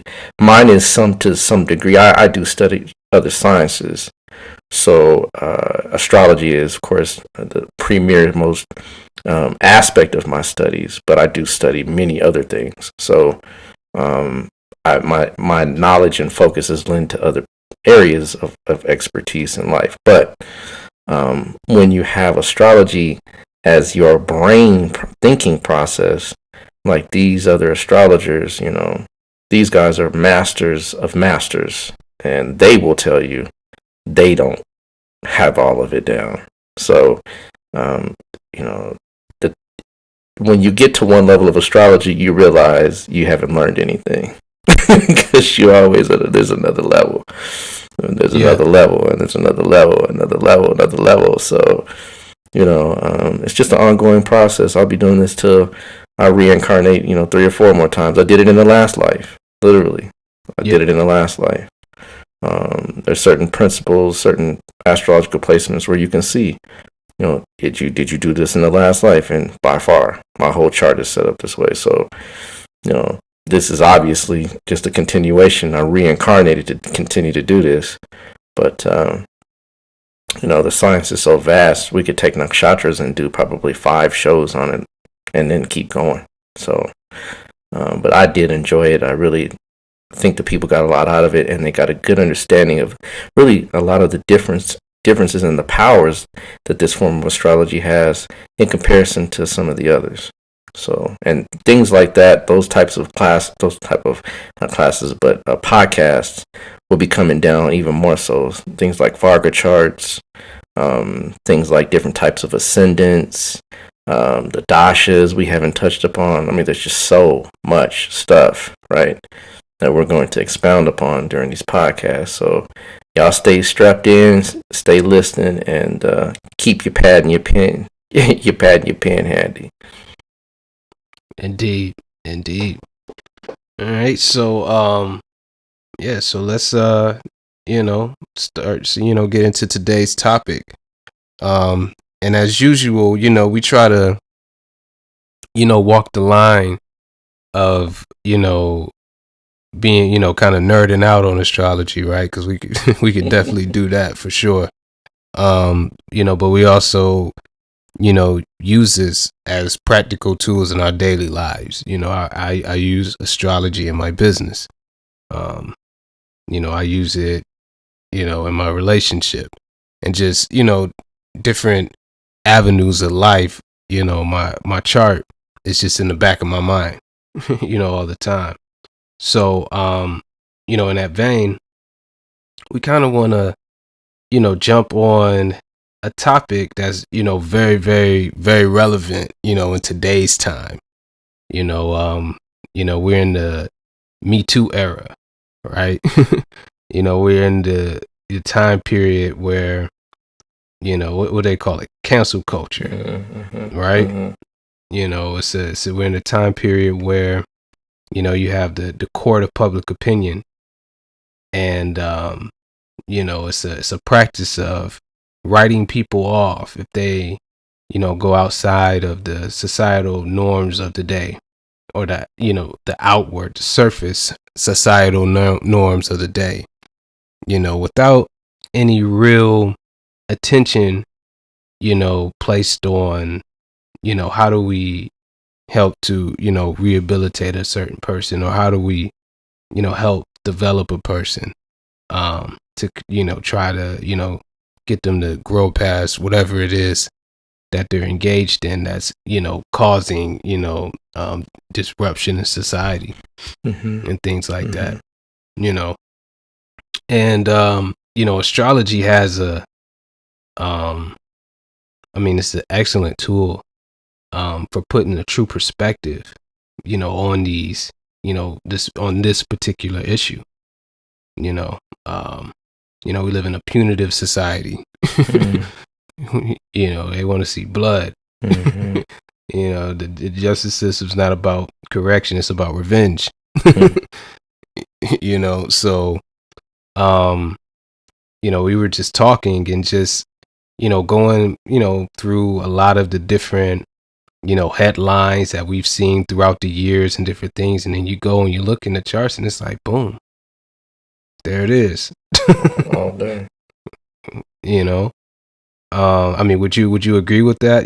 Through your experience going and, seeing these things sort of predestined in individuals' charts and charts of nations and different things like that.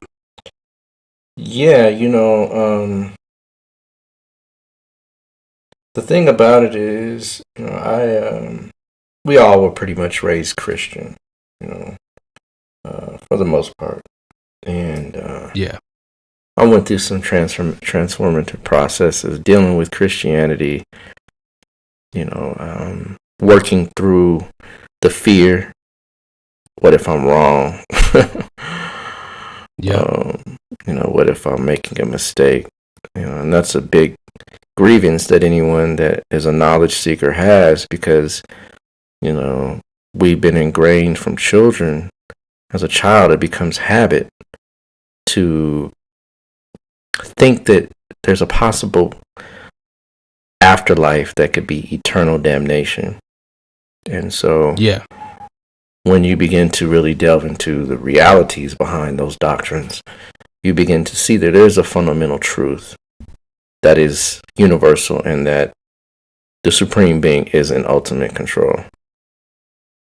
And I'm not talking about a man sitting in a chair with a white beard, right, with a white tunic on, with a rod and a staff.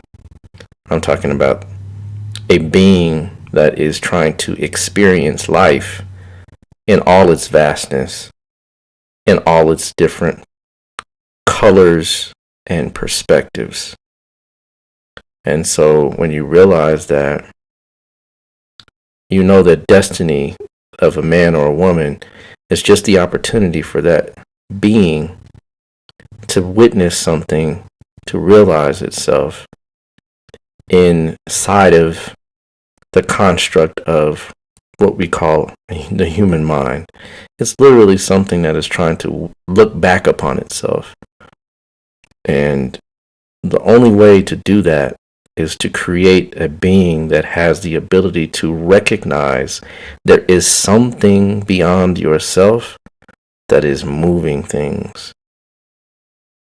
It's the only way. Because when you begin to sit back and ponder, why did this happen? Why didn't I do this? Or why did I do this? Or why did she do that? Or why did... You have to stop and really ask, did we...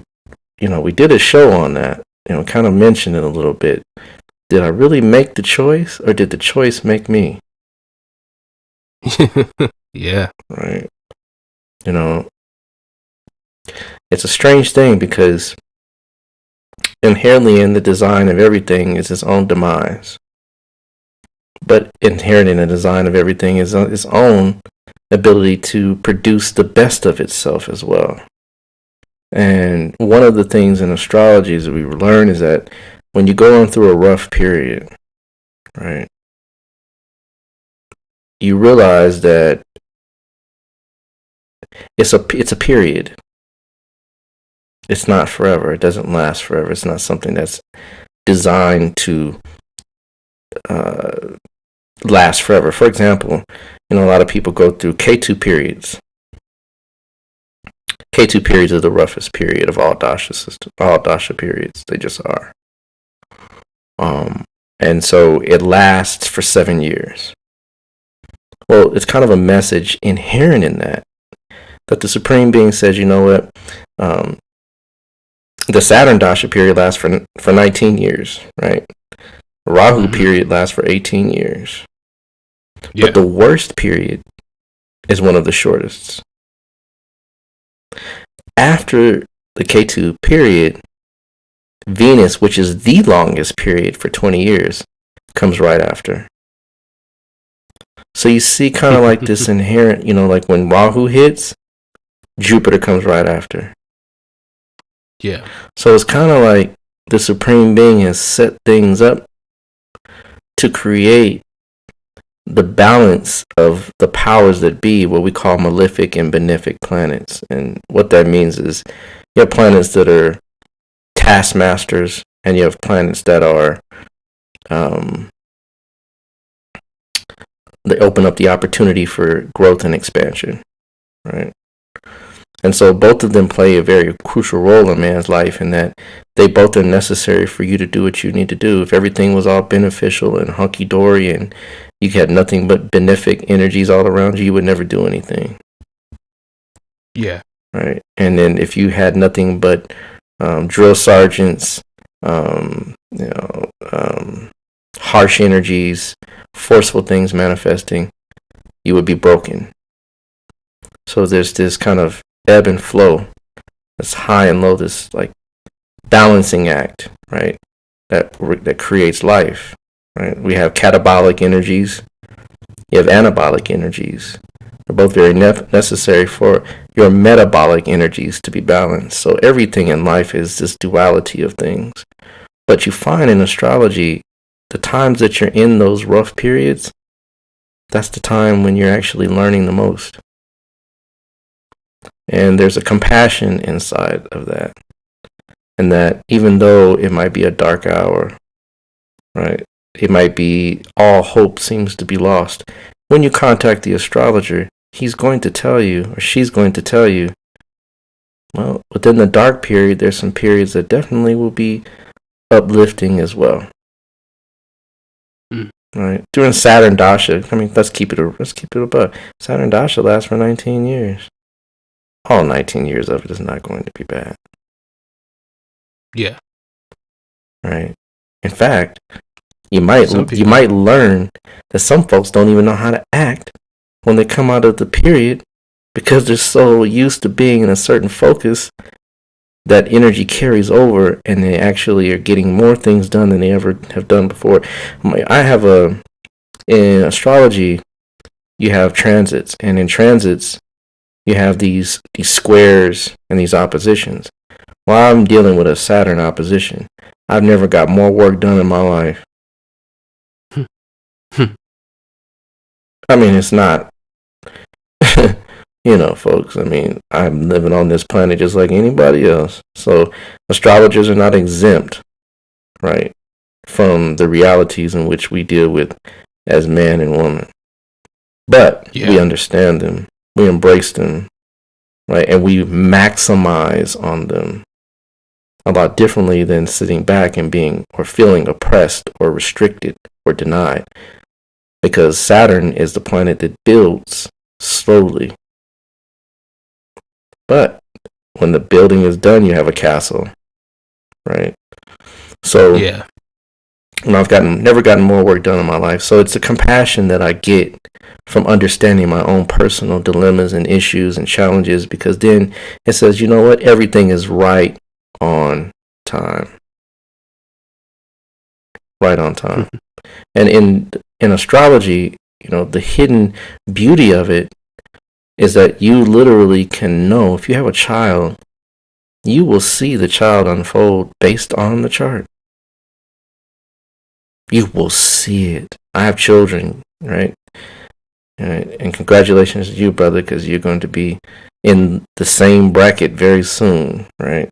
Thank you. You will get an opportunity to witness the unfoldment of that chart in a little life, and it's phenomenal. It's phenomenal. That's when you know this stuff. There's nothing you can do to escape it. My daughter and my son, there's nothing I could do to change their destiny. Nothing. I mentioned, maybe previously that my own son, my youngest son, had to go and stay with some family members of mine. But when I looked at the dashas, he was in a Moon Saturn dasha, and Moon and Saturn in opposition in his chart. I'm like, wow. So, these things are written. These things are there because they're designed to give a set of experiences that gives you your character, that makes you you. And the compassion that comes with knowing is beyond what you can imagine. Just like when you go to a doctor, you have to look at this from the same perspective. Just like when you go to a doctor and the doctor says, well, you know what? You got diabetes. What you gonna do? Right? You're gonna take it, start destroying your body even more, start not caring about the fact that you have to now deal with something that has been created for you to deal with. What are you gonna do? You're gonna sit back and blame the doctor, blame your body, blame your mama? Or are you going to sit back and say, you know what, I'm going to exercise every day because I know that changes the context of diabetes within the body. I'm going to eat foods with fiber, right? Because that changes the context of foods in the body. I'm going to change the type of ways I get sugar. I'm going to literally change my whole life. And you know what? You actually become healthier. So the doctor didn't do you a disservice. He just told you what the reality is. It's the same thing we do, but on a much deeper level. Because we can see the psychological implications of the diabetes. We can see Venus in the sixth house. Yeah. That's one of the combinations, y'all. I mean, not all people who have Venus in the sixth house has it. No. But there's a proclivity to love sweets. Sixth house is addictions. It's addictions. It's imbalances. Right? And the Venus planet represents sweets. So we can see it. Right? We can, you have an issue with the lack of love. What do you mean? How do you know? There's Venus in the sixth house. It's showing me.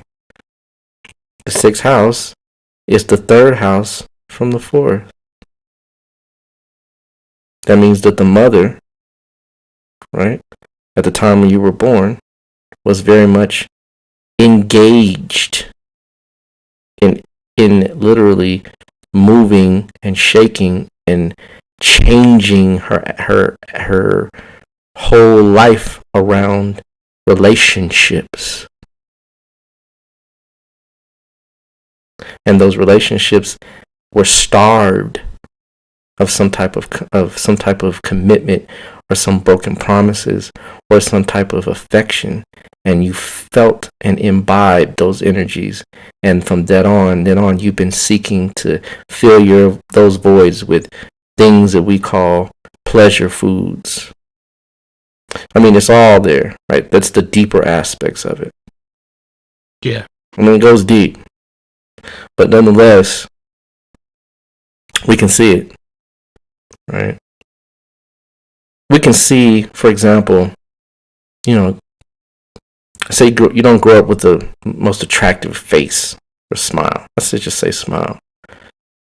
Let's say second house is damaged, right?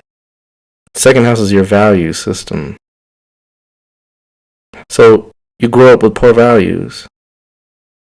You have lack of self-esteem. Well, the second house is damaged. So the second house is asking you to get braces. Second house is asking you to build up your self-esteem, change your values. Because that's the lessons that you came in with, because you were born inherently in the second house, which is your family, with a family that had a low set of values. Interesting. So the compassion that this science brings is far-reaching. It's just, we live in a society that is antithetical to what was really intended for man and how the man, from the way man should live. Most traditional ancient African societies, they had a diviner. And this is divination. Astrology is divination, just from an astronomical perspective. But you had a diviner. The diviner would cast his calories, whatever it is, the means. You can read divination from so many different ways, but he would read it through cola nuts, right? Whatever way.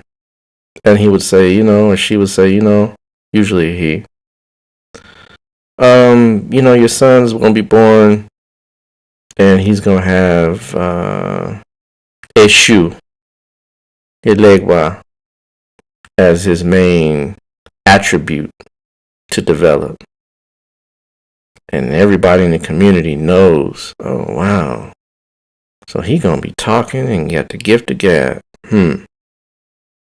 But that also means that he could potentially be one that can embellish, right, on the truth a little.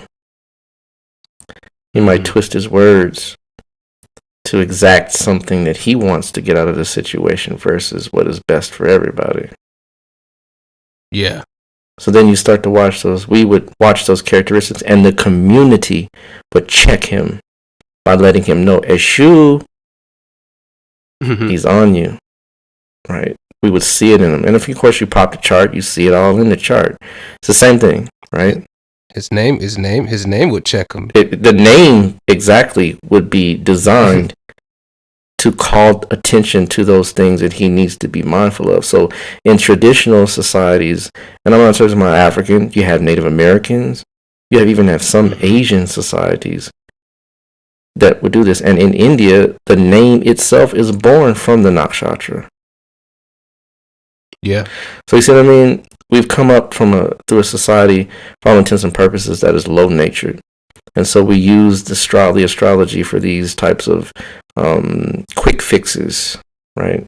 These types of get out of jail free card, or help me, right or wrong. There's nothing wrong with that per se, but it should be used on a much deeper, more spiritual level to understand that not only the things that you're trying to right the wrong from can be corrected, but the innate reason why you did the wrong was already pre-designed to give you a certain set of experiences. That's the real crazy part. That the thing that you did was already been, the fact that you changed and the fact that you did it are all inherent in the same science. Right? So compassion, the Hippocratic Oath, no, not Hippocratic Oath, but you've heard of Hippocrates, right? Yep. Hippocrates says, and this is where the doctors get their oath, the Hippocratic Oath, the oath that doctors take to do no harm to no one, and so forth and so forth. Well, Hippocrates says, if you haven't studied astrology, you can't heal anyone. Interesting. So astrology is designed with compassion in mind in the first place. It's designed to give you insights that no average person can just walk up and tell you unless they're psychically gifted or they're mediumistic in some way. And even then, you have to be careful because they can only see so far. They can only see that one event. So, when we look at the ability to use a high science to navigate life, right? To navigate reality.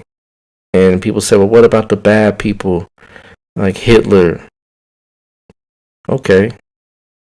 Well, according to the Christian tradition, right? I'm not saying this is applicable because I don't agree with everything the Christian tradition teaches, but they say that God is the author of good and evil.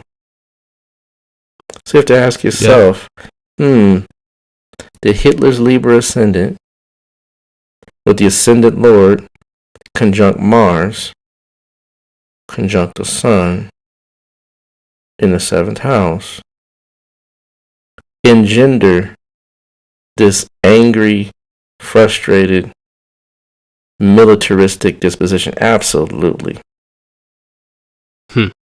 But here's the funny thing. He grew up in an environment that fostered it, and that was outside of his control as well. Yeah. So when we look back at Hitler, we can look at the chart and understand, not necessarily say that it was okay, because by all means, harming another being is not something that is cosmically sanctioned. But because the universe also understands that it must happen in order for certain other things to happen, it's all by design. And that design was given to him to do what he did. Yeah. In fact, you'd be surprised Hitler studied astrology as well. In fact, they even said that had he not made a few mistakes, we wouldn't probably have a different conversation about World War II. Oh, yeah. There's a whole show about that. Oh, yeah. I think we're talking about the same show. Yeah. Is it The Man in High Castle? I think that might be it. I think it was on YouTube. A couple. Actually, you can find it on YouTube. There's a series out. Right. Where they play it as if, the other side won World War II. What would the world be like? Right. Okay, I know what you're talking about. Exactly. Yeah, I got that. Mm-hmm. Got that. I haven't seen all of that, but definitely, you can imagine what the world would be like. The Man in High Castle. That's what it's called. Okay. I'm gonna check that out. So, you know what I mean? Like, the Supreme Being is so vast in its understanding and its awareness of how things unfold. It has all these things inherently designed within the constructs of reality so that it can exact itself as far as the divine plan is concerned. It has to do it this way. But it's built inside of itself a system that you can see what's going on before it happens. That is compassion by far. That's compassion that you can't even fathom. To be able to give you a gift. To say, look, I'm gonna show you what you're gonna go through. And you're gonna go through it. But how you go through it is your choice. Yeah. Yeah, and the thing about that is not beating up on other cultures or anything like that. But I know, especially, here in America, when it comes to, astrology, there's a lot of traditions that, shun people, like, you're taking the place of God by doing that, but it is actually quite the opposite. Mm-hmm. Yeah, you're right. I mean, if you're just that's just the same thing as saying, you know what, I'm going to ride this bike down this hill And I know the hill's going to go down. I know that. That's just inevitable. But I'm just going to close my eyes and hope God takes the wheel. And be it what happened, be it if it may, right? It's God's will. That's just the same analogy as someone saying, well, I'm not going to use astrology. I'm just going to let things happen as they are. And, you know, I'll deal with it as it comes. But in the 9th hour, right, when your back is broken, when you have left destitute, and there's an old saying that God made death lest man not forget him. Meaning, adversity is there to awaken you, right? But if you come and someone says, you know, I don't know if you remember, right?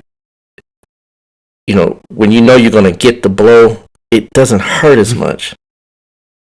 Yeah, you kind of brace yourself. Well, you can brace, you brace yourself, but you know, when you get blindsided,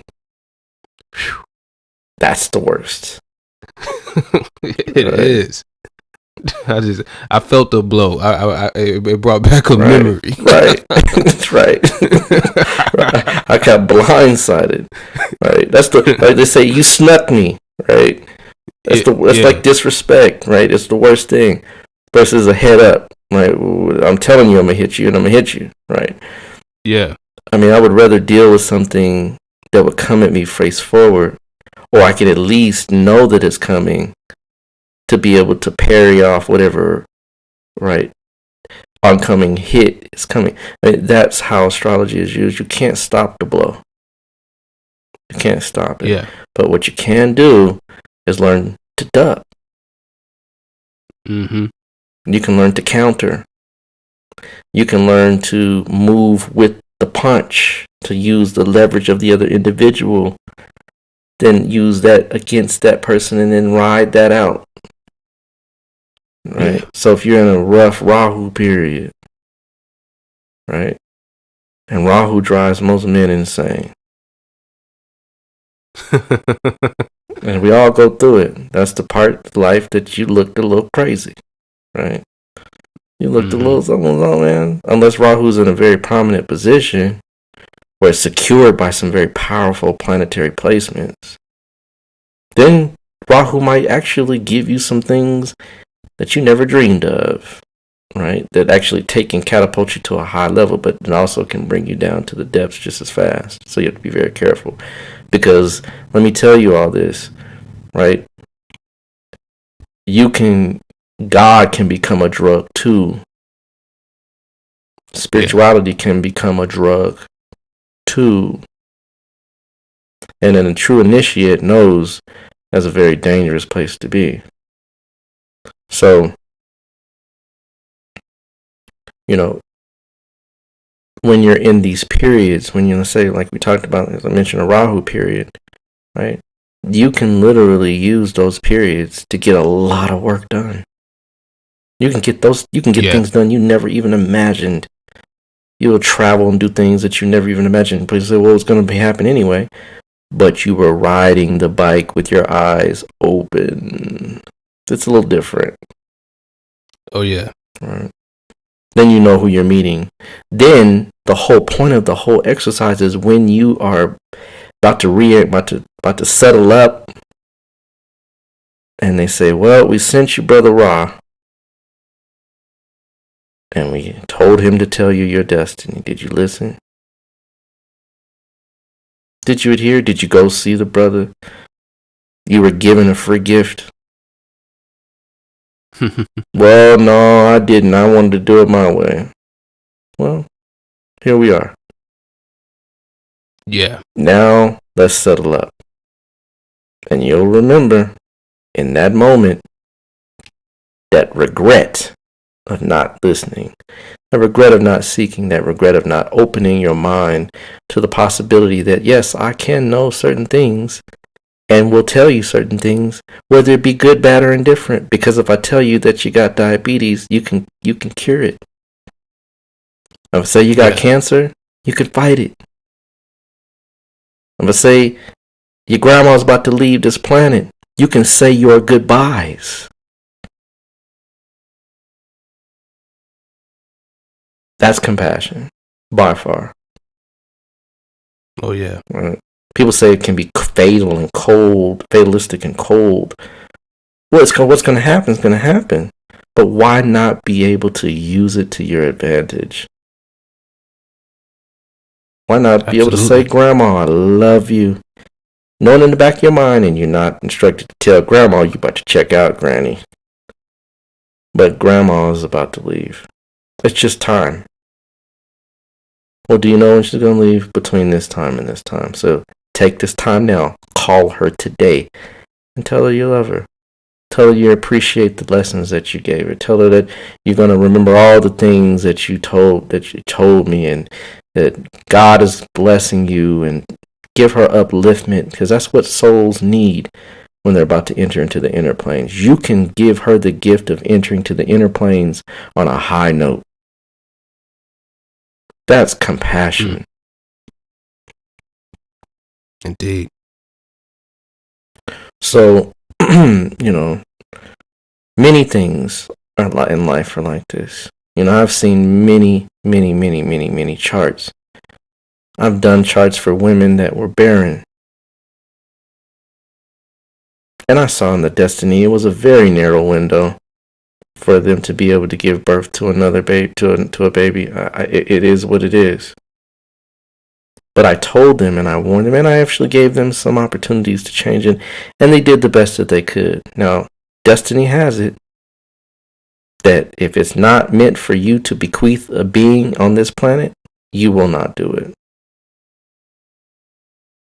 I don't care what kind of technology you have. I don't care. The only way you probably could do it is through a test tube. And it's still not you carrying it to full term. Because one of the things that people don't realize is the embryonic process for a woman is it's almost to the point where you literally are attracting the type of soul that you're going to literally bring into this world.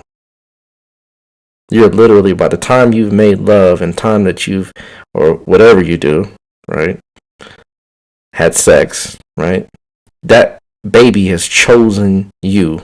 Not chosen in the sense of, oh, I'm going to have fun, or this is a great opportunity. Sometimes people choose because they're going to get lessons that they had to give, they gave to somebody else, like abuse, neglect.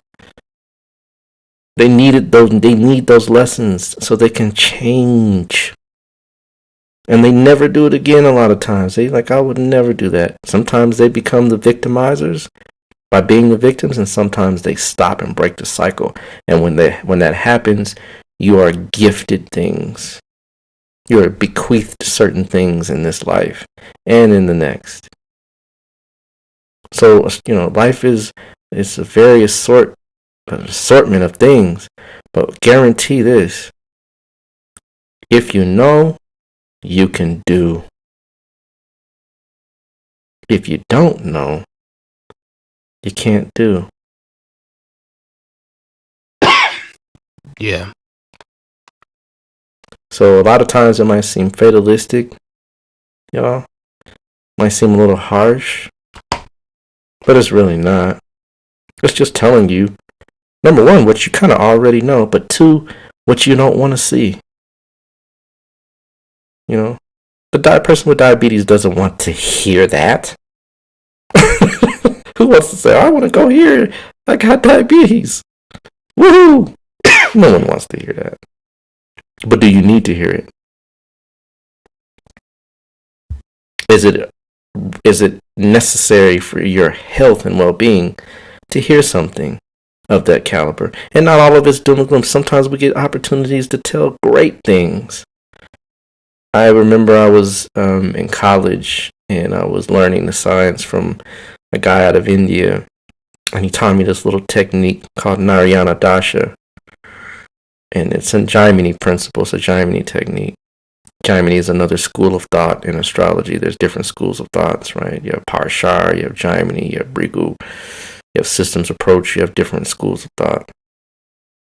So I was using it, and I was, applying it, and I had a student that was in one of my classes, and so she was like, "Oh, I want you to do my chart. I want you to tell me what's going to happen with regards to my career." I said, "Well, I can only tell you what you're going to choose based on what you've been dispositioned to choose and when that choice will yield its fruits.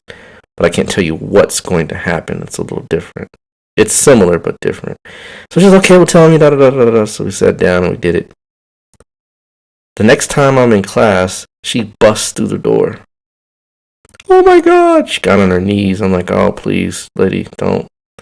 And she's like, "No, this is crazy. You told me exactly what was going to happen, when it was going to happen, by the people that offered me the exact position." And I'm like, "Yeah." And my teacher, who was a Ayurvedic practitioner, she said, "Yes, Jyotish has a vast amount of power to be able to do those things."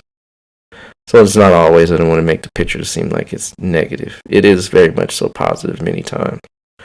When I get a chance, the opportunity to tell people their children and the great things they're going to do, it's beautiful.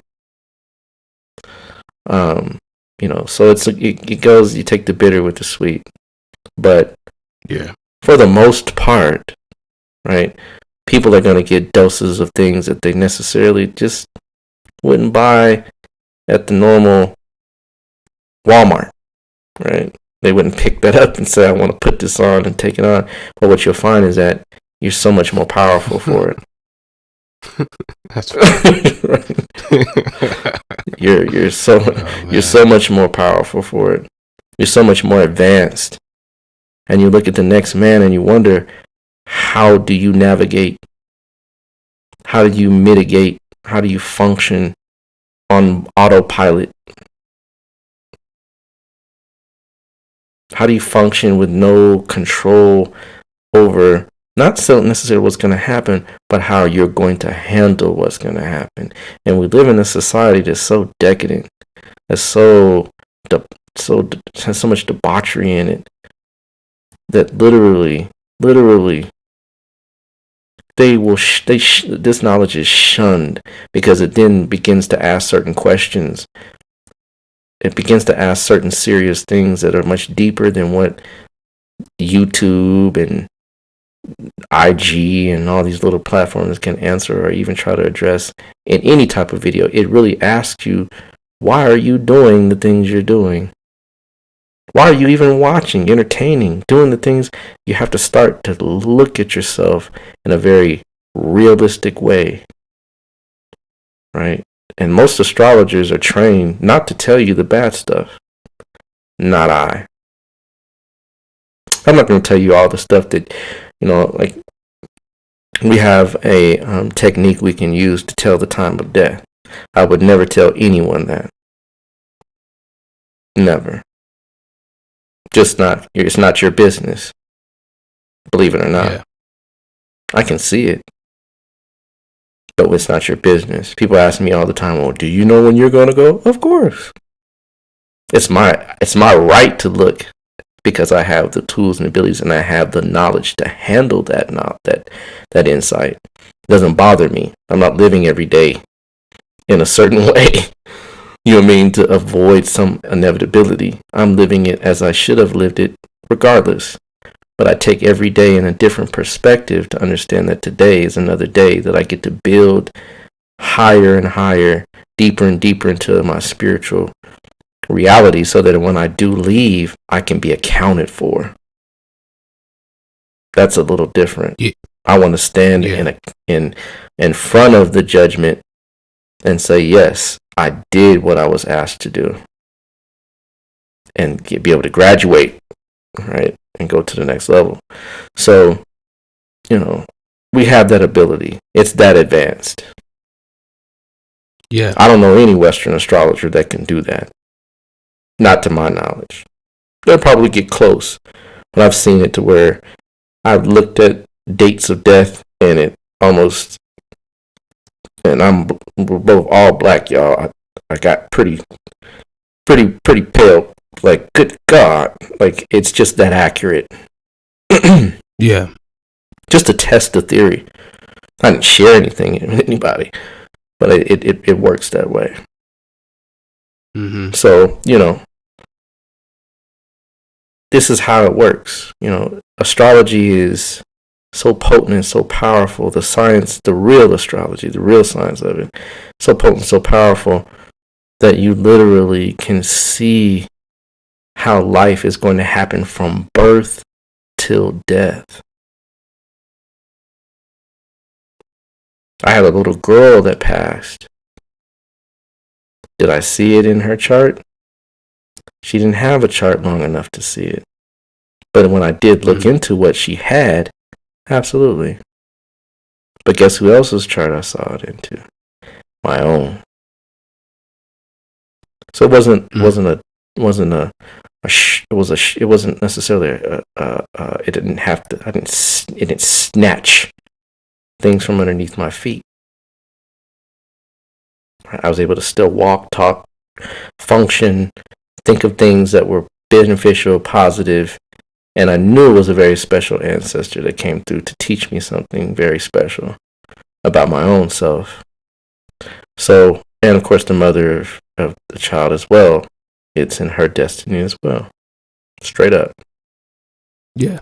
So, I've had some experiences where I can tell I've had to take the bitter medicine. Right? But the bitter medicine made me all that much more powerful. It gave me a sense of compassion so that other people that experience similar things, I can understand. And not only from a personal perspective, from a divine or cosmic perspective. So this knowledge has compassion built into it so that you can begin to use it in a way that others will look at you as almost if you're magical. And you are. But magic is not something that is far removed from man's ability. It's innate in his destiny. That's why we have faculties that can give us those abilities once you're developed in that level of spirit.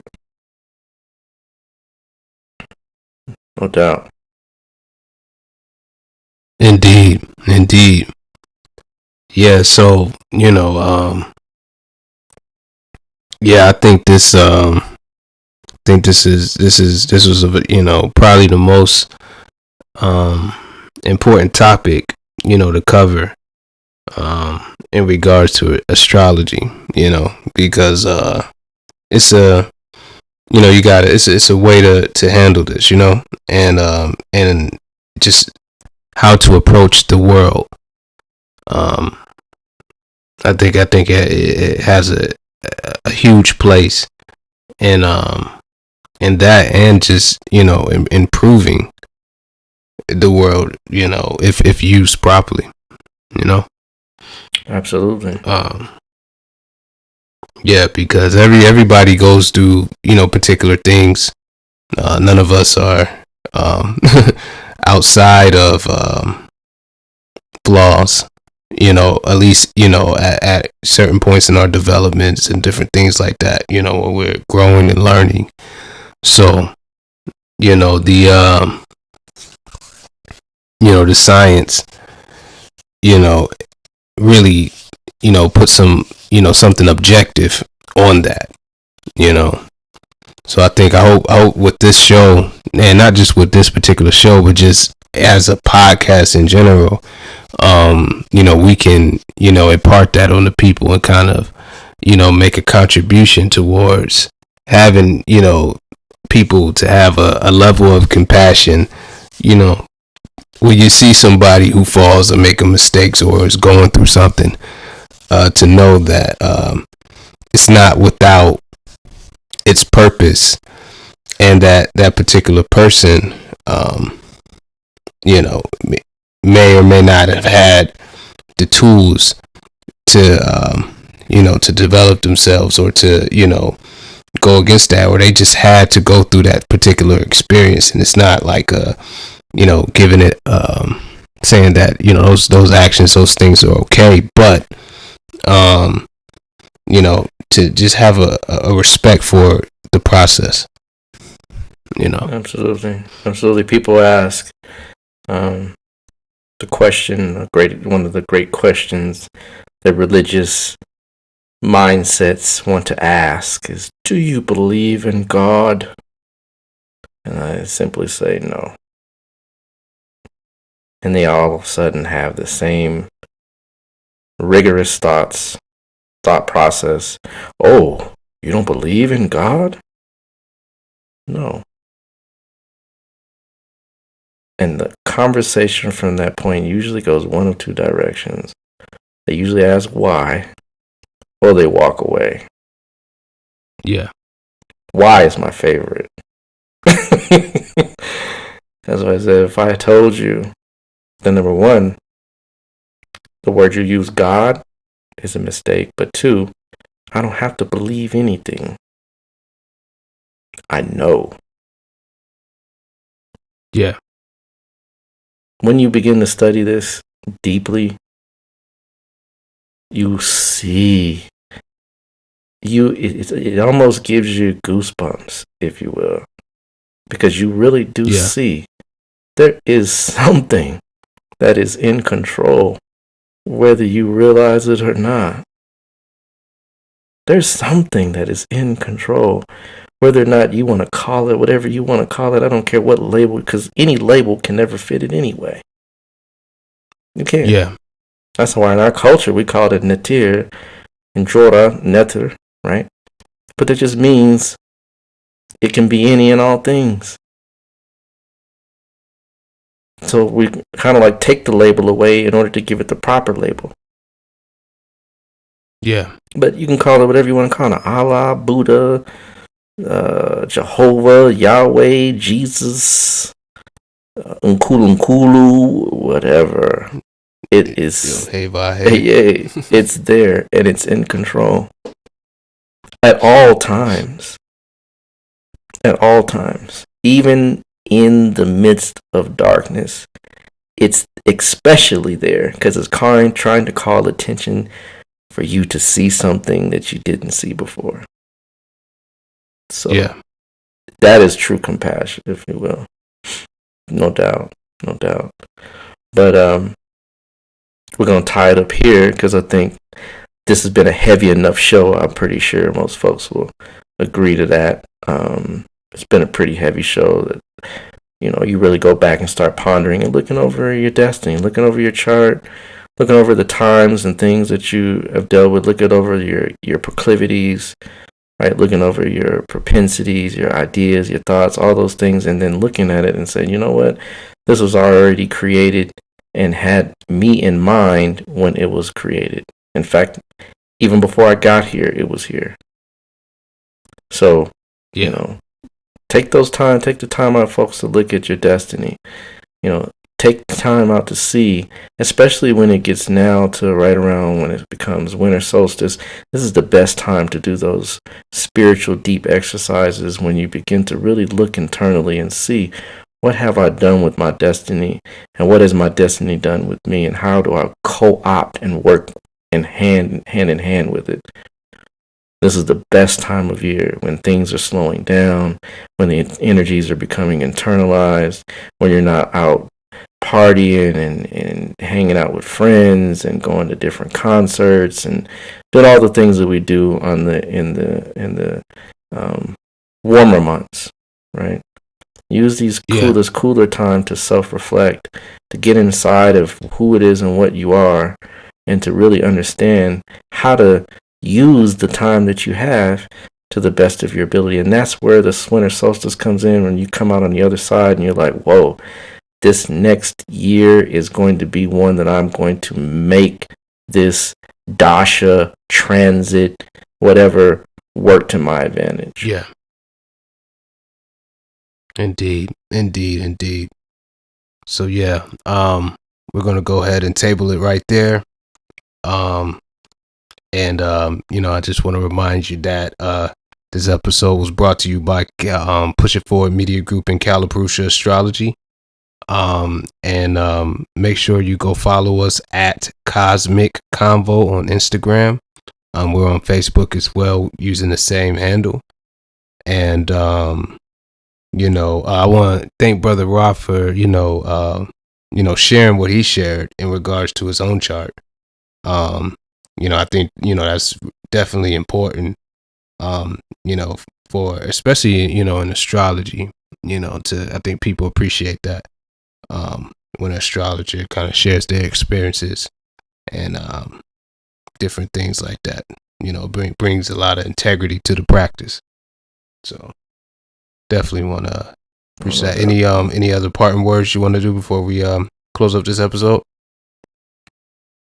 No, sir. Just y'all start because whatever platform you use is great. However you get it is awesome. But just don't forget that we are on YouTube as well, right? We're there, and a lot of times it's easier to just, if you're doing something and you don't have time to do this, don't have time to do that, if you can't find it, go right to YouTube, and we're right there, right on Cosmic Convos on Push It Forward Media. So check us out there too, and you might be surprised, and things may materialize there as well. So keep your eyes posted and your eyes peeled and ears posted, so that you can kind of stay tuned and use any of the media platforms to spread the word and to get it out there, and let your friends and family know. If you know people that are interested in astrology and they are they like the science, they find it fascinating, pass on the good word, and let them know where they can hear some real solid information on the science. Indeed. So with that being said, thank you all for tuning in. And we'll be here next week, same time, same place. And we're out. Peace.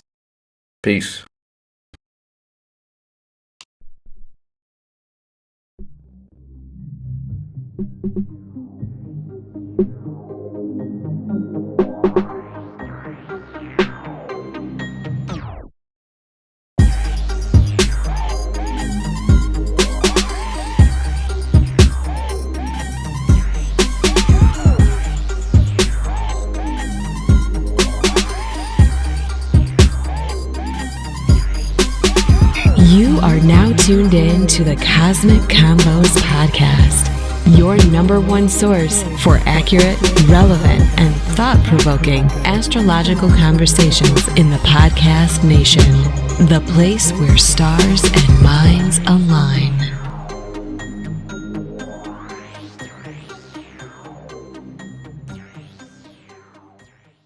Peace. You're now tuned into the Cosmic Convos Podcast. I'm your humble host, Herut.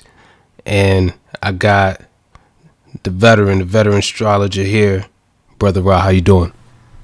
Well, peace, brother. Taking it a day at a time. How about yourself, King? No complaints. Just going through this 6th house thing, man. Got busy. Indeed, work. Whole lot of it. Indeed, but before we go any further, I want to remind everybody that this podcast is brought to you by Push It Forward Media Group and Calipurusha Astrology. You can find Push It Forward Media Group on Instagram at Push It Forward. That's PUSHITFWD. And you can find us online at that same, at pushitforward.com with that same handle. Go follow us and go check out what we got going on. Got a short film coming up real soon, so be tuned into that. Brother Ra, how can they get you in Calipurusha Astrology? 3 primary ways. You can hit me up on calipurusha@gmail.com, or you can hit me up either on Facebook or IG, both of which are the tag or the handle is Shechem Ra. So either one of those would get a hold of my person as well. Good deal. And follow this podcast on Instagram at Cosmic, COSMIC, Convo, CONV as in Victor O on Instagram. Go follow us, hit us up, ask us questions. Let us know what you think. Give us suggestions and different things like that. All right. So, man, we we're at episode 19, right? Episode 18 came out pretty good, but we had some some Mercury retrograde technical difficulties going on. The host that where the podcast is fed from, the whole site was down. Squarespace. So they got that fixed, and we were able to get it up the following day. But outside of that, I think it was a very, very important, very well received podcast. What about your episode? What about yourself? What'd you think? I thought it was an excellent episode. Really kind of got personal, got some kind of clarity about the powers of astrology and how it's to be used properly. So I'm thoroughly pleased with the show, and I got a lot of good feedback. Definitely, I got a lot of good feedback. Indeed. So speaking of feedback, you want to do a couple questions? Let's do it. All right, so we got a couple questions from our listeners out there. One brother, wanted to know of any good, beginner, astronomy books out there, since we emphasize, the importance of astrology and astronomy linking together. Mm-hmm. There are quite a few good books out there with regards to astronomy. I would say really one that I would unction individuals to research, and it's not, you can get a lot of general information from astronomy, online. I mean, a lot of information is out there. It's not hard to find when you research things, but if I were to recommend a book that would really kind of get down and dirty into a lot of various topics, it's not a beginner's book, but it definitely is one that can take a beginner through the various stages of learning how to understand astronomy. It's actually a textbook. It's from a course on astronomy, and it's called The Cosmic Perspective. The actual it's the editor would be Pearson, and you can get it on Amazon. It's fairly expensive. It's about $150 to $160, but the first 5 to 6 chapters are pure astronomy, and it actually gives a great breakdown of how to understand everything from the movements of the moon. For example, learning how to understand why the moon is full when it's full, why it's a quarter moon when it's waxing and when it's waning, why it's a gibbous moon, all those different various stages of the moon, how different tribes understand the rainy season just based on the moon. I mean, it has a whole chapter on nothing but the moon. So it's a great book to learn and understand astronomy from a beginner's level and to an intermediate level. So I would definitely recommend that one. It's worth the money. It's an investment. You'll always have it. You'll be able to refer to it. And the phenomenal thing about it is actually in the book, they actually even state the sidereal astrology is the real astrology, even in the book. So, I could give anyone an astrology book that uses astronomy. It's actually it's an astronomy / astrology book, but if you're trying to just learn the basics of astronomy, I would definitely recommend The Cosmic Perspective. You may not be able to buy it, right away, but stack your chips, put your couple of dollars away here and there, and then invest. And you will not regret making that purchase, because it covers every topic of astronomy. It covers the planets and their makeup, the actual spin on their axis, their rotation periods. I mean, it goes into depth on each planet. So I would say that's one, if I were interested, to definitely purchase that one. You definitely won't go wrong. Indeed. And since it's a textbook, you might be able to find it cheaper. On one of these used textbooks or one of these other outlets. They might have it. Now, Brother Ross, is it the Essential Cosmic Perspective? That's just The Cosmic Perspective. It's the 8th edition. Mm-hmm. There's a 9th edition. You don't really need the 9th edition. The good thing about this is if you get the 8th edition, the 8th edition is a little cheaper, and it has all the same material, just a couple of nuances that are changed. And here's the other good part about it: it actually comes with a program that literally gives you an astronomy program. So you're paying for, and here's the thing. I think, and if I'm correct, they actually have a book without the astronomy program, which is probably a lot less. It's a lot more inexpensive. It's probably like between 100 and 110. I got the one with the astronomy program because I wanted it all. I wanted to see how they use it in tandem with the book. But there is an actual astronomy program that comes with it, so you may be able to get either the version that doesn't have the program or the one that does. I would recommend the one that does, so that you can start to learn how to actually look and see the constellations and things of that nature. But they also have those online for free as well. So if you don't want to go that route, there's always those that are accessible for free. Indeed. Yeah, it's interesting because I talk to a lot of people who consider themselves tropical astrologers, and they really they don't know that sidereal astrology actually links up with the astronomy. They just thought that all of the astrologies were out of sync with astronomy and that they just treat it as something different. That's crazy. A lot of people don't know that. Wow. And because it gets, when it comes in comparison to two, it gets into the conversation of, well, I don't really resonate with that, or, that type of, language gets, thrown around, but,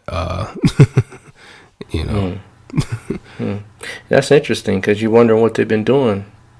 Like, what are you looking at? And you can't be looking at the same part of the sky that I'm looking at and get the same insight or gather the same information.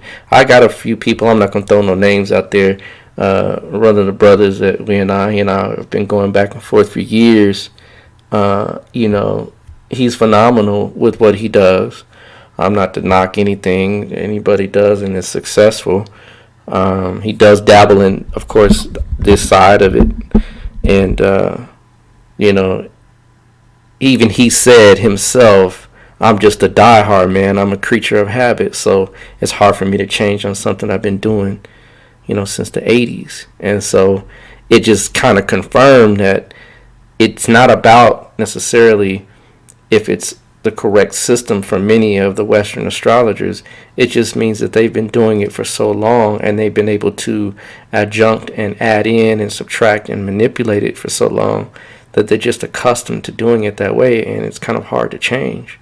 So I understand, but that doesn't necessarily make it true. And the wonderful thing about it, and like I said in that book, it's just a little small, maybe a little snippet, maybe about a paragraph.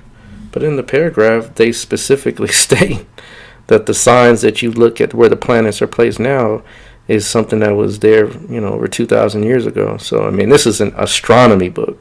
Yeah. So, and that's interesting that you brought that up, just the fact that they're not seeing it as we see it. They didn't even know that there is a actual astronomical underpinning to the science that we practice. So that's quite an interesting take on what they perceive. Indeed. I got another question in from one of our listeners, and this is a little bit of an advanced question, but I think they're good enough. So that the question was surrounding a Parivartan yoga, right? Which is a mutual exchange between two houses and their lords, and they wanted to know if that mutual exchange expanded to the houses that those lords that are involved in that yoga, if it expands to the other houses that they rule. And I got you. Yeah. So in other words, as an example, we could say for Aries ascendant, The ascendant lord is in Mars is in Virgo in the 6th house, and then Mercury is in Aries in the 1st house. So the ascendant lord and Mars and Mercury will exchange. First lord in the 6th house, 6th lord in the 1st house. Well, those planets rule multiple houses, right? So the 8th house is also ruled by Mars for Aries ascendant, and the 3rd house is also ruled by Mercury for Aries ascendant. And so those houses that are ruled or co-ruled or ruled by the planet does have some strengthening effect. Anytime you have a Parvatana yoga, and you have different types of Parvatana yogas, right? You have a Kala Parvatana yoga, you have a Maha Parvatana yoga. These different Parvatana yogas, depending on the houses that are exchanging, can either strengthen, right? Well, they're always going to be stronger, first of all, because they're going to act like they're in their own respective house/sign. But to get to the real meat of it, the houses that are co-ruled do have some, it is strengthened. And you must understand, when I say strengthened, I'm not saying stronger as in good or bad. I'm saying stronger as in the ability to cause or affect change. Mm-hmm. So if the 3rd house is ruled by Mercury, and the 3rd lord is in the ascendant, but it's also co-ruling the 6th house, the 3rd house will have a more prominent role in that person's overall life, because Mercury itself is going to give more power from the exchange. So it's just like if you have an individual that is connected to 2 different schools. They may teach in 2 different schools, right? Yeah.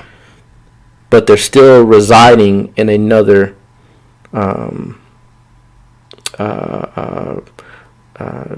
type of school, teaching their material. Well, their original school is going to get the same residual effects from that person being their teacher, because just because they're in another area, they're still going to get the recognition, they're still going to get the accolades, they're still going to get the connection that particular teacher provides, even though that may not be that particular teacher's fundamental area of expertise, if that makes sense. So the 3rd house is ruled by Mercury, so is the 6th house, but the 6th lord, right, is exchanging with the 1st lord, because Mars is in the 6th house. That means the 6th lord, the aspects of that 6th house is going to be boosted more than the 3rd, even though the 3rd still has some impact. They're all connected. So the 1st lord co-ruling the 8th house, that 8th house is still going to have the ability to affect sudden impactful changes through Mars, even though it's exchanging through the 1st house. Yeah. So they still carry that weight, even though the 1st and the 6th house are where the primary impacts are going to be felt. It's a secondary way of imputing from that through that planet. Another example would be an exchange student, right? Right. You have to use your right brain to kind of understand this. So an exchange student that comes to America still speaks his native language. Yep. Right. But he also learns another language. Right. If he were go to another country, right, let's say that would have an affinity with America, let's say Canada, right? Because Canada is still adjacent to America. You don't even know the difference in being in Canada if you were there. It's just like America for all intents and purposes. Right? They're still going to have those same powers that were lended to them through the American institution by way of the Canadian institution, meaning that those powers don't lessen. They just, now he's in Canada versus America. That energy still carries over. It just doesn't have the same impact because that residual plant, that plant is not in that house or in that area, if that makes sense. It does. It does. Good. So like if I go to Mexico, right, and I stop off at Mexico, I learn the Mexican language, I gather all their data, and then I go to Brazil, right, I still have the same powers, the same knowledge that I gathered in Mexico, but I'm just not in Mexico, even though I'm an American citizen, right? So there's two countries I've impacted by way of my own country, right? That's how you have to look at the power of Patana. Wherever that placement is always going to have more impact, always going to have more say, always going to have the bottom line. But that other house still carries some influence, if that spells it out in an ABC way. Yeah, indeed. Well, maybe like Colombia might be a better example. Colombia, exactly, exactly. Yeah, Brazil, they speak Portuguese, but you can hang. If you know Portuguese, you can hang in Spanish and vice versa. Right, you're going to be able to get some leverage just by proximity of what you've already been through, right, or what you've already affiliated with, or what you've already connected to. So that's how the lords work. You have to use it in a right brain way, because right brain astrology is really, it's a left brain and right brain science, but the extrapolation of it is a right brain science. It's right brained, right? So I hope that helps out in that person's question. Thanks for the questions, by the way. Indeed, yes, absolutely. Keep them coming. So yeah, let's go ahead and get into today's episode, and this one's gonna be interesting. We might might ruffle, a couple feathers with this one, maybe. It's a kind of a bit of a debate in the Vedic or Jyotish, world of Jyotish, as far as this particular chart, right? And we figured we'll come in and put our spin on it. Well, not our spin on it, but just what the science has revealed to us. And this is the topic of Bill Gates' chart. Now, everybody know who Bill Gates is. One of the richest people in the world, started one of the most powerful technology companies in the world. It's in every business, practically in every household, everybody's hands with their phones. It's all over the place, right? But when it comes to astrology, for some reason, we all look for birth data, and in the astrology world, there's a kind of a classification system of kind of qualifying that birth data, and it's not perfect, right? You still have to check it, but a lot of times it's pretty reliable. With Bill Gates, his astrological data is there, and the highest rate you can have is a AA rating, right? And so he has his time there, and that's supposed to indicate that birth certificates in hand or something like that. It's some document is very it's where this time is coming from. And his time indicates something, but the astrology world has erected him as something else. Most astrologers that I've heard, before we get too deep into the specifics, do you know why this discrepancy even came about in the first place? I've read a few books, which I don't have access as far as I have access to them, but I don't have the material to, or the names of the books. I will have that at some point if anyone's interested. And the books that I've studied really hearken to, of course, the first, I want to say, ascendant or chart for Bill, and it's a thin line. It really is a thin line, and a lot of times, like what you're referring to is the Astral Data Bank, by the way, for folks, so that what we're referring to, and where we find a lot of times, and there's other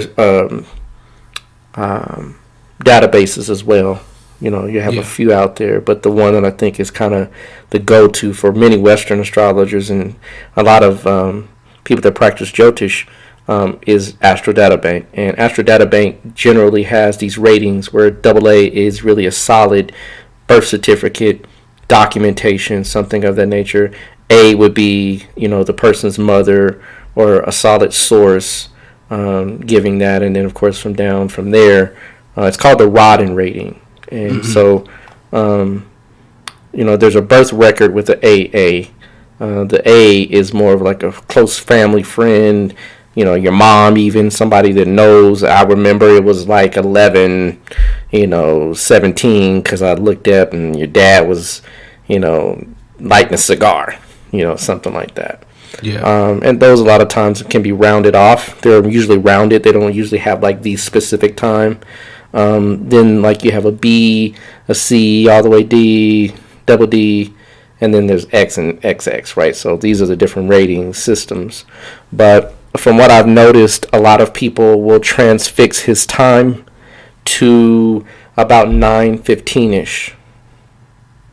And what people try to do without allowing the astrological data in the person's life to speak to the time that they have, they will try to rectify it. And what a rectification is when we take the chart and we start marrying it to specific time frames and events in a person's life that match up perfectly, so that we really do get a very keen sense of the time that the person's born. Now, a lot of times you're going to be off maybe 3 or 4 minutes, and that 3 or 4 minutes can really make a big difference in the higher Varga charts. These are charts that we use to see different aspects, internal aspects of the subconscious and different aspects of the spirit that are not readily seen through the main chart. So that's where the nuances of the times will come in. Yeah. And that's where those little small... Now, here's the thing. 4 minutes can change 1 degree. Oh, yeah. So it can still knock that 1 degree over from, let's say, a Gemini to a Cancer ascendant. It can happen. But, if you notice that, you're going to notice a bit. You should notice, if you're an adept enough astrologer, to notice the differences between the two.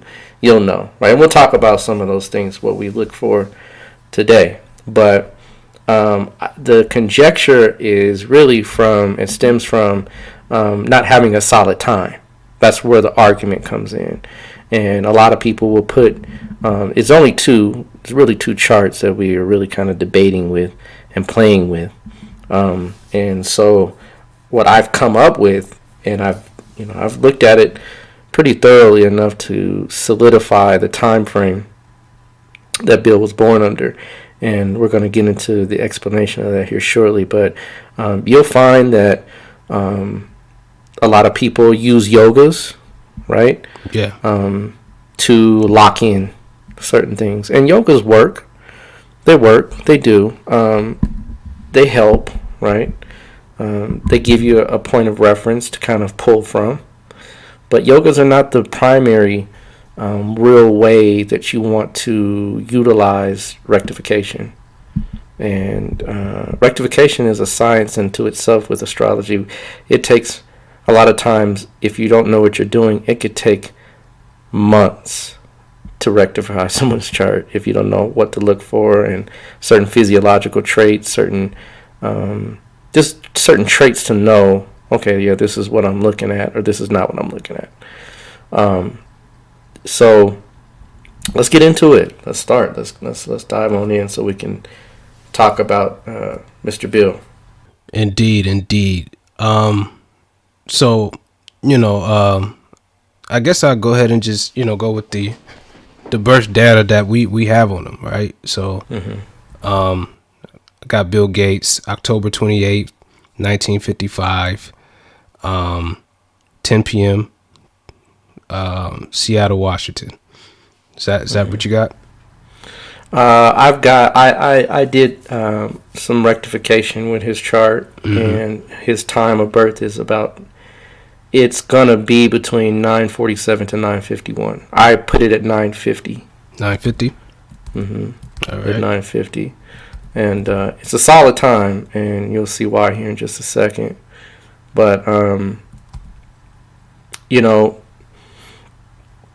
the life of an individual is usually the telltale sign of what that person's chart is, just not only from their physiological expression, not only from their life events, such as what we're going to talk about here shortly, but the people that surround them are even more so telltale. Yeah. And so, you know, you yourself know, Atef, you know, your ninth house has certain planetary positions. I'm not going to give those positions away. That's at your leisure to do so. But that position has a cause and effect with regards to how you deal with the individual that deals with the ninth house. Indeed. Right? Yeah. And so this is unarguable, right? You can't. If I wanted to move your chart around and start putting things in the 10th house, right, or the 8th house, it's going to change the whole overall scope of your life, and it's going to change the relationship that you have with the individual that happens to be the affiliate of that house. Yeah. Right? Same thing with the 4th house, right? These are primary people in our lives, right? These are major people that you cannot escape, right? Your wife is kind of fudgeable, right? Mm-hmm. The mate is fudgeable. Why? Because you may have several mates. Yeah. But you only have one mother and one father, biologically speaking. Yeah. Right? And so that's the telltale. That really is a hard-hitting factor to give us an understanding of who we're dealing with through the chart. Not the what, but the who. Right? Children are another telltale. Right? Because you can't change them. Yeah. Right? See, the wife you can fudge. But the initial wife, is always a telltale if you know how to look at the chart via what the wife is showing. Right? And we're going to show how in just a second. So, there's two different times for Bill, right? And the two times that I've run across primarily are 9:15 p.m., right? Mm-hmm. And the one that I've chosen is 9:50. I'm going to say a strong 9:50, right? But some, like we kind of see on the Astro Data Bank, some people say it's kind of, quote, 10 o'clock. Yeah. In the 10 o'clock times, that's when you kind of know it's like that A rating, because it doesn't have like the 9:51 or 9:52 or 9:46. Most people aren't born at Right exactly on a dot. Now it happens, does happen, right? But I was there with both of my children's births, right? And so I looked at the clock. I didn't listen to them, because let me tell you, they would have put the wrong time on the birth certificate. I told them what time. I said, no, this is the time. And it's amazing, right? Because I was watching so much, because I knew astrology at the time they were born, Dwell and Tyr. Yes. Right? I knew astrology. So I was like, oh, I'm going to watch this. I'm watching this from the jump, right? Because I want to see. And it's dead on. Yeah. So, you have to be careful, is my point. And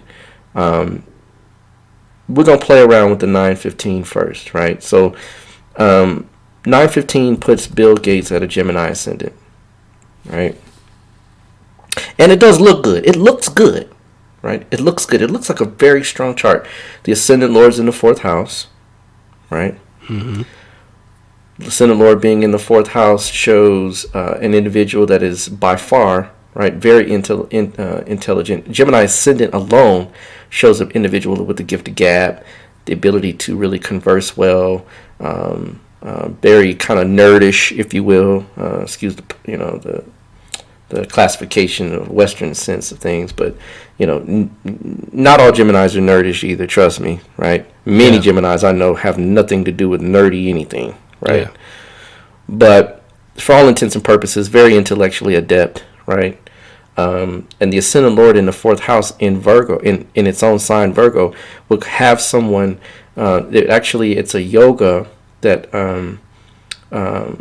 that is created, right? And remember, we talked about yogas. I mentioned yogas just a little while ago. The yoga itself is called a Bhadra yoga, Bhadra, right? And so in a Bhadra yoga, right, it's one of the Pancha Mahapurusha yogas. It's one of the 5 planetary combinations that create great individuals, right?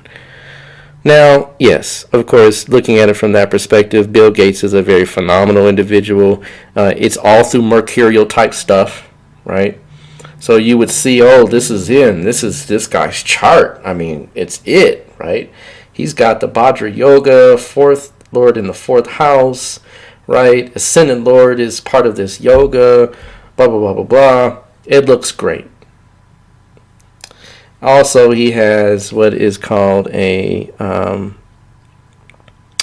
Lakshmi's blessing, right? He has a Lakshmi yoga, right? And that is where the 5th Lord, it's where a Kendra and a Trikone, meaning 4th, 1, 4, 7, or 10, and the lords of the 5th and the 9th are in the same house, right? Okay, and that's a Raja yoga as well. So, yeah, it's that way. It looks that way as well, and it still works. But we'll see the differences and the nuances here shortly. So, for all intents and purposes, right, it looks very much, correct, right? It looks correct, but when you begin to come outside of the yogas, right, and the yogas can only support certain things. The yogas have to be based on time frames, and also has to be facilitated through certain people in the person's life and certain events. Well, let's use an example, right? So Bill Gates, most people may or may not know, he didn't finish college. Now, let's say this, and I'm just going to keep it a buck, right? And I know Mars is conjunct Mercury in the 4th house. Mars would definitely create some obstacles in that realm, okay? Let's just say that.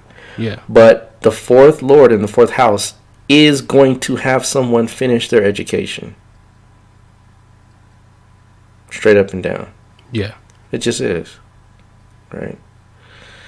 That person's, and everyone that gets an education doesn't mean they're educated. Let me say that as well. Just because you go to school doesn't mean you learn anything. Yeah.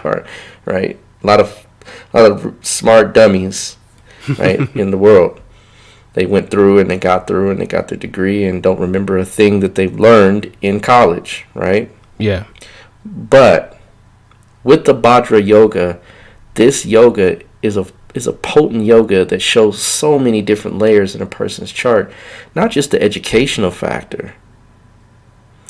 It also shows the factor of the 4th house being the mother, right? Yeah. And so the mother is somebody that we can always rely upon to make to distill someone's chart. So when we look at Bill Gates' mother, right? Now let's say we're going to use this Gemini ascendant in 915, right? And you could probably, some people may fudge it a little more and it may even go a little further down in time. But for the most part, I've seen 915 in different sources. Yeah. So let's say 915 is the time, and we have Mercury in the 4th house, which is equivalent of his mother. Now, here's the thing. It's still going to be very powerful, because Mercury in the 4th in a Bhadra yoga would still reflect a very powerful mother. But the mother would have no range of character and no depth, and she would very much be very much inclined, or the dispensation of the relationship between the mother and Bill himself will be very much intellectually connected, because most people don't know Gemini ascendants have a very specific, special relationship with their mother, because they're both ruled by the same planet. Yeah. Right? But Bill was not that close with his mother. right? Bill loved his mother, very much so. But the relationship wasn't like an in-house connection where they have this kind of like rapport or intimacy. And a lot of Geminis I know, their mothers are so close to them. I mean, a lot of them. Not all. I have a few that have some similar. In fact, I have a good friend of mine. He has a very close placement where Mars and Mercury are both in same placement, and they're very combative. But that wasn't always the case, right? But we also have to look at the moon, right, which also is a dead giveaway for the mother as well. And we're going to see how in just a second, right? So, for all intents and purposes, right, we're going to look at the Gemini ascendant as his chart for right now. And so his mother would have a high propensity, right, to either want to become a teacher, to espouse some type of profession with regards to education. She would be an educator, teacher, intellectual adept, something of that nature. Now, it's not to say that his mother wasn't those things, because you're going to see in a second when we talk about the Cancer chart, she was very powerful, but she wasn't the mercurial type. Mm-hmm. She wasn't the type of woman that was what we would say a bookworm or a librarian type woman, right? She's a very different type of individual, and you're going to see how. The other thing that we look at is the 5th house, which is the children, right? And when it comes to the children, we have Sun, Venus, and Saturn in the 5th house, right? Creating a very strong yogic connection to the children as well. Now, you don't see Bill's children doing that many great things. I haven't heard of any. I don't know if you have. But let me tell you, anytime that 5th house is prominent, strong, powerful like that, that first child, especially the first child, is going to have a very powerful effect on this planet. Yeah.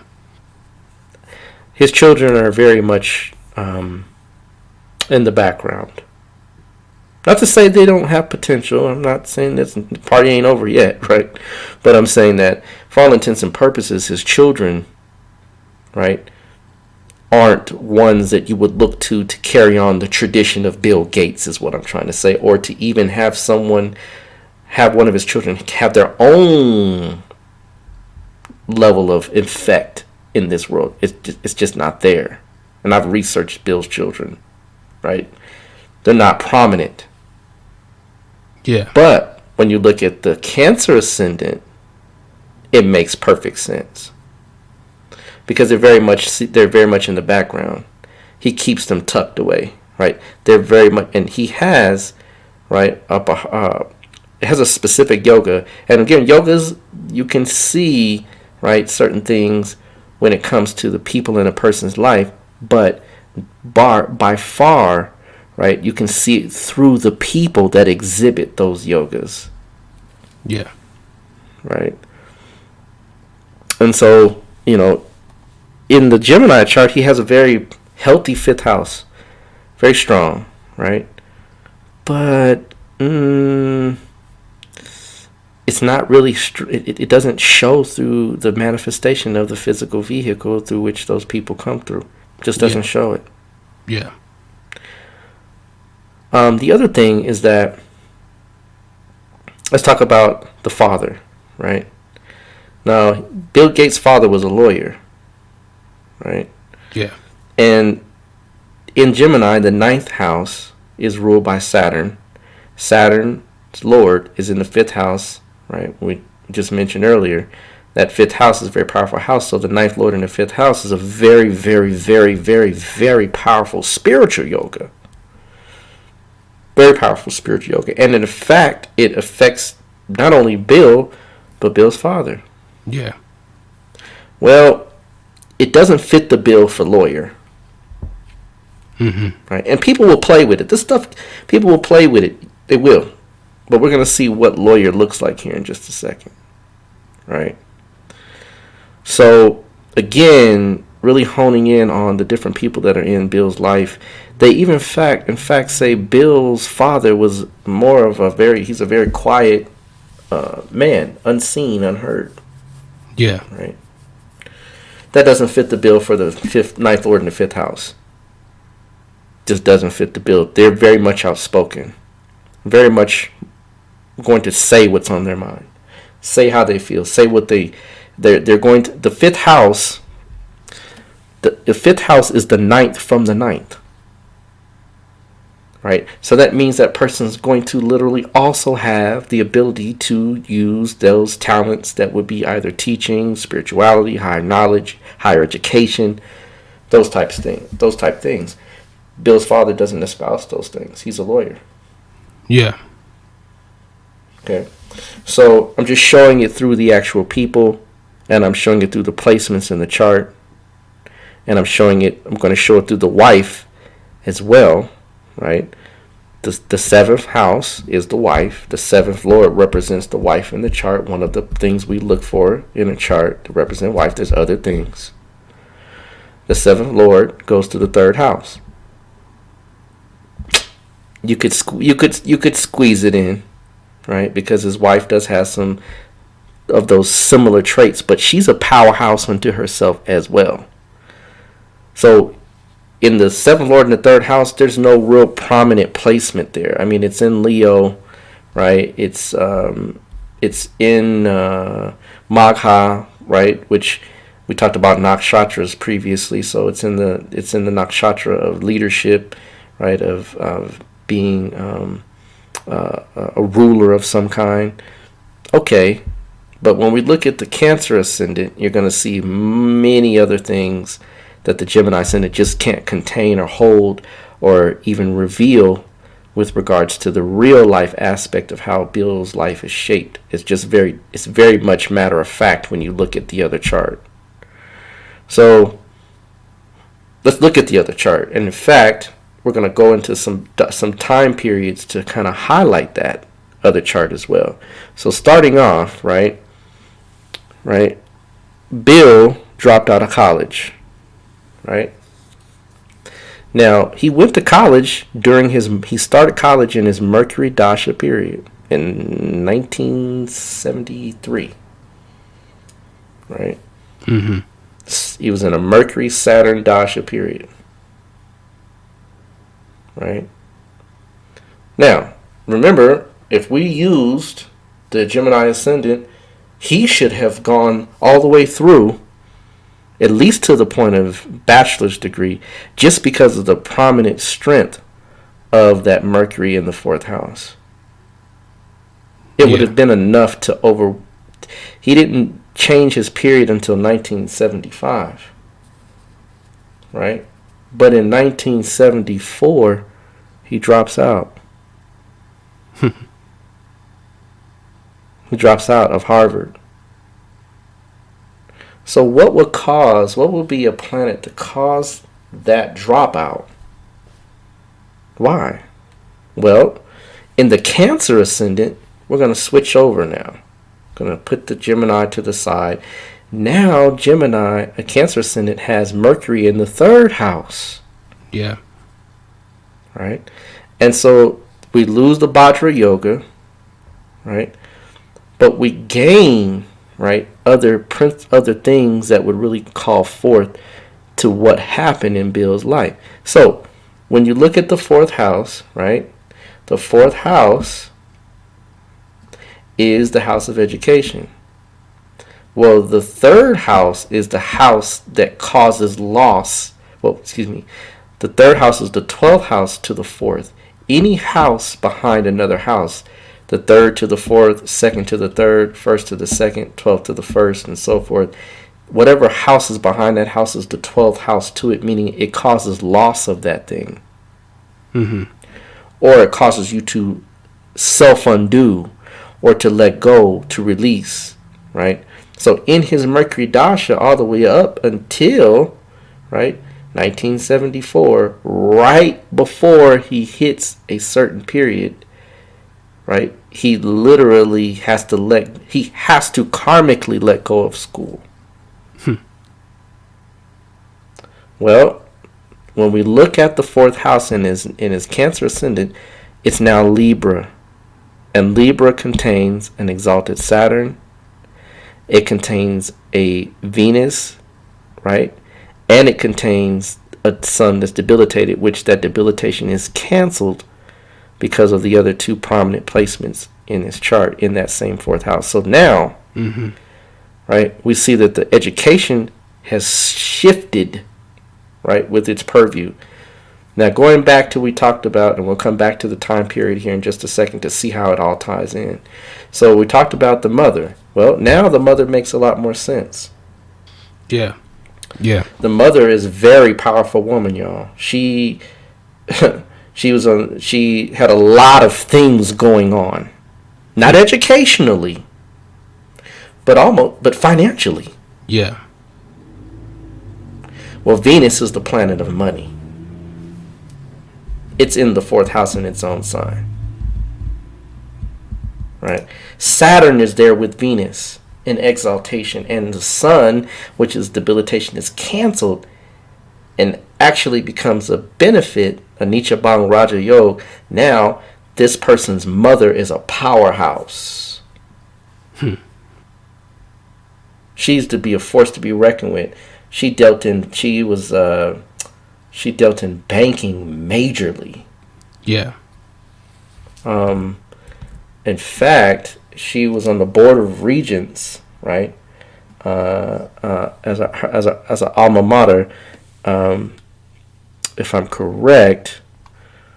Yeah, she was a director of the Seattle branch of the Federal Reserve Bank of San Francisco.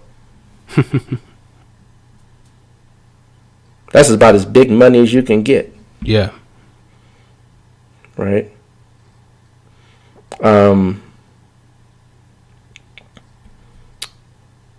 In fact, no, I'm sorry. No, I'm sorry. That's wrong, y'all. That's incorrect. I do apologize, right? She was on the board of regents for the school that she went to for the University of Washington. And so she was she was on the board of directors for the UW Foundation, and also for the School of Business, as far as UW, University of Washington. So she actually did deal with some things with regard to education, but it was through business primarily. She dealt with Unigard Security Insurance Group, First Interstate Bank of Washington. Her father, right, was the one that was actually on the dealt with the Federal Reserve, right? And so again, it still shows that connection through money, right? She was appointed to the board of directors, the National Way, United Way. So I mean, this is a person that is multi talented with regards to the mother.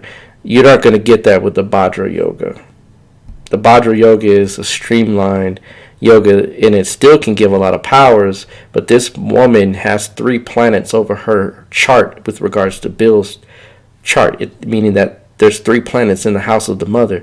This mother was no joke, and she was very disciplined when it comes to dealing with Bill, right? She was on him to make sure that he was on top of his game, right? Making sure that he went to school and do the things that she thought he should do.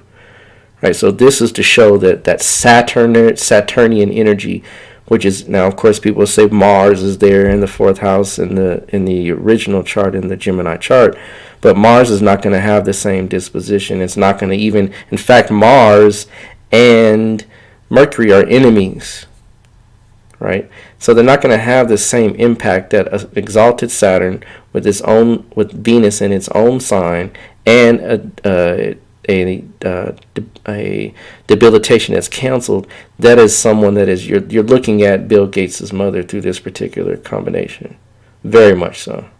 Yeah, and she was on all those companies that she said on the board was. She was the first woman to sit on all of those boards. Wow. So you see what I mean? Like that shows a very powerful mother, right? By far, right? Now, moving on into the wife. Now we're going to talk about the wife, because the wife can be seen through the seventh lord. Well, the seventh lord, which is Saturn, now goes into the fourth house, which is Libra, which is exalted. His wife, Melinda Gates, right? Very powerful, right? Graduated valedictorian, right? Earned her bachelor's degree in computer science and economics, right? Got an MBA from School of Business, right? I mean, and considering, right, she worked on a lot of different other small end projects before she actually tied herself. I mean, she worked on Cinemania, Encarta, Publisher, all these things, which of course connected to Microsoft. But you know, she was a math tutor, right? So it shows again that Saturn ruling the seventh lord, being the seventh lord in the fourth house, a very strong wife. Yeah. Right? A very strong wife. Very connected. And here's the thing, whenever the seventh lord is in the fourth house, that person is extremely attached to their spouse. Mm. Yeah. Right? Yeah. So again, showing these strong connections and showing the people in his life that literally are the examples of what the chart is showing. Now, remember we talked about dad, right? Dad is a lawyer. Well, in a cancer chart, right?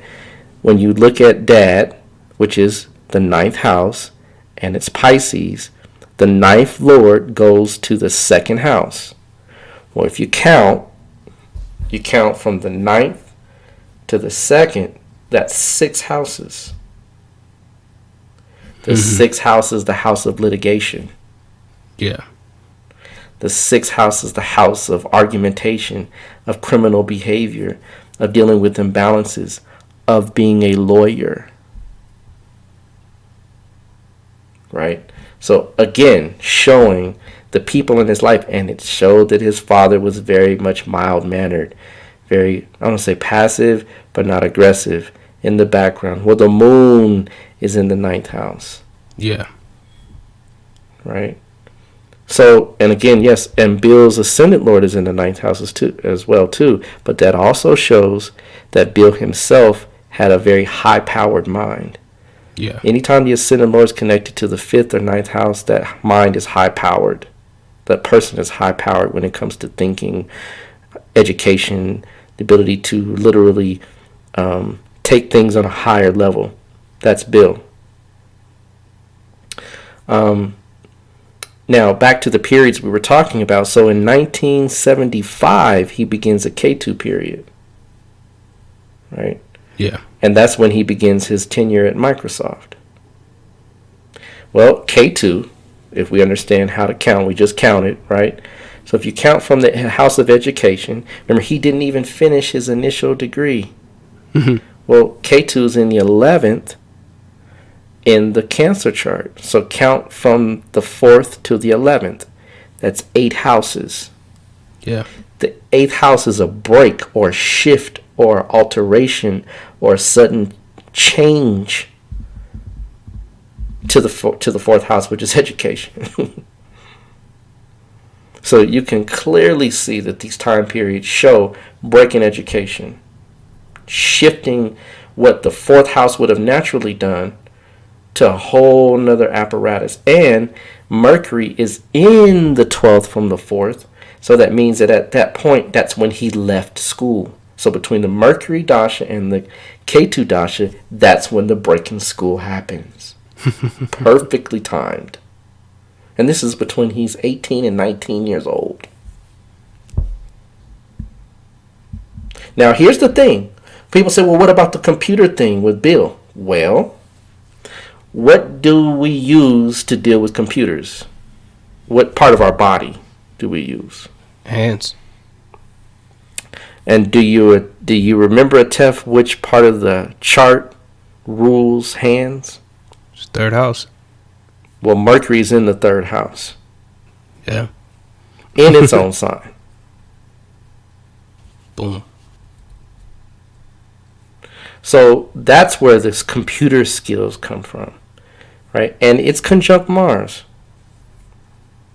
Now, Mars is the Yoga Karaka, and we'll do a show on Yoga Karakas. That's a show we can do coming up.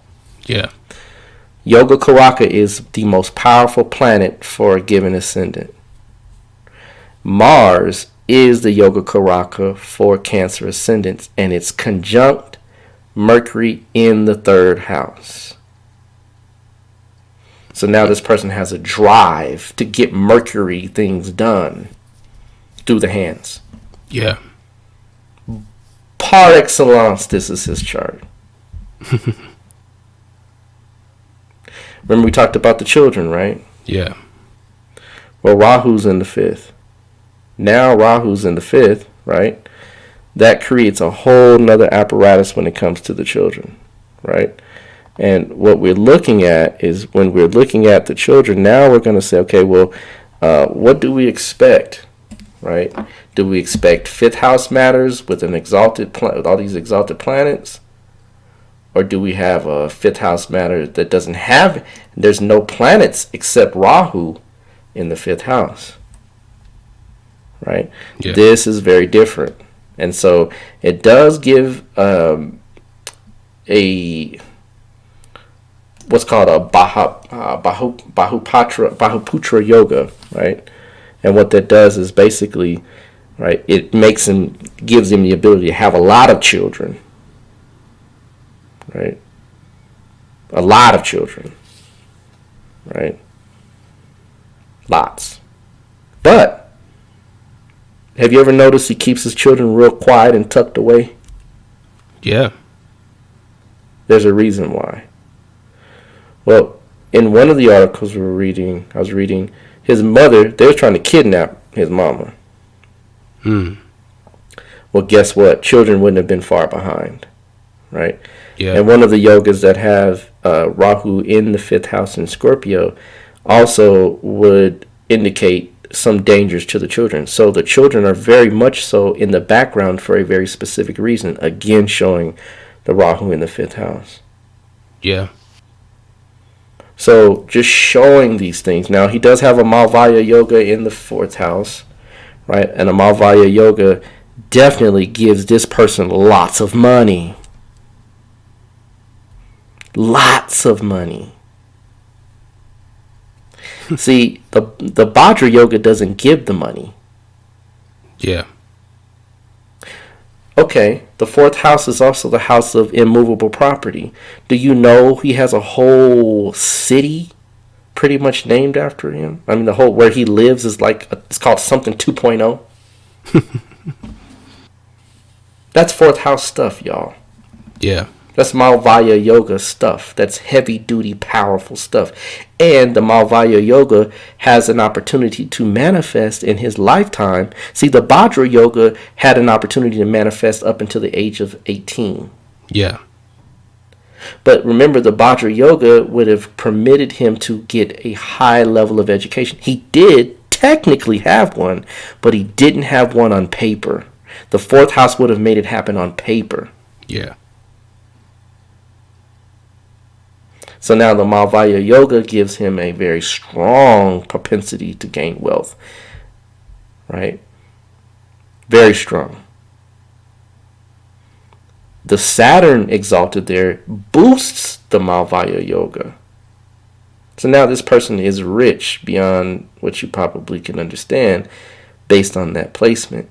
And then the second lord from Cancer, which is the sun, has a Nicha Bang Raja Yoga in the fourth house as well. All of the fourth house deals with wealth, y'all.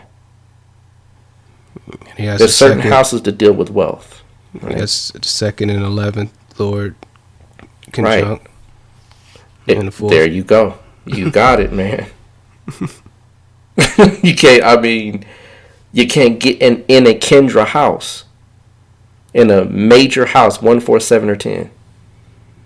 You know, as as a side note, not as like a major consideration, meaning like if you have that, then it means this. But in my research, I've been looking, a lot of billionaires have Jupiter in the second house. I mean, he grew up his mama's dad, his grandpa was over the Federal Reserve. So he grew up into money. Money was not an object, and and that's why he's philanthropic. Yeah. Because at the point at which you don't need it, it becomes, it's like, it's money. It's paper. So, you know what I mean? You know, this is to show, right, that, you know, this is how you begin to really see and begin to titillate and adjust time frames to really get the real nuts and bolts of a chart and to extract the meaning of it. Now, further on, right, in these time frames, he marries his wife in a Venus Dasha. Right? Well, he marries his wife in 94, right? In a Venus Dasha period, Venus is within 1 degree of the 7th Lord. See, this wouldn't happen in the Gemini chart. Yeah. You see? This wouldn't happen in the Gemini ascendant. We would be talking children, not marriage, because the 5th house ruler is Venus in the Gemini ascendant. Has nothing to do with them. Venus itself is a significator of wife, yes. But we need to see that significator attached to a planet that gives connection to a physical person. There's what's called Jiva and non-Jiva. We need a Jiva item to be able to be seen through the Dasha period. And it's right there. Perfectly sitting there. Now, here's the other kick and caboodle, right? So he marries his wife in January of 94. His mother dies in June of 94. Right? Well, again, right? Venus is in the 4th house in its own sign, conjunct Saturn and with the sun. She dies of breast cancer. Well, counting from the mother, the 4th house is the mother. You count 4, 5, 6, 7. So the 4th house is the breast of the mother. The 4th house is the breast of the chest part of any person. So to see inside of who the mother is, we can now see the person's body part. Now, of course, we have to look at the moon as well. I know a lot of folks out there, well, what about the moon? What about the moon? Okay, well, here you go, right? If you look at the moon, right, and count from the moon where Venus is, the Dasha period that he ran, right? When she passed, if you count from the moon, right, 1, 2, 3, 4, 5, 6, 7, 8. Venus is in the 8th house from the moon. In the 4th house of mother. So this is a double whammy when it comes to looking at what happens to the mother. Again, it's called confluence.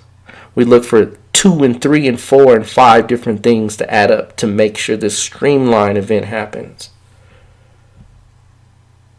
Indeed, yeah. So you see what I'm saying? This is when you begin to really see that in this period, ruling the 4th house, dealing with the mother, marrying the mate in the beginning of the year, in the same year losing his mother. Both of them connected to Venus prominently. You will not get that in the Gemini chart. So you see, that's when you begin to start to ascertain, wait a minute, why am I looking at this, but I don't see it in the time frames? Yeah. Well, when you adjust it just enough and start to utilize the information that's available on the person's life and their display of his life is all on display for the most part, you can begin to see this Cancer ascendant. And guess what? Cancers are very much nurturing individuals. They care about other people. They don't like to see other people in pain. That's the philanthropic aspect of it. Indeed. Right? The 12th Lord aspects the moon in the 9th house. The 12th house is the house of charity. And the 3rd house is also ruled by Mercury. So he gives charity. It impacts him to a point where he feels it. And he takes action. So with the Mars there, you see, so in the 3rd house with Mercury. So you see what I mean? This is how you begin to really hone in what you're looking at. I could also take the mother as the ascendant. Right? Take the mother as the ascendant. And then the fourth from the mother is now Gemini, and the 4th from the mother is conjunct Mars. So again, there is some issue when it comes to her breast, because the 4th from the moon is the mother's breast as well. The 3rd from the 4th, and you can use this. The moon won't change. This will happen from the moon in any position. But remember, we're looking at it from the position of the Cancer ascendant. So now we're saying, well, the moon being in the 9th house, the 3rd from the 9th is the 11th, and K2 is there. K2 is the 4th from, K2 is 12th from the 4th. So again, taking away the breast. So you can see over and over and over and over again the same repetitious process with the Cancer ascendant. You cannot see this with the Gemini ascendant. This is how we know that he's at 1 degree Cancer. And it's just a nudge over. But that 1 degree, remember we said 4 minutes, can make all the difference in a chart. So, and you can, folks, I suggest you get out there and start studying this stuff and play with it yourself. Use the time frames that we give. 9:15 for the Gemini ascendant, 9:50 for the Cancer ascendant. You can pull up his date and time and information right on Astro Databank, right? And start using the stuff to really start to play with, to see the disposition of how people's lives unfold, right? He dealt with the government. Didn't he have problems with the government at some point, I believe? Yeah, they wanted to break up Microsoft. Wonder what year that happened in. Like I would bet you it happened in his Sun Dasha period.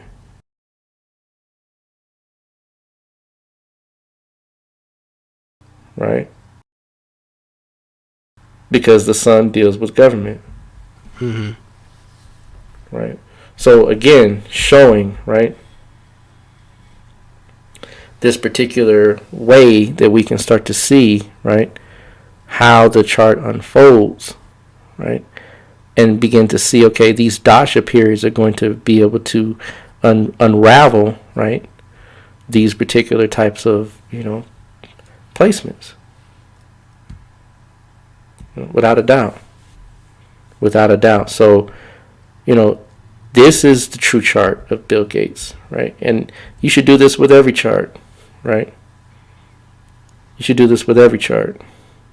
Because then you can start to say, okay, now I can, maybe you're not rectifying the chart. Maybe you're just looking at it from the perspective of, okay, I am understanding it that now I'm looking at a person's life through people in their life. Right? Yeah. So, start doing this with everybody's chart, right? Start utilizing these techniques to really start to hone in on your own personal chart, on your family's chart, on your own mother's chart, on your own sister's chart, everybody's chart that's around you, pick it up, play with it, start to, that's how I got started, is when I really just started. I wanted to know any and everybody's chart. That's how I got started. I want to know your chart. It's not personal. I'm not digging in your business. I just want to see if what I read is going to reflect without me struggling. If you have to struggle with it, then there's a problem. Then the time is usually off, right? If you have to struggle with a chart, it's off, right? I don't have to struggle with charts, right? I go right in, and it starts to unravel. Now, let me say this, y'all. Make sure you bring your time, right, when you play, right? Because it's very difficult for an astrologer to do something without the time, and that's the astrologer's job, is to make sure that you have that time frame, right? Yeah. Right. But if I'm correct, right, he started having issues with the government in 2001. His sun dasha began in 2002. Yep. So it's right hairline in sync. Right? Hairline in sync. So, you can begin, and remember, the sun is debilitated. So he's going to have a problem with the government. Will the government be able to touch him? No. Not even close. Mm-hmm. Because that Nietzsche Bang is what? The Nietzsche is canceled. Yeah. Bang is canceling in the Nietzsche. So literally, the government can't touch him. They can talk mess and say what they don't like. They can try to do all the things they want to do to bust up the company. But they can't touch him personally. There's nothing they can do to him. He's far beyond their reach in regards to finance and access, because he rules. I mean, literally, he has access to Microsoft that rules the world for the most part. So you see, that's when you begin to say, okay, wow, that's this person's life. That's what I'm looking at. I'm looking at my, your husband's life or your wife's life. You take it, you find yourself in there, right? You find your children, you find their father, their mother, right? And then you take someone that you don't know, and you say, hey, you know what? I'm practicing some things. I'm learning astrology. Would you mind if I just, tell you a few things about yourself and see if it's true, and make sure you have a good time. You start having a good time, and you see, Mars is in the 7th house, debilitated. Wow, you have some real struggles in marriages, don't you? You've probably been married more than twice already, especially if they're in their 30s. And their jaw will hit the ground. They'll be like, yeah, you're right. How did you know that? Well, Mars is in the 7th, debilitated. Right? Or you see Mars in the 4th house, debilitated. Yeah, you have some struggles with your mom. Or your mom wasn't there, or some combative issues, or some resentment towards your mom. Yep. And you'll see it automatically, right? So just starting to play with these things, right? Seeing K2 in the 5th house in any position, right? But especially in a position that really calls for to being challenged. You have problems with having children. You would like to have children, but you can't find the right person. You can't find the right mate. Or you may have some physiological issues with having children. Boom. They'll sit there and look at you like you're crazy. Like, how do you know this stuff? Because you're just beginning to extract and extrapolate the person's real life through the chart, through the people that are in their lives. That's how this is done. So I think we've touched on it pretty good. I could go deeper, right? But I think we've done a pretty good job in just showing the contrast and comparison between the Gemini ascendant, right, with the 4th house, the 5th house, right, and also the father, right, the 9th lord in the 5th house. We also showed the time frames, right? If he was in a Vajra Yoga and the 4th lord is in the 4th house, he would have finished school some way, somehow, some fashion. Yeah. Right. So, these are the things that we do to really kind of hone in on the chart and try to titillate it and mess with it to really get the right positioning on everything, and it just unfolds and unlocks perfectly. Indeed. Yeah, I think I mean, people still argue it, but I think this is a very, very, very thorough deep dive in the Bill Gates chart. And yeah, I think this is right on point. Just kind of hearing a lot of people's rationale. You touched on it earlier about seeing a yoga and then trying to make the chart fit it. I think one yoga in particular that they want to fit Bill Gates' chart is that Lakshmi. Yeah, they go for that Lakshmi every single time. And I can do that with my. I don't need the Lakshmi yoga to lock it in, because the Lakshmi yoga doesn't do what most people think it does. Yeah. See, Lakshmi, locks means goal. That's what it means. And the house that it's in is where the goal comes from. So, fifth house stuff, right? It's not computer stuff, y'all. It just isn't.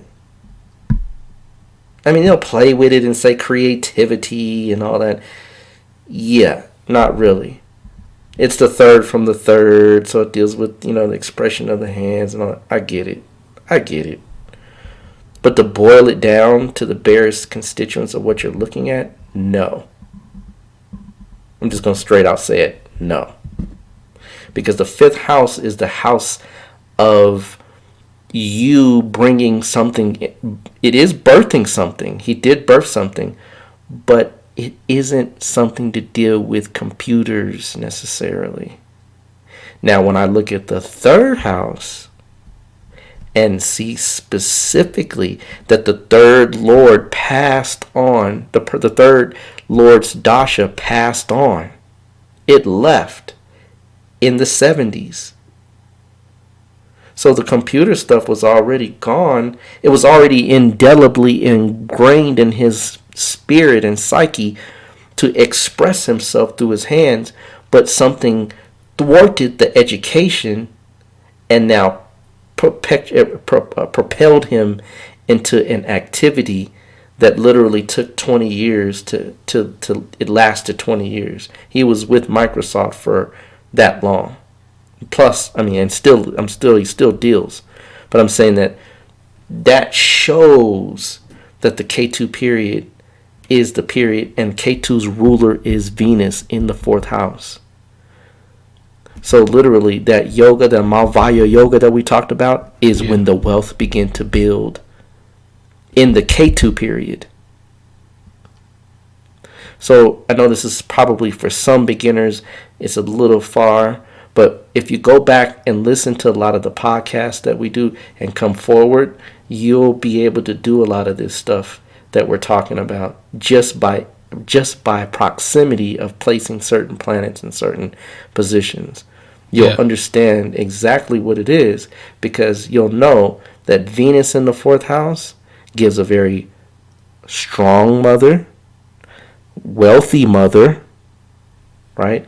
And then it's in its own sign, so it gives a mother that is very much able to maintain and hold her own.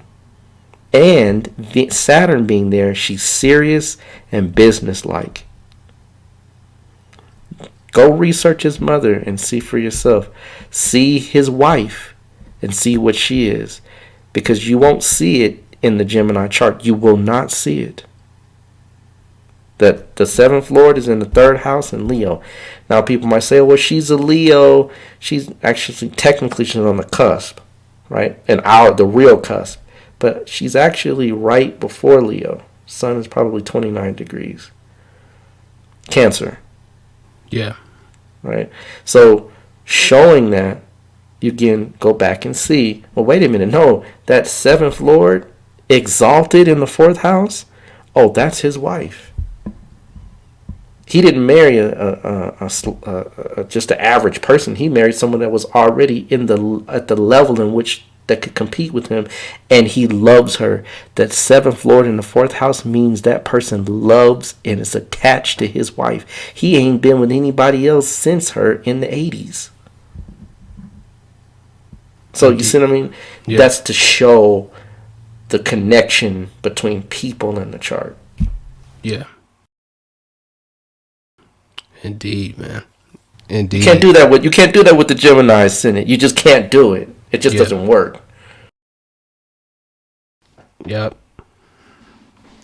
Indeed. So I welcome challengers. If you would like to present your case, we are more than welcome to intellectually dialogue about it, and we definitely would have a good time doing it, because I love discussing this all day, all night. I could go on, right? But you just don't see certain things. You don't see the father being passive with the Gemini ascendant. You don't see the mother being an adamant, staunch person for her own. She dealt with her alma mater. Your alma mater is where you go to school, right? Yeah. So the 4th from the 4th. 4th from the 4th again. So we're reading the mother's education through the chart. The 4th from the 4th is her education, and Saturn is in the 4th house. So it means her alma mater was close to her. Her educational, wherever she got her education, was close to her. Yeah. Wow. I mean, come on, right? You know what I'm saying? You can't get any better than this, folks, right? So he is a Cancer ascendant by far, right? So I hope that elucidates today's topic. I hope it kind of gives people some ideas and things to approach the chart with, and just start doing different people's charts. Man, it doesn't have to be anybody famous, just somebody that you can ask questions to and know, right? Play with it and see what you come up with it. And if you have any questions, shoot me a note. Indeed. So yeah, man, I think we we sliced that one up, right? Indeed, we did. So, before we get out of here, I want to remind you all that this episode was brought to you by Push It Forward Media Group and Caliprucia Astrology. And go check us out. Go check out, Brother Ra on Instagram. Come, check out, Push It Forward, on Instagram and on the website. And follow us on social media at Cosmic Convo, CosmicConvo, Cosmic Convo on Instagram, and it's Cosmic Convo on Facebook as well. So go reach out to us, ask us questions, and we'll definitely respond back. All right. So yeah, we're breaking this podcast up in a season like format. So 25 episodes. So we're about 6 episodes before the end of this season. Then we'll take like a week break or something like that, and then come back with some new hotness. All right, so stay tuned. So these next shows are going to be real crucial to end this season right. Indeed. So Brother Rod, you got anything you want to impart on the people before we get out of here for this episode? No, I think we've said it all, my brother. Just tune in to the various media formats. We're everywhere. So wherever you land, we should be there. If it's on Spotify, if it's on YouTube, brother, what's the other venues or avenues that they can get to us through? Google Play, Stitcher, SoundCloud, Apple. Yeah. So we're everywhere. Wherever you are, we are. So if you feel the need to sit back, contemplate and semi-meditate on some astrological knowledge, turn it on and tune in, and then pass this on to your families and friends that are into this kind of knowledge. And if not, even if they're not, turn them on to some things they may not be aware of and see how that goes. So definitely tune in and pass it on. Indeed. All right. So, this wraps up episode 19. Episode 20, it's going to be heavy duty. So, we'll see you all next week for episode 20. All right. So, everybody be well. Thank you all for listening, and we're out. Peace. Peace.